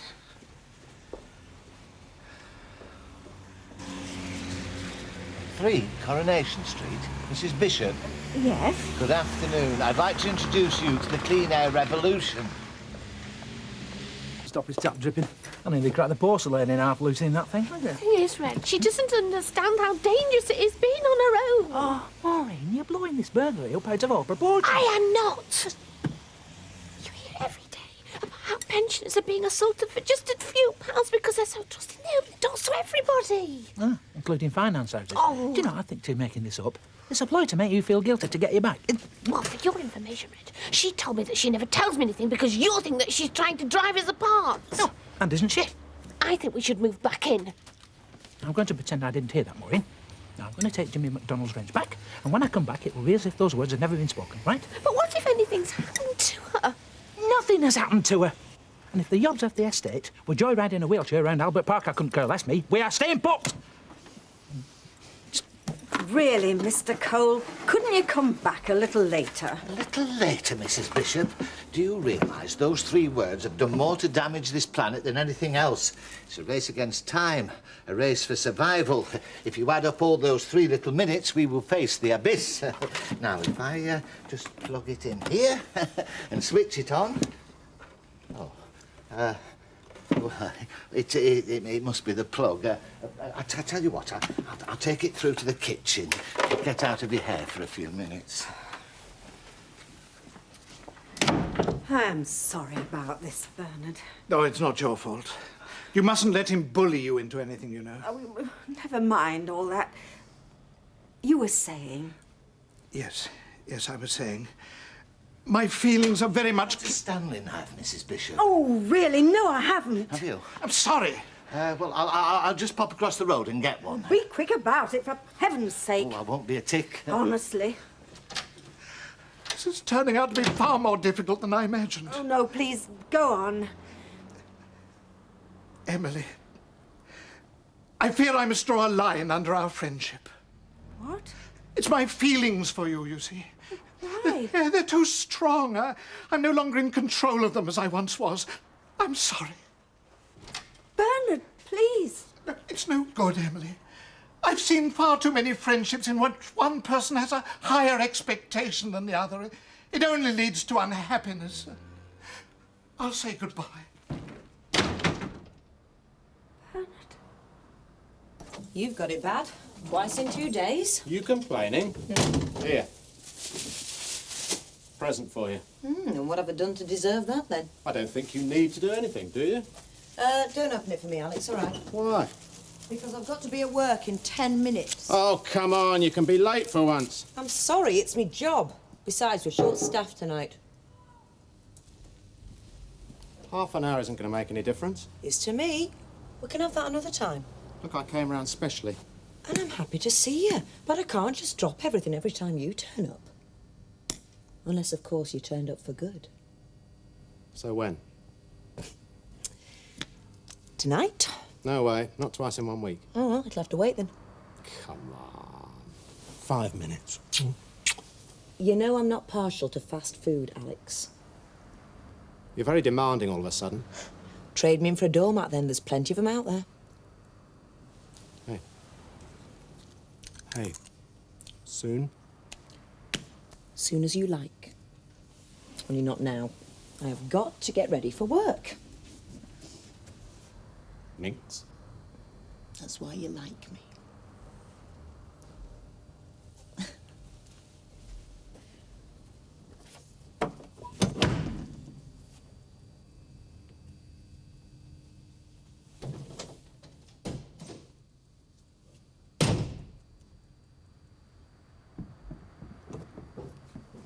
All right, I admit I was a bit brusque. A bit. But it all goes back to what I said this morning. Who is it we always end up rowing about? Mother. Did it work when we lived with her? No. Did she play fair when we were selling the house? No. It'd be madness to go back there. I suppose you're right. Look, why don't we just have one evening when we don't mention it, all right? All right. So let's just cuddle down on the settee and watch something nice on the telly, eh? Yeah, okay. And I'll open a bottle of wine, what do you say? Oh, that sounds nice. All right, well, you wait for me then and I'll go and see what we've got. All right. Oh, that could be the police. No, of course. Maury. Hallelujah. Ken here. Oh, right. I did it this afternoon. I left it as tight as a nut. Oh, no quarrel with the workmanship. Professional plumber couldn't have done better. All right, so what's the problem now, then? The problem's quite simple, Reg. You fixed the wrong tap, idiot.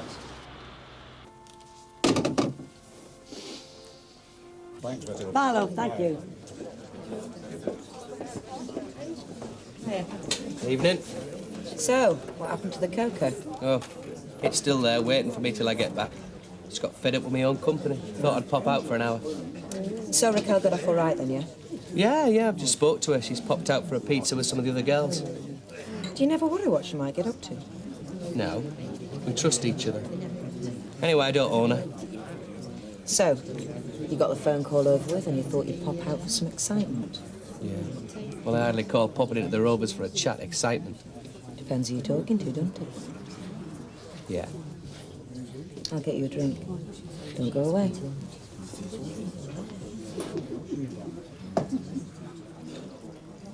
How's your day been? Oh, promising. A day of sowing seeds rather than reaping the harvest. Well, to everything there is a season. Oh, absolutely. From small acorns, great oaks do grow. This is it. But no sales? Not as such, no. How about you? Well, some of my seeds do seem to be sprouting, funnily enough. Really? Yes, it's probably just a flash in the pan. Why, what happened? Well, I've got 2 people interested in enrolling for the business. I'm taking them to an introduction meeting next week. How did you manage that? Well, just by doing what we were taught. And following your advice, of course. I mean, I could never have managed any of this without you, Derek. Well, you do seem to be getting off to a strong start.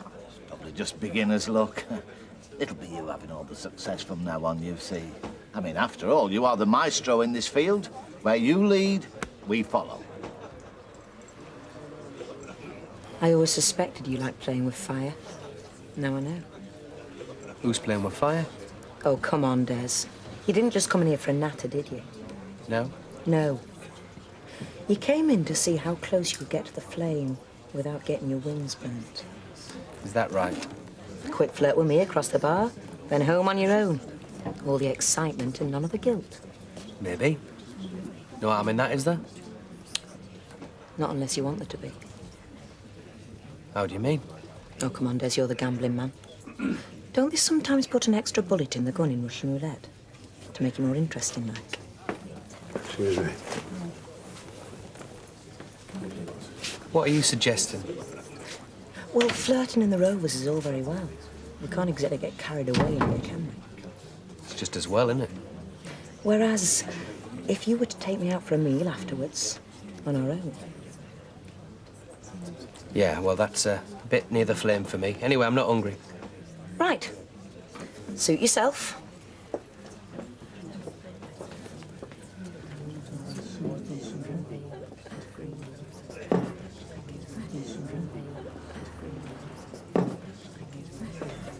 I could always, bring you back a takeaway if you're hungry. I mean, be no harm in that, would there? No, no harm at all. Before I went home, of course. To your cocoa. To me cocoa. Well, we'll do that then, shall we? Fine. Indian or Chinese? Well, you're in the driving seat now, Des. You choose.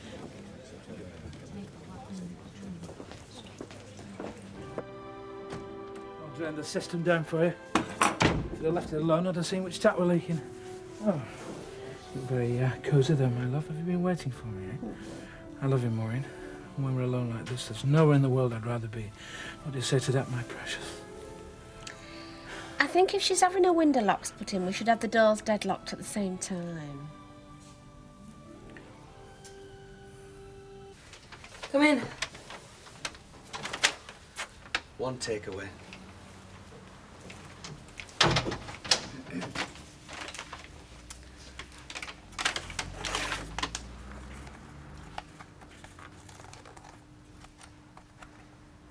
Chinese. Well, I thought it'd be easier on the digestive system this time of night. Very wise. Not get anything for yourself, then? I'm not hungry, remember? Oh, yeah, of course. Could you get us a beer out the fridge?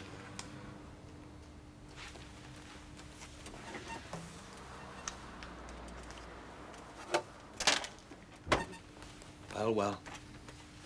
Hey, I forgot that was in there. No, honestly, Des, I swear. Is there no beer in there? No. Right, well, it'll have to be champagne then, won't it? Lucky it goes with Chinese. Do you want a glass? I think we've gone far enough with our little game, don't you, Tanya? Right. I have to drink it myself then, won't I? Oh, me a barmaid. Hmm.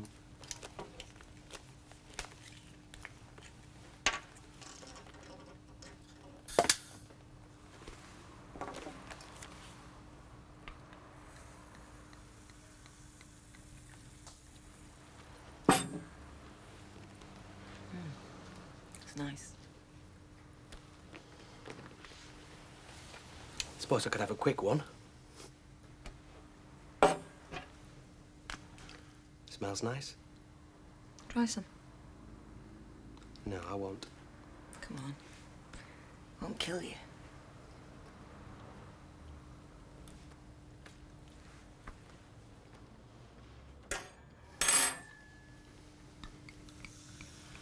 Right, I'll finish this then go. Yeah. Of course you will.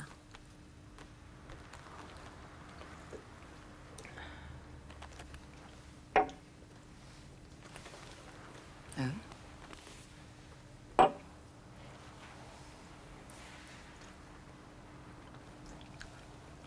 You sure about this? No.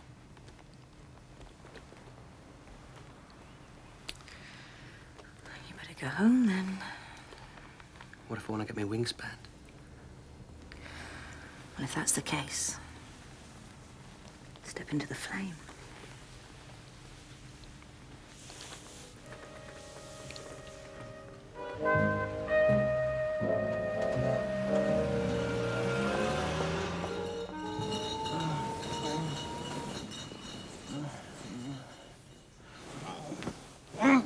Oh! Oh.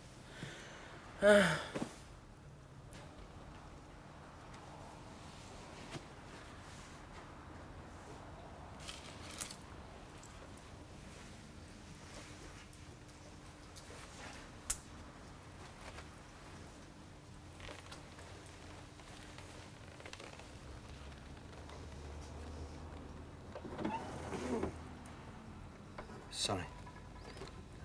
I didn't mean to wake you. I was already awake. Oh. Listening to you creeping about. Well, like I said, I didn't mean to wake you.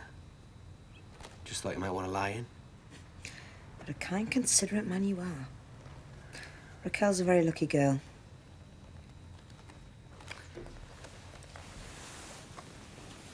Look, I mean it. I wasn't trying to... It's just with you working nights. Look, you don't need to explain. You're not the first bloke I've spent the night with who's crept out of the crack of dawn without saying a word. Right. Well, best get back to work then. 6 in the morning? The bookies open early around here, don't they? Well, I've got to go home first and told the boss I'll be in early. Yeah, well, give him my love when you see him, won't you? Hey? Go to work, Des. Tanya.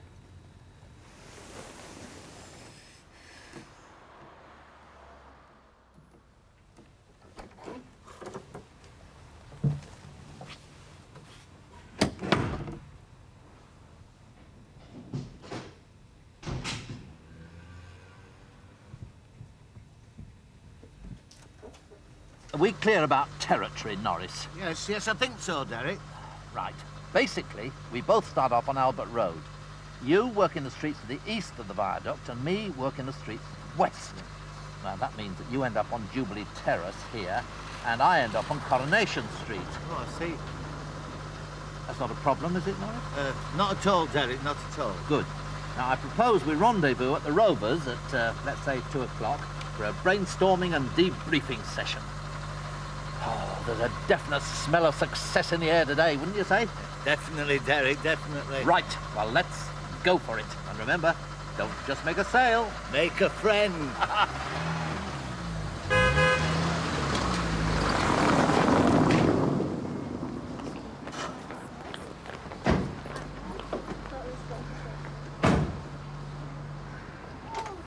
Hold on, I'm going to get the goodness. Oh. Come on if she's black. Little thing. Oh, I can't wait to see her. Come on. Yoo-hoo! Hello! Hello! Oh! Something the matter with your neck, Reg? Nothing for you to worry about, not that you would. I'm just, straining, that's all. Well, if you will camp out on the sofa when there's a perfectly good bed next door. Oh, well, thank you, Florence Nightingale. And heaven knows what you thought you might achieve by it. It was intended, my dear Maureen, as a protest gesture. A protest? Just exactly what are you protesting about? You spurned me, Maureen. Oh, for goodness sake! Just because for once, and I emphasise the word once, I happen to want to roll over and go to sleep. Oh, but that's not what you did, is it, Maureen? Oh, no. I mean, there I am, middle of passion, whispering sweet nothings, and all you can do is drone on about price of chub locks. It may have escaped your attention, Rich, but my elderly mother was burgled the other day. Oh, come on, Maureen. It wasn't as if a bunch of deranged psychopaths burst in brandishing sawn-off shotguns, was it? She wasn't even in the house at the time when it happened. It does bring home how vulnerable she is. No wonder I'm so worried sick about her. Obsessed, more like. I beg your pardon. Do you know, I actually thought all this would change when we got married. What would change? You and her. I thought the apron strings might finally work loose. That she realised that you might have other priorities apart from her. But oh no. No sooner were we back in that flat than 5 minutes had gone by to you on that phone, popping round to check that she's all right. She's an invalid, Reg. Living on her own, she needs constant care and attention. I need constant care and attention, eh? The man to who 2 months ago you were declaring eternal devotion to. To love and cherish, you said. Not love and cherish providing my mother's tea doesn't need doing. Oh, Reg. Look, please don't make me choose between you. Well, I'm sorry, Maureen. But perhaps it's time you did choose, because I can't go on like this. Well, look, I hate to rush off on that, but I've got to be in work in half an hour. My car's having an MOT, so I've got to leg it over there. Hang on, I'll take you down to the hospital if you like. We're not staying here with Audrey? No, I've got a bit of business I want to attend. Oh, that's great, Alf. Yeah, lift would be great. You're going to be good for your granny, then? Oh, of course she is. When isn't she? You're joking me. I should be back about 5ish, and Gail said she'd put back mid-morning after rush. All right. Is that OK? Yeah. Right, OK, see you later, then. See you, lovey. Bye-bye. I'll see you. Yes, all right. Bye-bye. Bye-bye. What's his business, then, Alf? Hey, now, Right. there's some sweeties. Oh, and some pop. Only you've not to have too much of that, it might upset you. Right, now what? All right, now, and here's something for Granny. She deserves a little treat and all. Right, so all right, lovey. You sit there quietly and play with your toys. And Granny will have a little sit. Whew.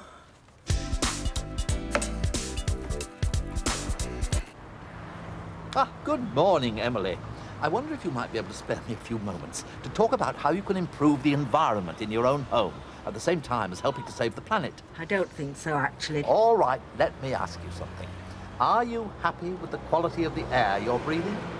Oh, perhaps you don't like to think about that, but these are questions that have to be faced sooner or later, not only for your own sake, but for the sake of the planet. Derek, I know what you're about to say, and you're wasting your time. Am I right in thinking that these old pre-war terraced houses are very prone to damp? Derek, the reason you're wasting your time is that your friend Norris has already been round here yesterday afternoon. Norris? That's impossible. It's not his territory. Norris would never invade my territory. Well, he did, at a most inopportune time. You had to agree to buying one of his wretched humidifiers just to get him out of the house. Oh, this is most irregular. Most irregular. Derek, if you don't mind, I am rather busy. Yes, of course. No, I'm sorry I've troubled you. Don't mention it, Derek. Oh, one other thing. Did Norris talk to you about the effect of negative ions in the atmosphere? Goodbye, Derek. It's a very good lot, is this, Mother? You'd have a hell of a job getting in here now. Not if you used a sledgehammer. Oh, what? Well, that's how they broke into Mrs. Atkinson's, a gang of them. Battered the front door down while she went for her pension. They didn't. It's like the man from the victim support group was saying. Villains nowadays stop at nothing. I mean, look at them ram raiders. Drive a car straight through your front room window. What man from the victim support group? Canny little fella with a tash. He came round yesterday afternoon to counsel me. Well, they do as a matter of course if you live on your own. In case you're traumatised. He said I were lucky to get away as lightly as I did. Advised me to get a big dog, a Doberman. He said that this was the third house on this street he'd been to in less than a month. Can't believe it, Mother. This used to be such a lovely neighbourhood. Oh, well, that's what they go for, isn't it? I mean, there's no point in breaking into folks' houses who have nought. Do you know, even the Anratties got done, and they've got more alarms than Howard Hughes. Though it's all for effect.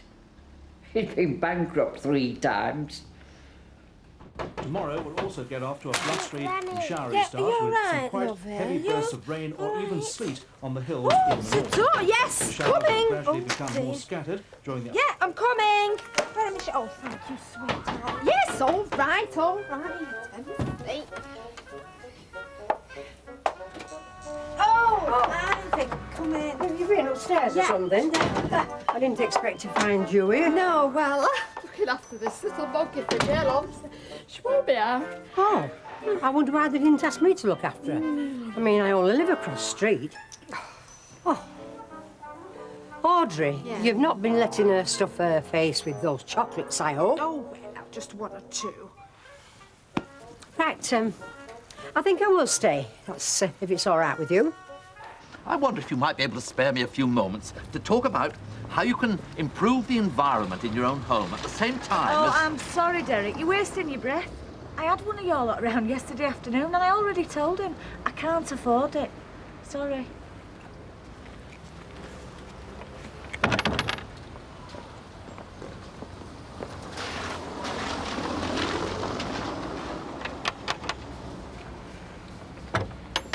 Oh. Hello, Derek. What can I do for you? Tell me, have you had any callers in the last 24 hours?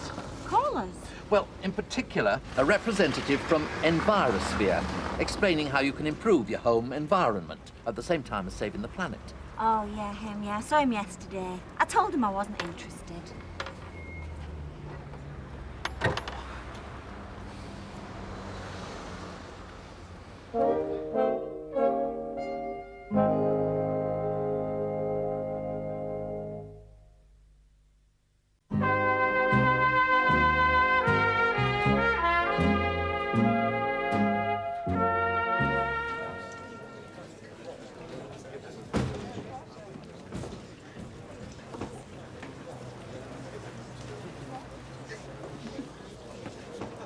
Successful morning, Norris? haven't managed to make any actual sales, but I do think I made one or two friends. Oh, how nice for you. Yes, I met a very nice lady on Nightingale Street, Mrs. Stubbs. Only half a stomach, but very cheery on it. She told me all about her daughter in New Zealand. Of course, she couldn't actually afford to buy anything, not living on a widow's pension. What about you? I didn't make any friends, Norris. In fact, I think I managed to make one or two enemies. Oh? People tend to get very irritated when they're visited by salesmen 2 days running, particularly when they're both selling the same products. How could that happen, Derek? You tell me, Norris. There you go, love, thanks. Tanya, you give me too much here. I only gave you a fiver, love. All right, thanks, Curly. Time. That's the third time today I've seen you give the people room change. Well, I'm sorry, Jack, but have you been promoted to bar manager in Bet's absence? No, I'm just saying that. Right. Well, don't act like you have then, all right? Right, well, that till's wrong tonight. It's coming out of your wages. We're meant to be a team, Norris. Teams work together, not against each other. I know, but you always said act on initiative, seize every opportunity. Think sales 24 hours a day, you said. That doesn't mean queering my pitch. But you said when you were heading up Pendlebury Paper Products, the best customer you ever won was poached from another salesman. Not a salesman from the same firm. Oh, I'm sorry. No, we're not having a very good day, are we? I can't help thinking we're trawling with too wide a net. How do you mean? We need to be more selective about our targets. We're wasting too much time with the D's and the E's. You've lost me there, Derek. No, it's a classification, Norris. D's and E's are the unskilled manual workers with low incomes and children. What we need are the ABs and the C1s. People with good jobs and money to spend. Has Weatherfield got any ABs and C1s, Derek? Oh, they're out there, Norris. It's knowing how to find them. Is the name Susan? She's not coming. Hi! Hey, look who's come. I beg your pardon, do we? Has she been any bother? Oh, give over. She's been a little treasure. Yeah. Come on. Hiya, all right. Good day. Can I have some more? Ah, so, you know. Yes. You got any beers in the fridge? I'll have a look. Okay.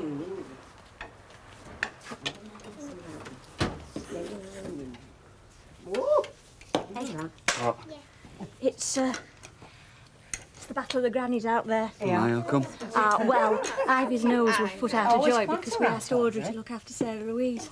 Anyway, she decided to get in on the act, and they've spent the whole afternoon seeing who can spoil her the most. Oh, charm. You sure you're all right? I'm just a bit low, that's all. Oh, Sister Radford been getting at you? No, it's not like that. Do you know that girl that was in the next bed to Sarah? Mandy Baker. Yeah, I got on quite well with her mum. Well, she died last night. She was only in for a minor operation. At least her mother implied as much. No, the operation was fine. So when they got her back on the ward, it happened.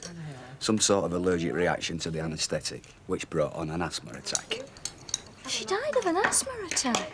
Well, apparently the ward was short-staffed, as per usual. So by the time anyone noticed she was suffering, she'd already arrested. And by the time the crash team arrived... Oh, Martin, I'm so sorry. I mean, I know it's a hospital, and I know people die in hospitals. I know you can't keep your eye on every single patient every second of the day, I know that. She was only Sarah Louise's age. Don't remind me. And there was me thinking that you'd have the decency not to turn up for a while. Mind you, you're not the decent sort, really, are you? I fancied a pint. This is my local. Where do you expect me to drink? I hear there's some very nice pubs in the Outer Hebrides. Yeah, but I'd miss the warm, welcoming atmosphere and the friendly bar staff. £1.20? Yes, Rita, love. Oh, Jack, I'll have vodka and tonic, love, please. Will you make it a large one? I feel frivolous. I will do, lovey. All right. Hello, love. How are you? I'm fine, thanks. How are you? Still working. Look, I think me and you should talk. I don't think there's any point. Yeah, well, I do. For one thing, it might clear the air. Look, I come in here every day. I don't need a sarcastic comment every time I walk through the door. Are you sure it's not because your girlfriend works here?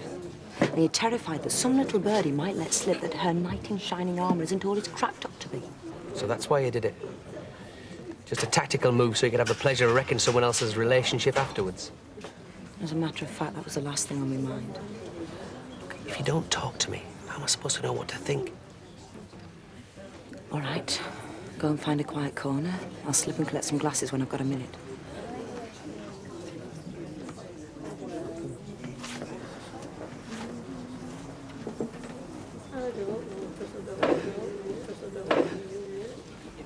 Hi, Des. Mind if I join you? Yeah, on this occasion I do, Curly, yeah. I just feel like sitting by myself. Oh, something up? Yeah, just one of those days, you know. Oh, never mind. I mean, Raquel's due back tonight, isn't she? That'll cheer you up. Yeah. Right, I'll see you later, mate. It's true what they say, Norris. You are what you read. Look at this. Appleton, Palmerston Street. He takes Weatherfield Gazette, News of the World, Pigeon Fancier's Chronicle. A likely prospect for environmentally friendly products, would you say? Very doubtful, Derek. Yeah, very doubtful indeed. And he's 2 months behind with his bill.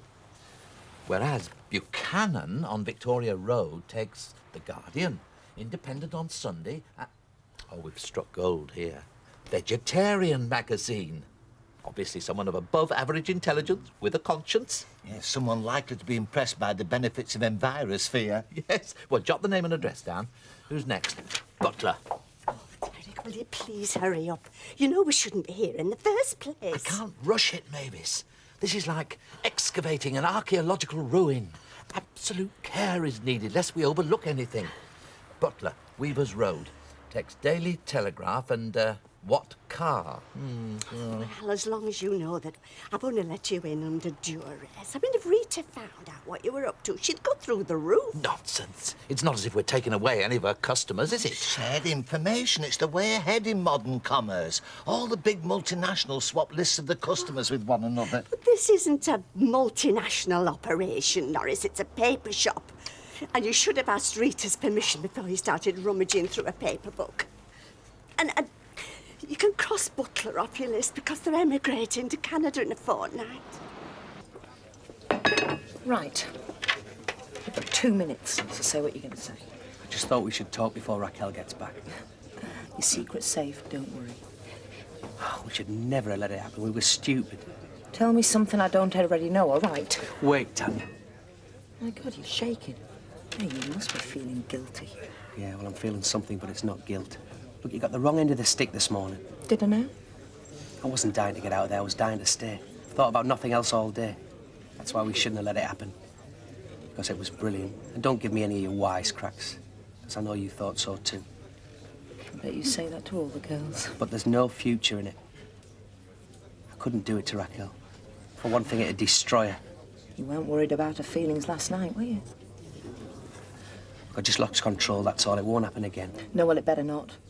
Because it's not only Raquel you'll lose. I wouldn't fancy your chances keeping your present job either. What are you on about? Raquel's not the only third party mixed up in this, Des. You know your boss, Alex? Well, I'm his bit on the side. Hey up, Tanya. Look lively, there's but one serving here. Right, Jack, I'm coming. I just wish he'd get in touch, Rita. If nothing else, it would put a stop to Mr. Sugden's constant sniping. I'm sure he will, Emily. He doesn't strike me as a sort to do anything rash. He probably needs just a little bit of time alone with his thoughts. We all do from time to time. Why didn't he say so? I would have understood. You're very fond of him, aren't you?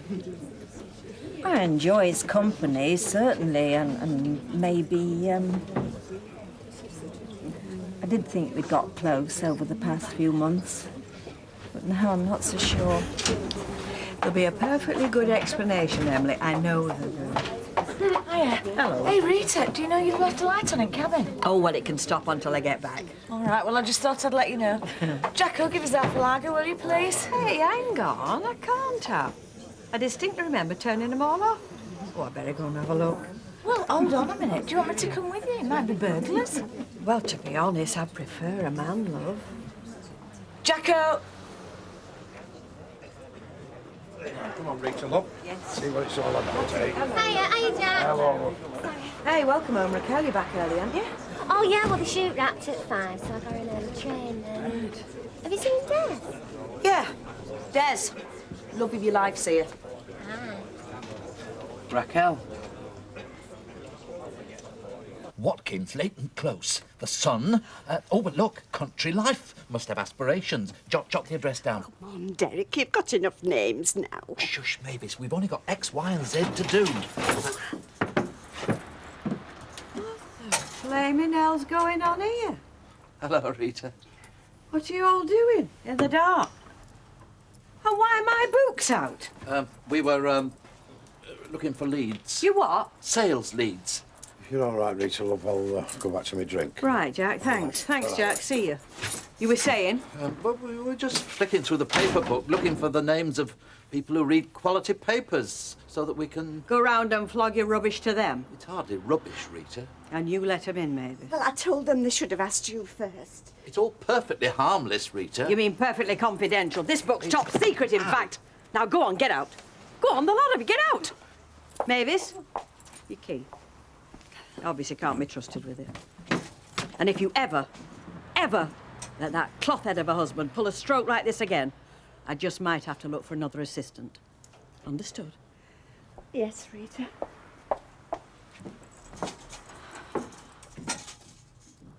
I mean, I don't mind sitting around and waiting, it's not that, but... Well, when the photographer gets shirty and when you're made to feel like all you are is a pair of hands... Are you listening to me? Of course I am, yeah. Well, you don't seem to be very interested in hearing about my assignment. I'm just a bit tired, that's all. Did you not sleep very well? Not brilliant, no. Because you didn't have me to cuddle up to. Come here.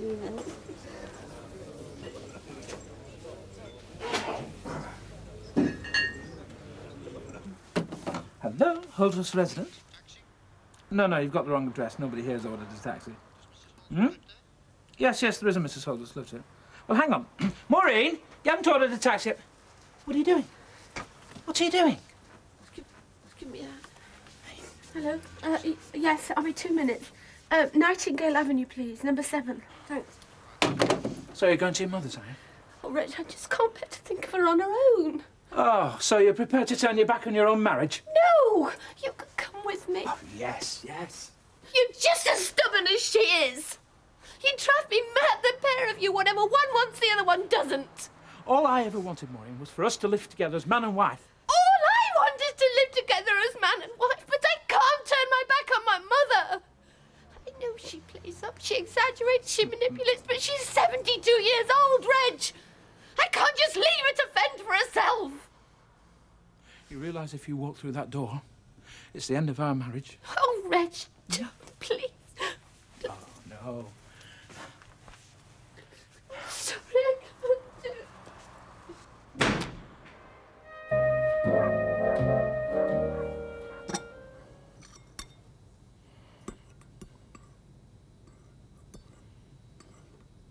That from the Holy Roller, is it?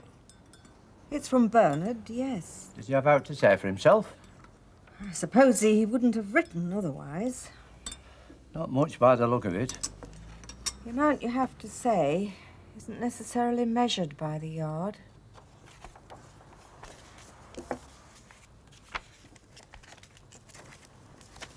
Of course, you've got the car. You can cover the ground. It's indispensable, really, the car. Well, you know, I once had a blinding revelation about selling. I was on the road to, I forget where. Not Damascus, exactly. I didn't realise you'd worked abroad. No, I meant...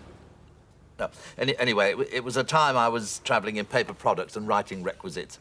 And there are not many people can say that their job is a contradiction in terms, but the stationary traveller certainly can. Well, there's food for thought in that, definitely. Yes, anyway. It occurred to me, as I was speeding along in the old Cortina, that... You're still here? I thought you might actually be working by now. We are working, Mavis. Starting to get some of this lot shifted. Well, that's what we're working at. You can't go charging out without a plan. Ask Napoleon. Well, I was hoping to have my breakfast in peace. Some of us have been working, you know, since 6 o'clock this morning, doing the papers and putting up with a lot of sarcasm from Rita for reasons which you perfectly well know. Yes, hint taken, Mavis. What was this revelation, then? Revelation? In the Cortina? Oh, yes. I was bogged down on the M6, as usual. 2 hours of the morning doing nothing but driving. And driving isn't selling. No. Neither is sitting in the kitchen. Yes. And it occurred to me that at that moment there must be 1,000 salesmen trundling up the M6. Oh, at least. 2,000 man-hours of pure wasted effort. Now, that comes out at one man's entire working year. It's food for thought, is that? And this is food for my breakfast. Yes, we're on our way, Mavis. You know, you've a very original way of looking at things, Derek. I just wanted to know, that's all. Oh, so I suppose I've just stood alone by myself, have I? No, that is not... No, I did not choose it, Maureen. That is not what I chose. I did not. No, I chose you, Maureen. You keep on choosing your mother. Hey, if you're going to keep folk waiting all day, you should start selling papers. Then we can have something to read at least. I'll be with you in a minute. No, it is not a question of backing down. No, I will not have no intention. Eye to eye? A consulting optician couldn't see eye to eye with your mother.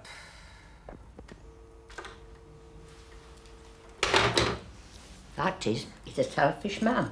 No getting away from it. Then they are, you see. They are selfish men. Children all their lives, that's all. You can't call him a child, Mother. He's a mature man. There aren't many of those. They just about get out of nappies, and it's as far as they do get. Mature men. You've only to look at them playing football.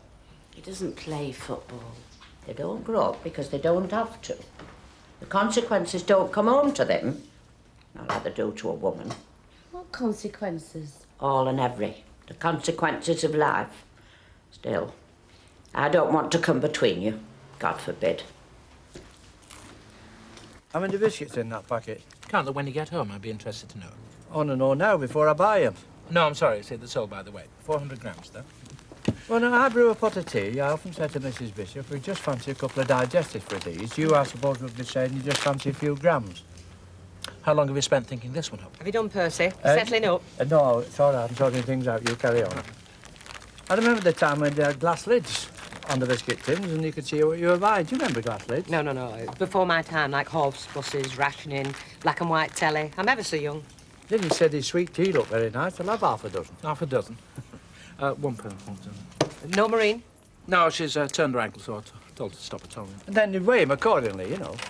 Loose biscuits. You're harking back to the Stone Age. Yes, when the customer was king. Yes, and when the poor sod of a grocer were left with a bin full of dust and broken biscuits. Good morning. Oh, good morning. What's wrong with broken biscuits? Nothing. You want broken biscuits? You can have broken biscuits. There we are. Nothing wrong with those. £59, please. You're upset about something, I can tell. No, it's true. I mean, I'll coo over a little baby like the best of them, but I'd like to know there's somebody to hand it back to. Oh, I know. Well, I'm just the same. Only sometimes I think, well, you know, I wish... It'd be nice if they were like tropical fish, wouldn't it? No, come on, you could just admire them and sprinkle little ants eggs on them till they'd grown up. Oh, well, come on, your girl didn't turn out too bad. At least she's still here, anyway. Oh, that poor kid. Do you know little Sarah Louise you were only reading to her, what, a couple of days since? Well, I say reads in, you know, a little picture. Oh, don't you? I can't bear it. I mean, how'd you get over it? That's why I'm not really the motherly sort. I mean, I get scared. There's too many things to hurt you. I made up for it by marrying a big baby instead. Not the only one. Good morning, ladies. Oh, good morning, Derek. What can I get you? Give me 10 minutes of your valuable time and I can assure you it will not be wasted. Oh, Derek, that isn't your soap, is it? Soap. Does this look like soap? Well, no, it looks like a skimpy bit of doormat to me. It might look like a doormat, but that's where the resemblance ends. Oh, why? Does it look like something else when you turn it round? Oh, is it a joke, Matt? Is disease a joke? Dirt, infection, bacteria, it all comes in on people's feet. I wouldn't have thought that was a joke in this business. But that's where this doormat, as you call it, comes in. A complete defence against foodborne germs and bacteria, employing a completely new scientific principle. Oh, I suppose you wipe your feet on it. Very scientific principle. No need to wipe your feet. That's the beauty of it. You just stand on it. And the proactive principle in the Pathguard attracts and traps germs and bacteria like a magnet. It was developed by the Americans for going into space. Come again? Well, you remember, they went to the moon, and they were very worried about taking germs up there on their feet. Now, they took that possibility very seriously, as we all should. And looking to the future, they came up with this. To lay down on any other planet they might go to before they went walking off.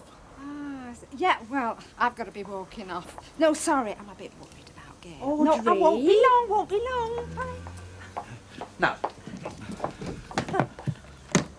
You know me, I wouldn't speak out of turn. But he was acting a bit peculiar this morning. Was he? Yeah, he was. I only went in for a packet of biscuits. He was almost in tears before I left that shop, behaving most peculiar. Well, what did he do? Well, he was behaving peculiar. How peculiar exactly?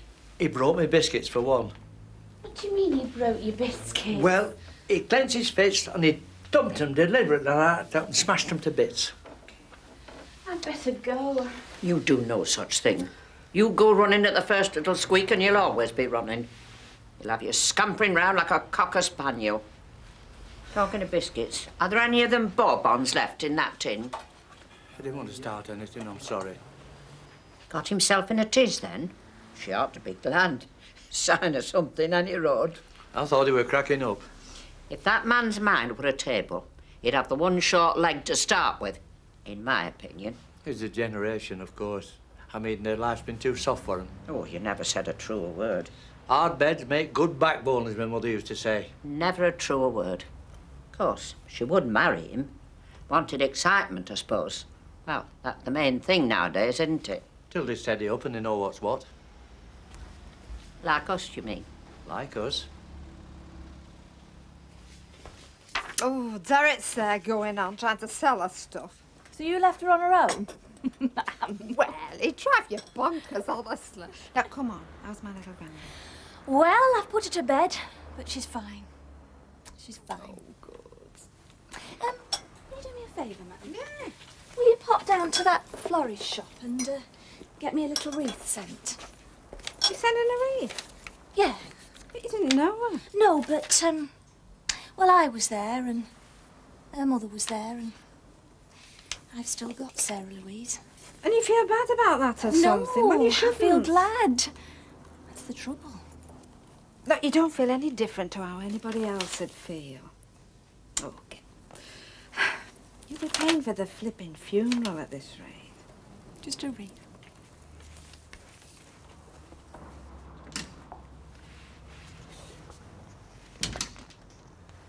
You've not been looking at new cars, Derek. I thought it was opportune as I was passing. With no money. Maybe I sold the entire product line to Alma Baldwin this morning, including the proactive path guard. Derek, you've sold a doormat and some bleach and you're looking at new cars. It's one thing to be optimistic. Everything to be optimistic, Mavis. In fact, I'm more than optimistic that Alma Baldwin is a prospect. Bit of work there, and I've got my first downline franchise. You mean she's going to be lumbered with this lot? Lumbered. Pestering her friends while you're swanning about in a new car. I can't realise the potential, Mavis, without a car. What was all that I heard you telling Norris about? If you're driving, you're not selling, all those man-years wasted on the M6. I was psyching myself up, Mavis, which is what I have to do. Psyching myself up to do the impossible. Go up at a sales area without a car. And if you believe what I was saying, well, it shows I'm still a salesman. And with a car, a great salesman.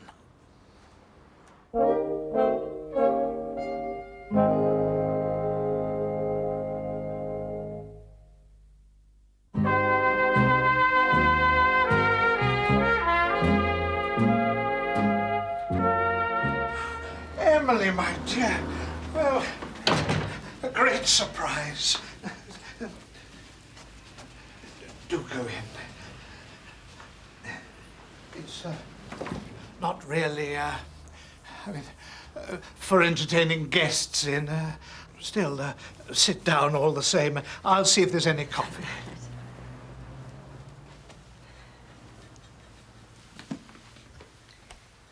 Well, you did say it was fairly dismal. I shouldn't complain. It's really very good. How long can you stay? Oh, dear. Sounds as though you've taken a very gloomy view of my prospects.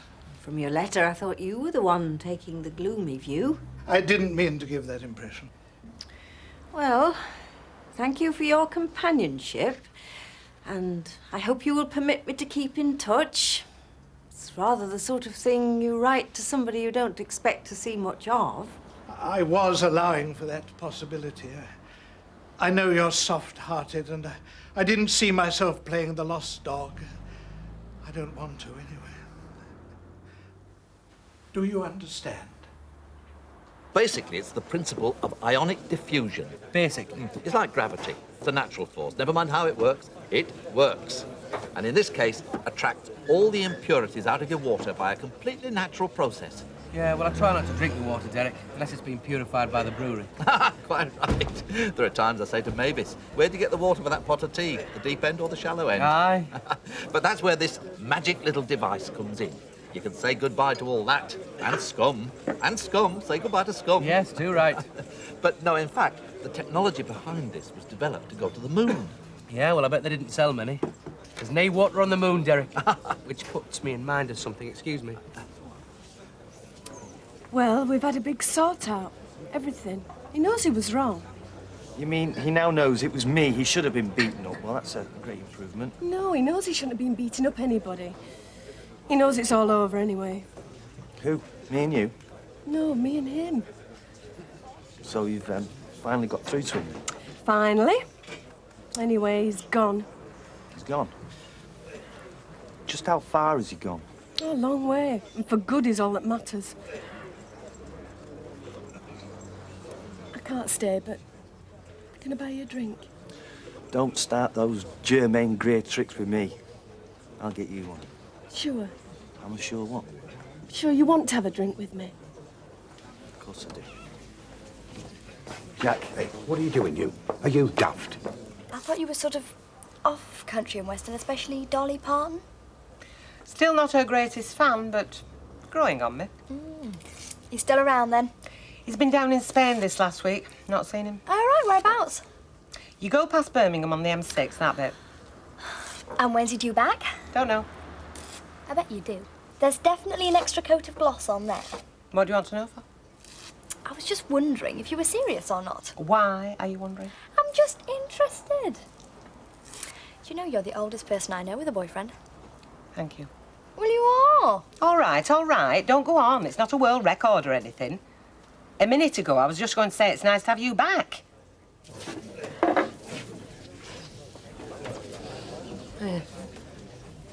Can't take my eyes off you tonight. Funny that, isn't it? Be even funny when I'm homeless and you're out of a job. You thought about getting a job at the Legion? Have you thought about drinking the Flying Horse?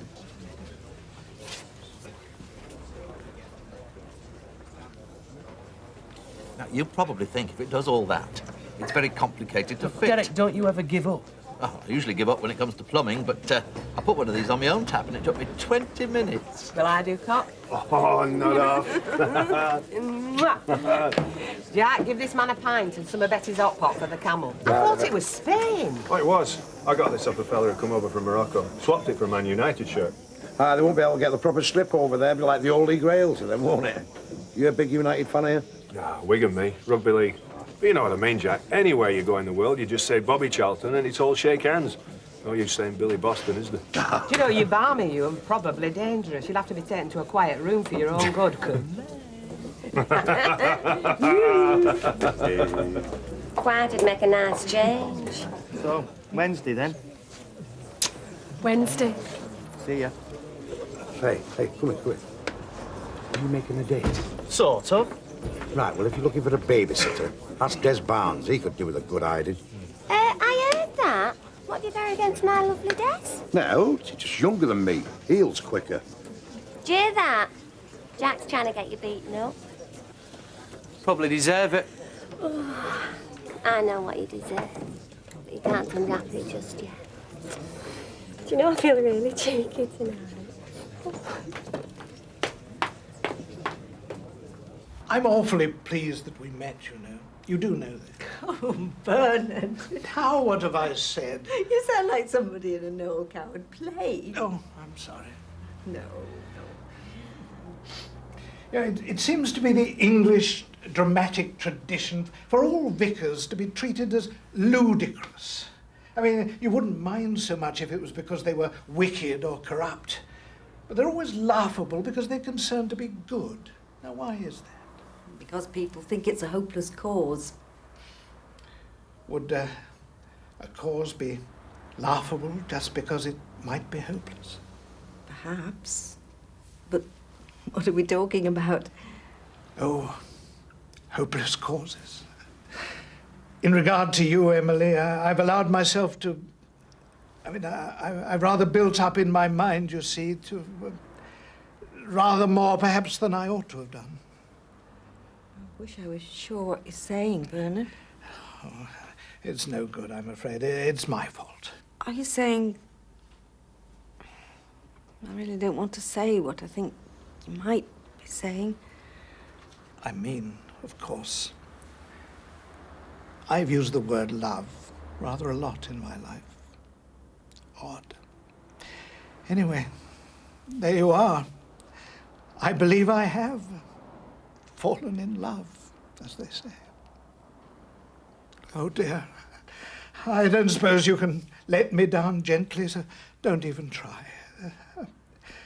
Let's take it as read, shall we? Bernard, why do you think I'm here? I don't have much to offer, and I have no future at all. But such as it is, do you think? Of course I do.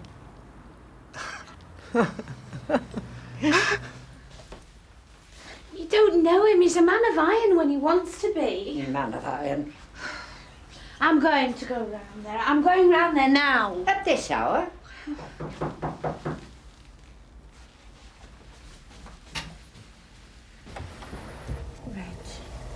Something I want to say to you, Mary. Oh, Reg, please don't let's argue. I love you. Oh, Reg. And that's all there is to it. And in the end, I'll do anything and I'll put up with anything because I've no choice. I'm your man, Maureen, to do with as you will. Man of iron. Reg, what are we doing? We do such stupid things to each other. Well, if there's no hope for us, Maureen, there's no hope for Romeo and Juliet. They were a bit doomed, weren't they? Ah, evening, Mrs. Grimes. I love your daughter, Mrs. Grimes, but you know that, don't you? Funny way of showing it. Yes, perhaps. But we all have our funny ways, don't we? You walked in through that door and you started straight away. No. I have walked in, and I do want to start again. Looking for an argument, same as usual. No, looking for a welcome. Because if this is where Maureen is, Mrs. Grimes, then this is where I am.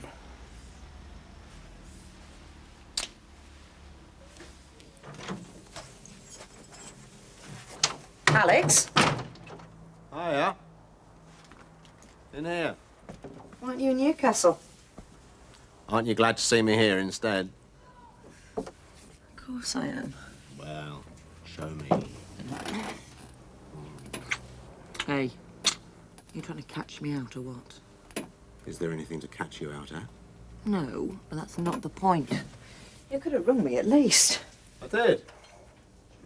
I rang here, you weren't in. I couldn't remember what the pub's called. Something about a ship. Not even close. The Rover's Return. All right. It's not a ship, it's a car.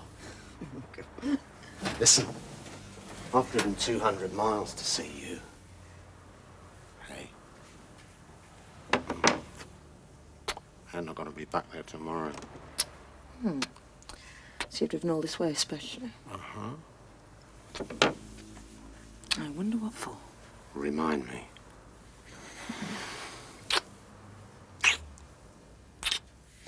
Listen, why do you do all this going to Newcastle yourself? Hey? Well, why don't you just send somebody else? Well, there isn't anybody else.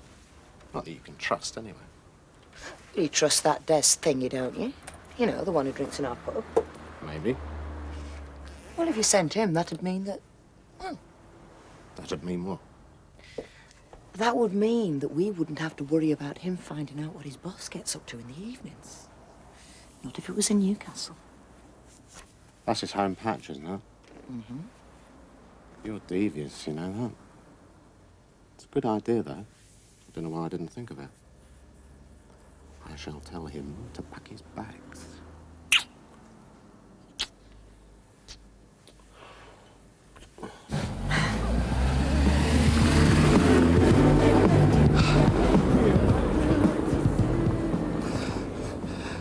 I still can hardly believe it. I'm hoping I can. Yes, Yes.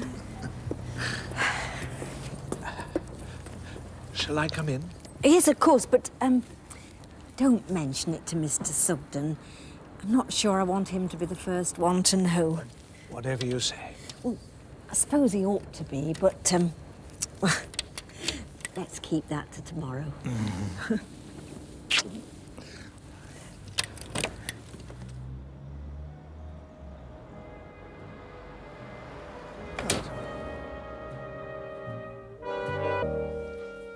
Mother said, shall she do you an egg? Only if she laid it herself. Red, she's putting them on to boil. Don't be awkward. Is this it then, Maureen? Is this how we spend our married lives? Jammed in with your mother like so many rabbits in a hutch? Oh, Reg, I can't leave her. She needs looking after. Oh, and when you're doing that, who looks after me?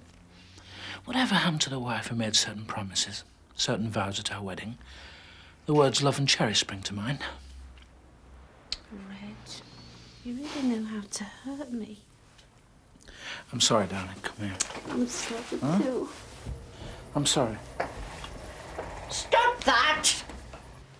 I can't be doing with that in my living room at this time in the morning.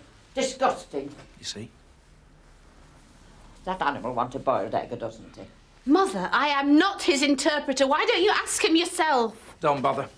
I'm going to the market. But you haven't had any breakfast. Ah, well, there's no time. I'll make you a sandwich when you get to the shop, then.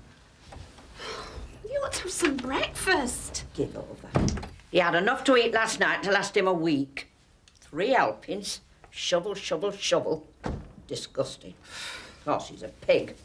Look at the way he's always mauling you around. You want to put a stop to that. Now, where are you going? I'm going to the shop. And I don't want any breakfast either. Morning, Mrs. Bishop. Good morning, Mr. Sugden. Now then, I thought we'd have a shoe parade this morning with spring coming on. So if you get all your shoes out after breakfast, I'll have a do at it. Mr. Sugden... And anything that wants repairing, I'll have a go at tattling them, you know. I used to do a bit of cobbling years ago. A friend once said to me, he Mr. said... Sugden, I have something to tell you. Perhaps we could sit down. It's not bad news, I hope. No, no, quite the opposite.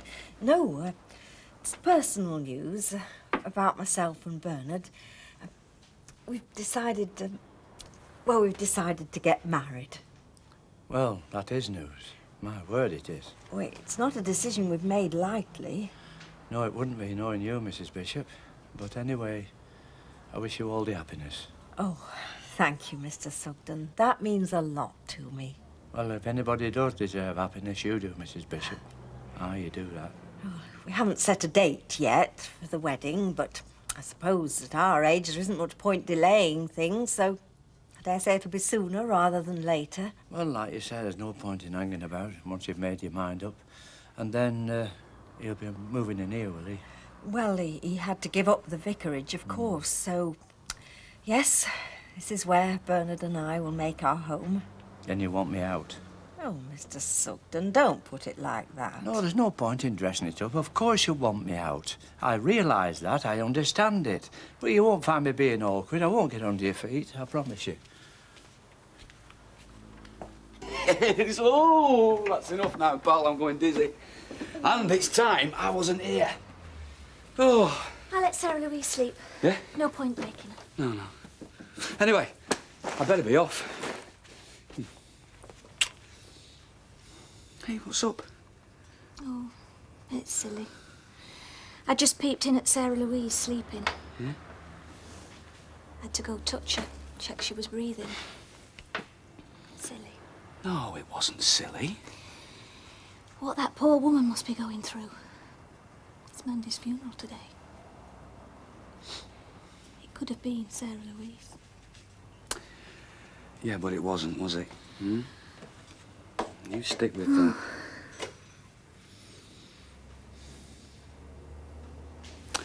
Right, well, I better go. See you later. You know, we do our best at the hospital. I know you do. Yeah, well, see you later. It's a wonderful scheme, Mavis. It makes buying a new car virtually painless. To you, possibly, but not to me. You're being totally unreasonable. No, I'm not. We've already spent half our savings on these products that you're selling. It's an investment, Mavis, which I shall multiply many times. Yeah, but the point is we can't afford to blow the rest of our savings on a new car. We can't afford not to spend those savings, Mavis. Well, I dare say that sounds very clever to you, but to me it doesn't make sense. How can I maximise my earnings potential if I don't have transport? Well, a new car isn't the only form of transport there is, Derek. I mean, a bicycle's transport, a wheelbarrow's transport. Oh, that's wonderful. You expect me to push my products around the street on a handcart? You want your husband to be a barrow boy? I don't want any such thing. I just want you to lower your sights, Derek. I mean, we can't afford a new car, and I think I'm entitled to say so. They're my savings as much as yours. In fact... Yes, go on. Say it. Say it. What? You're bursting to say it, aren't you? They're more your savings than they are mine. Oh, I'm going to work. That's all I want to do, Mavis. Go to work.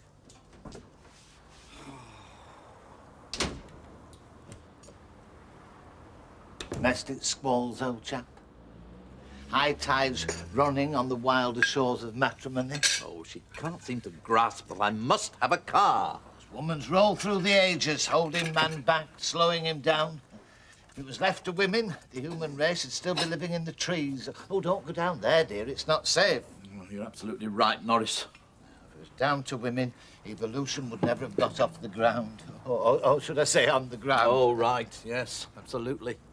Man, the hunter, the risk-taker. Woman, the... ball and chain. Yeah. Doing what you're doing, Derek. Going out there to sell without a car, well, it's like going out to hunt the hairy mammoth without a spear. And in my book, that takes guts. Oh, I admire you, Derek. My word, yes. Well, I guess it would be nice if I could touch your body. I know not everybody has got a body like you.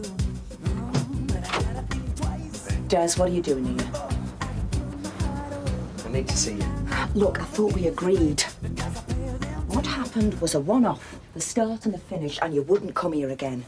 Has anybody seen you? I don't think so. Well, good. You better not have. Because the last thing I want is rumours flying around getting back to Alex. Yeah. Well, it might be a bit late to worry about that. I think your boyfriend knows something. Why? What's happened? Well, got into work today. There's a message. Ring Alex.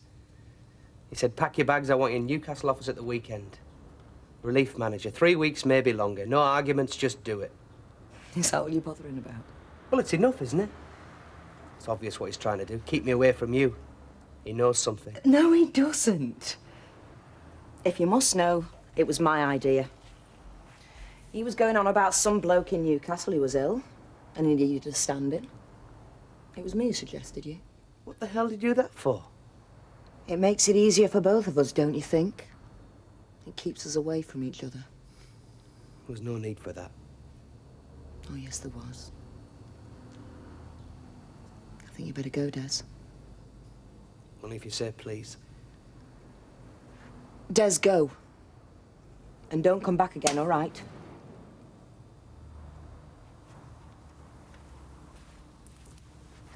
I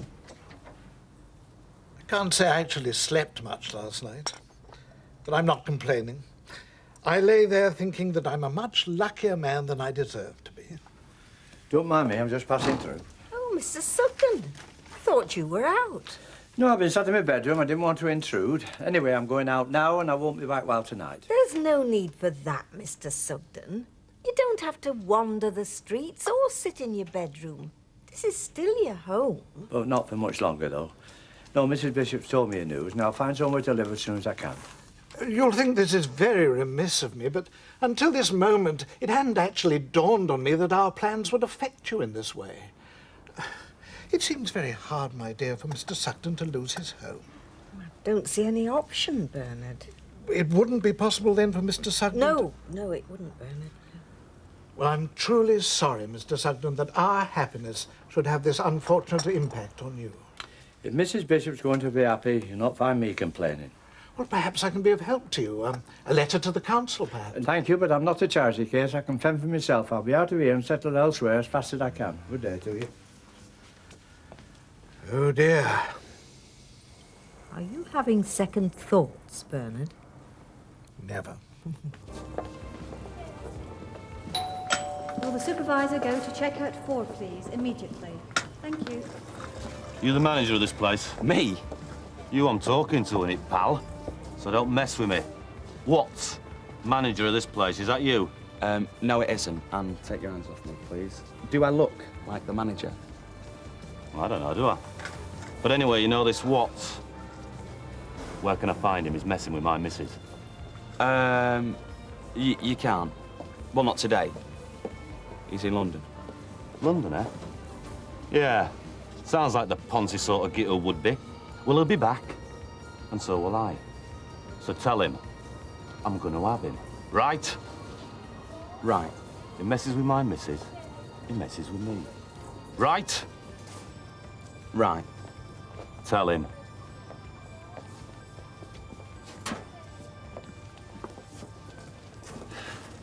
When you've quite finished chatting with your pals, Mr. McDonald, this shelf needs stacking. Shut up.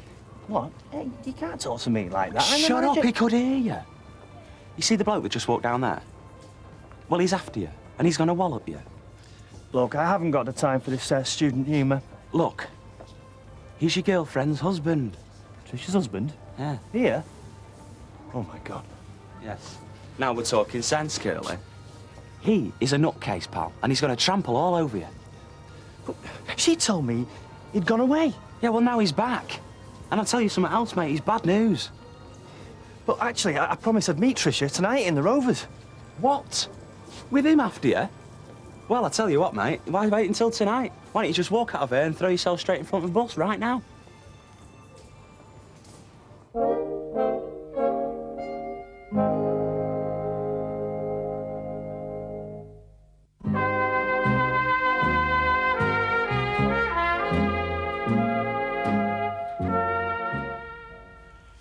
It's nice to see you. I was just thinking of having a cup of tea and a slice of Dundee cake. Do you fancy some? Well, I wouldn't say no. Some flowers for you. Only daffodils. I don't know whether you like them. Oh, I do. Thank you, Percy. I don't know when I had any flowers brought me last. I'd sooner have daffodils than anything. Aye, they're a grand little flower, aren't they? Daffodilly is coming to town in a yellow petticoat and a green gown. I remember my mother saying that to me when I were barely walking. I were a beggar for walking when I were a girl. And after I married. We'd get the train up to Edale and we'd go walking all day long. I bet you miss that, don't you? Aye, well, no good missing what you can't have. I'll get these in water.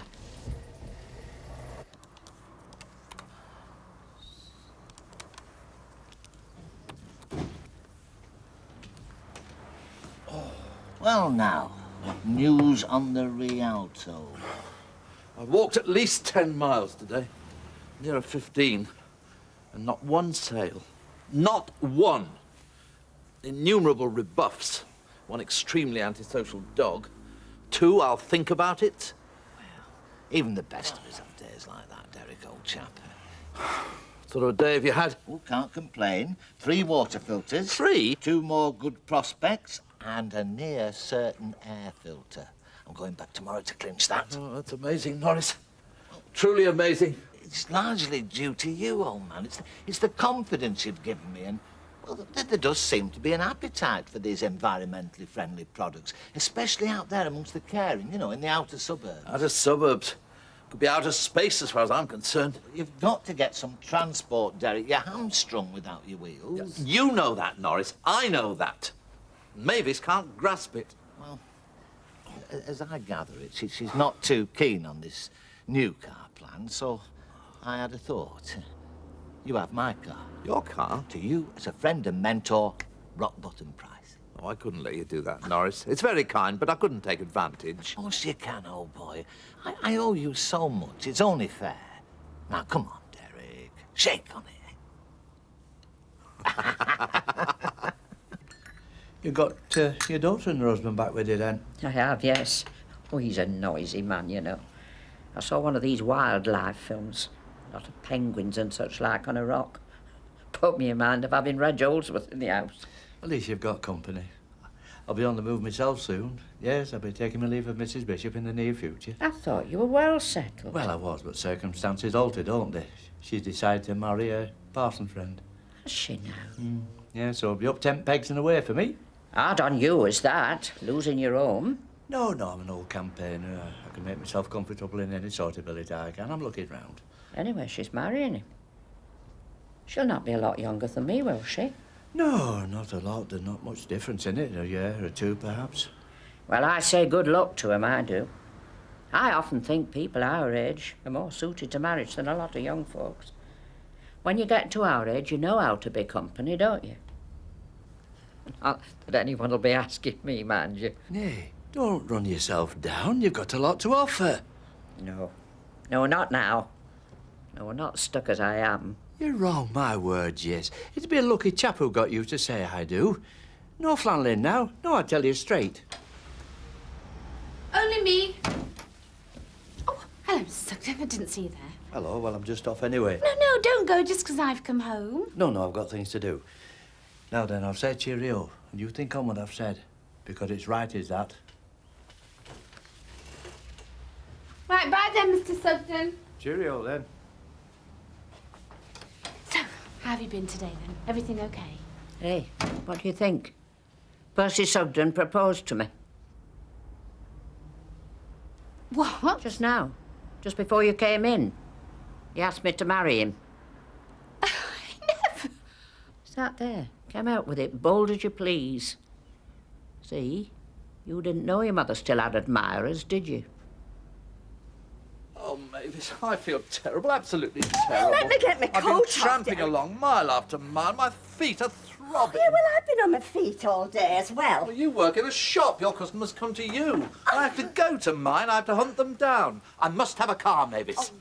I'm going to have a car. We've been through all this, Derek. A new car is quite out of the question. Yeah, all right. Not a new car, then. Have it your way. You always do. But, no. Norris has offered to let me have his car. Yes. And at a bargain price. Norris's car? Yes. You snipe at that man, Mavis. You constantly complain about him. But that man is a true friend. And he's grateful, you see. Because I've set him on his present road. I've opened his eyes to opportunities. Yeah, well, then Norris won't have a car. No, but he'll find something else. I think he fancies a change. Change his car just as he's changed his life. With my help. Don't you worry about Norris. He's doing extremely well. Of course, he's got nothing to hold him back. What are you going to do when you're in Newcastle? On evenings? Don't know. Think about you, I suppose. Oh. You behave yourself when you're away, won't you? You don't know if he behaves himself when he's here. Oh, yes, I do. Do you know, aren't she a bit? Just because she's never had a fella who's been faithful. Hi, Denise. Usual, is it? Please, Bet. I'll get that. Hey, cheers, Charlie. Denise, I need a bit of a trim, and Bet tells me your cutlin's are at your place. Is she having me on? No, we'll tackle a chap if we like the look of him. Or if he stands us a drink. Right. You late? I went to buy myself a drink. Oh, I'm sorry. Problems at work.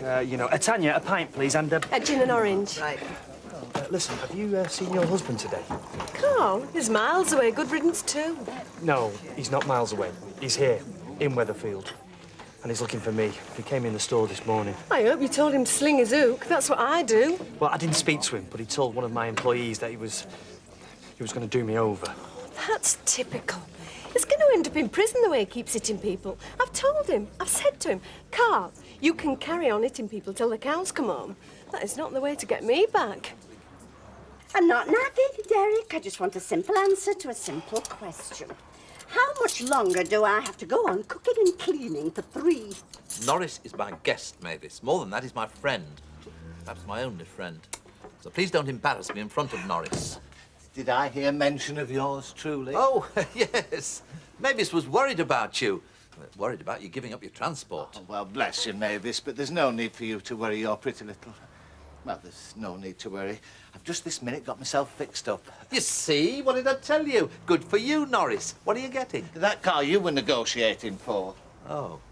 You're getting a new one, then? Well, I told them that you wouldn't be having it because you'd changed your mind. Now, they were a bit sick about that, so I was able to strike quite a decent bargain. Good. And with you buying my car, I was in a strong position, of course. No trading. So I used my leverage exactly as you taught me that night on the M6. Supper will be on the table in exactly 2 minutes. It's a casserole. Stew by any other name, eh? Splendid. I'll just wash my hands. Derek, I don't know whether you've noticed, but I most certainly have. Norris is the one getting all the orders. Norris is the one making all the money. Norris is the one getting a new car. Yes, he's doing extremely well. My star pupil, as it were. Why don't you ask him to give you a few lessons? So, where are we going tonight, then? The Blue Cockatoo's great. Do you ever get in there at all? Used to be our place, me and Carl. Definitely not going there, then. Look, Tricia, he's hanging about. He's after me. And if he sees us together, well, you never know what... No, I've got glasses on! All right, Curly, mate, how's tricks? All right. Don't do that. Just don't do that. Oh, right, yeah, sorry. Hiya. What's up with him? He's a bit worried. Well, yes, I can see that. Well, thing is, the girlfriend's a married woman. Oh, naughty, naughty. Absolutely. And her husband came looking for Curly this afternoon at work to wallop him. You might well look worried. Yeah. So what are we doing, then? Look, actually, I feel a bit ropey. I mean, would you mind if we forgot about this evening and saved it up for another time? Yeah, flaming well would mind. It's just that I've got this terrible headache. You're the first bloke I've met who's used that excuse. Well, I think it's a migraine. I should go home. Well, I'll come with you. No. I mean, he could be hanging about, couldn't he? Who? Carl. I mean, he doesn't know what I look like. But if he sees us together... Look, I tell you what. Look, here's a £5. Now, that'll pay for your taxi home, won't it? Norman. Look, I'll see you. Nobody stands me up. You wait till I tell Carl. He'll have you for this. Do you anything of what's his name? You know, the one around old folks' flats near you. What, Tommy Taylor? Aye. Well, now and again, why? Ask him if there's one going. For you? Yeah. Why, what's up? Have you fell out with Emily Bishop? No, wait. Now, this is in strictest confidence. Oh? She's decided to marry that parson friend of hers. Well, good for her. I think that's wonderful. It isn't wonderful for me. I've got to find a fresh home. I know we could get one. Phyllis Pierce would have you like a shot. No, but she won't get the chance anyhow. She's only got one bedroom. That didn't bother you. Look, if Emily can get married again, so can you and Phyllis. Oh, give over. I'm not getting married again. At my age, I wouldn't marry the Queen of England. Never mind Phyllis Pierce. Oh, that's the reg now. The children are going to collect some of the animals that live in Dinner the will be river 10 minutes. by taking Alright. kick I'm samples. starving me. I could eat a horse. Could we have a bit of hush? As I'm the trying to riverbed follow is this. disturbed, Mother, the animals are tell carried Reg into your the river news. by the flow of water. No, none of his business. Mother had a visitor today, Then Mr. they turn Sugden. them out into trays. You got all that news? Closer look. I don't hear about that silly old devil. I've got enough of him in shop anyway, haven't I? He's asked my mother to marry him. He's always going on about... He's proposed to my mother. You're up me on, aren't you? It's no cruel joke, this. Oh, well, good old Percy. Yes, splendid. Yes, you see, Mother, I told you Reg would be pleased for you. I don't care if he's pleased. Well, that's wonderful, isn't it? I mean, when is the lucky day? A spring wedding, I think, don't you, Maureen? I haven't said yes yet, you pillock. Not said yes, but you must. She mustn't she, Maureen? Oh, Percy Sugden, yes, oh yes. He'll make a wonderful keeper for her. What do you mean, keeper? You're talking about my mother. I'm sorry. We'll show some word in the excitement. No, I meant companion, husband, minder. Oh, do you know, I take everything back I said about his war tales. He is a brave man. You know, this is wonderful, is it, Maureen? They get married. Oh, he moves in and we move out. Bingo! See, don't push me. I'm still thinking on it. Till then, keep your nose out.